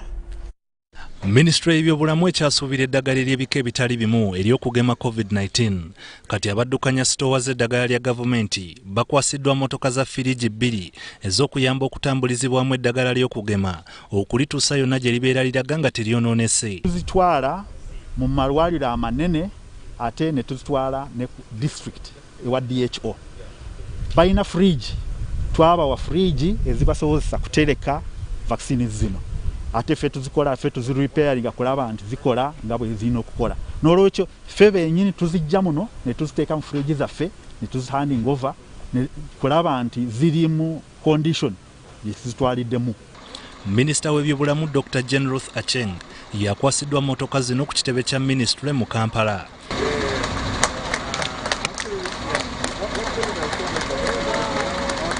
The trucks will be deployed in supporting immunization activities and other health-related activities. We encourage the national medical stores to maintain the cars routinely. Kati motoka 7 ez'ekika kino ze ziri mu ggwanga era nga wasuubirwayo endala 3 mu mwezi ogw'omwenda omwaka guno 2021. Tutwalanga wiiki okumalayo eggwanga lyonna. N'olwekyo zino 2 n'endala ze muwulidde ndowooza omwezi ogw'omwenda nga tegunaggwako batusuubiza nti n'endala 3 zijja kuba zituuka. Kijja kuba kituyamba okusala ku nnaku ezo. Kitegeeza nti saavisi yaffe ejja kuba ya speed nnyo okusinga bwe tubadde. Ensimbi ezaagula motoka za firiji zino zaaweebwayo ab'ekitongole ky'ensi yonna eky'ebyeddagala erigema Gavi ne zigulwa ba UNICEF ku lwa minisitule y'ebyobulamu. Motoka zino zijja kuyambako ab'etterekero ly'eddagala National Medical Stores okuteekawo enkola eyamba okutambuza amangu eddagala lino eririna okukuumirwa mu bunnyogovu obw'ekika ekyawaggulu era nga buli motoka yeetikka lita z'eddagala 9. Ndi Ivan Kahwa ne Saddam Mobale wano mu Kampala. UBC leero kakati kyo ekitongole ky'eggwanga eky'abasigansimbi Uganda Investment Authority bakwasizza omuvumbuzi w'eddagala lya Covidex license. Covidex ddagala eriyambako mu kujjanjaba obulwadde bwa lumiimamawuggwe COVID-19 nga lyavumbulwa Munnayuganda Professor Patrick Ogwanga munoonyereza era omusomesa ku University y'e Mbarara. Professor Ogwanga wa kampuni ya Jena Habo Uganda Limited nga ye kampuni ekola eddagala eriyamba okujjanjaba ekirwadde kya COVID-19 era nga bamuwadde ettaka Essorote nga n'okumusonyiwa emisolo okumala emyaka 10. Professor Patrick Ogwang eyali ku mwanjo mu kuvumbula eddagala lya Covidex yambako mu kujjanjaba obulwadde bwa lumiimamawuggwe akwasiddwa layisinsi ekola eddagala lino. Mu kiseera kyekimu aweereddwa ettaka yiika 5 Essorote mu kibangirizi kya bannamakolero azimbeko ekkolero ly'eddagala lino era nga wakusonyiyibwa emisolo okumala ebbanga lya myaka 10. Kino kikoleddwa okumuyambako okwongera ku bungi bw'eddagala lino so n'omutindo gwalyo.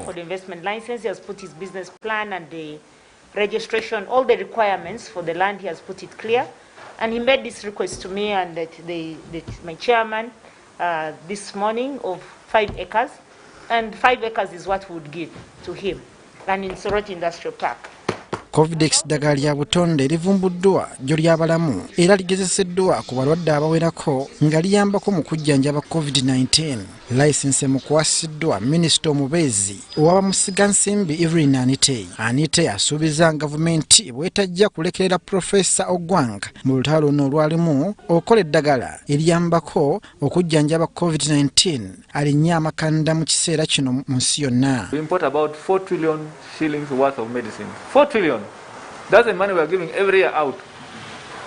Jenna wants to contribute to reducing that by 60%. We want to reduce 60% of 4 trillion should remain in this economy and grow this economy. And I know we are going to do it because we have invested for a long time in doing that, and we are going to achieve it. I also want Ugandans to know that there is nothing we lack in this country.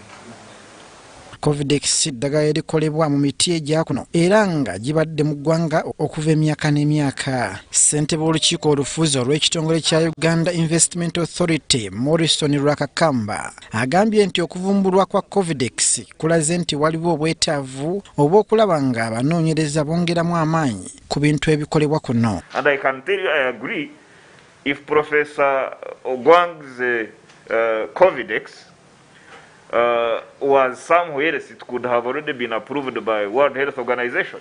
So it is us to support our local innovators, provide the support and make them scale. Okuva eddagala lino lye lyakakasibwa ekitongole ekirondoola omutindo gw'eddagala nti lisobola okukozesebwa mu kujjanjaba COVID-19, bbeeyi yaalyo yalinnyira ddala mu matundiro g'eddagala lino we lisangibwa. Nze Lubwama Abdul Nasir. Weewaawo wetweyongereyo kakati obwetaavu bw'omukka ogwa oxygen mu malwaliro buli waggulu nnyo nga kiva ku bulwadde obwalumima amawuggwe COVID-19 okumyumyola amawuggwe ng'abalwadde abamu babeera beetaaga okuyambibwako okussa obulungi. Kati no kampuni ya Nile Breweries ewadde silinda za oxygen 3 eri amalwaliro amanene aga gavumenti ziyambeko okuwewula ku bwetaavu obuliwo.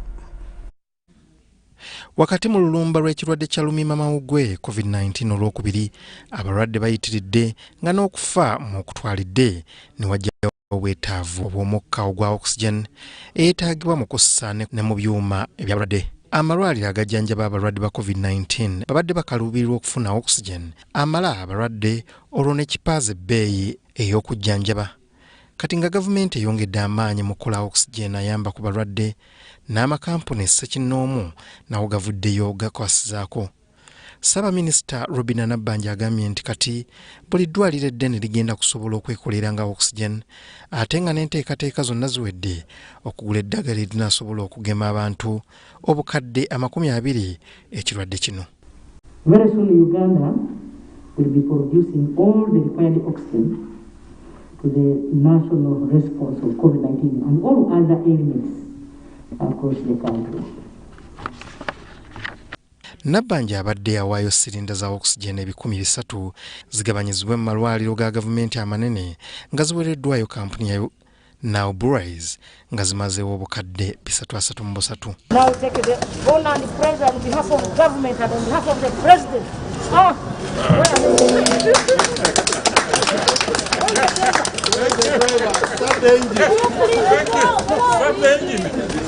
Omu ku bakungu ba Nile Breweries Onapito Ekomolot agambye nti lumima mawuggwe ono agasse eggwanga okulwanira awamu okumufunza kubanga yafuuka mpawo atali kaaba. 300 may not be ground shaking, but we believe that even if we succeed in saving one life, these cylinders have been procured from outside Uganda, to be precise from Tanzania. They are already filled with certified oxygen, both by the authorities in Tanzania and the authorities in Uganda. Nile Breweries basooka kuwaayo mmere mu myezi egyasooka eyambeko mu bantu abali mu bwetaavu ne bawaayo n'amafuta ag'okutambuza abo abakakalabya emirimu egy'okutaasa abalwadde ba COVID-19. UBC leero kakati bo abantu abalina akawuka akalwaza mukenenya bakoseddwa nnyo mu muggalo guno si ku kyakunoonya ntambula ebatwala mu ddwaliro wabula n'okufuna emmere gye balya eyamba eddagala okutambuza obulungi omubiri wabula ekitongole ekyensi yonna ekikola ku nsonga za mukenenya UNAIDS okuyita mu kyakuno omwegattira abalina akawuka akalwaza mukenenya National Forum of People Living with HIV Networks Uganda bavuddeyo ne badduukirira abalina akawuka akalwaza mukenenya nga babadde ebintu ebikozesebwa era nga badduukiridde amaka ag'enjawulo agawerera ddala 964. Abantu okwetoloola ensi yonna bakyali mu kattu olw'ekirwadde munaaba mu ngalo kisaasanyizibwa akawuka ka korona. Mu bantu abakyasinze okusoomoozebwa olw'embeera eno be balwadde ba mukenenya anti ensimbi n'emmere bibeeko byampi. Oluvannyuma lw'omuggalo ogwalangirirwa okutangira okusaasaana kw'ekirwadde kino. Wano ekitongole ky'ensi yonna eky'ensonga za Mukenenya UNAIDS nga bayita mu kyakuno omwegattira abalwadde ba Mukenenya, National Forum of People Living with HIV Networks Uganda na Fofanu we baviiriddeyo okudduukirira abalwadde ba Mukenenya bano. Bano bakugabira abalwadde 964 mu bitundu bya Kampala, Wakiso, Mpigi n'Mukono, omuceere, akawunga, ebijanjaalo, masiki n'ebirala. Akulira ekibiina kya Nofofano Stella Kentusi agamba nti emmere eno yakuyamba okuzimba emibiri gy'abamira eddagala kubanga bakyetaaga. This gesture today is an addition to what government is already doing to ensure that lives of people living with HIV are supported so that the negative impact of COVID-19 is alleviated, and we are working together to go through this challenging time. Atangazizza ku nkola gye bagenda okuyitamu okubunyisa emmere eno okutuuka ku balwadde oluvannyuma lwa gavumenti okuweera abantu ssekinnoomu okugaba emmere. Kentusi ayongerako ng'abalwadde basanze akaseera akazibu naddala okutuuka amalwaliro ag'enjawulo okufuna eddagala eriweweeza. Taking of their medicines, they are able to live healthy lives. Consequently, we look at having reduced new HIV infections, reduced AIDS-related deaths, and very importantly also we want to ensure that we are fighting to end stigma against HIV and COVID-19. Bano era baakugaba masiki, obutimba bw'ensiri, oxygen regulators, n'amazzi eri abasawo abajjanjaba abalwadde ba COVID-19 e Namboole n'eddwaliro ly'Entebbe. Bano bakakasa nti ekigendera ky'okumalawo abasiigibwa Mukenenya omwaka 2003 bwe gunaatuukira kisoboka singa abalwadde babeera mu bulamu obutuufu obutalirimu yadde okusosolwa. Jotham Mubangizi, omusigire w'akulya UNAIDS mu Uganda, agamba UNAIDS bakugenda mu maaso n'okuyamba abalwadde ba Mukenenya kw'ossa okuweereza obuyambi mu kiseera ky'omuggalo.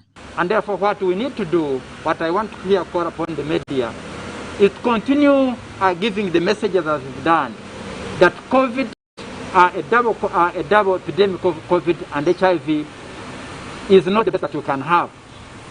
And it is worse, especially with those comorbidities. Ivan Juko, wano mu Kampala.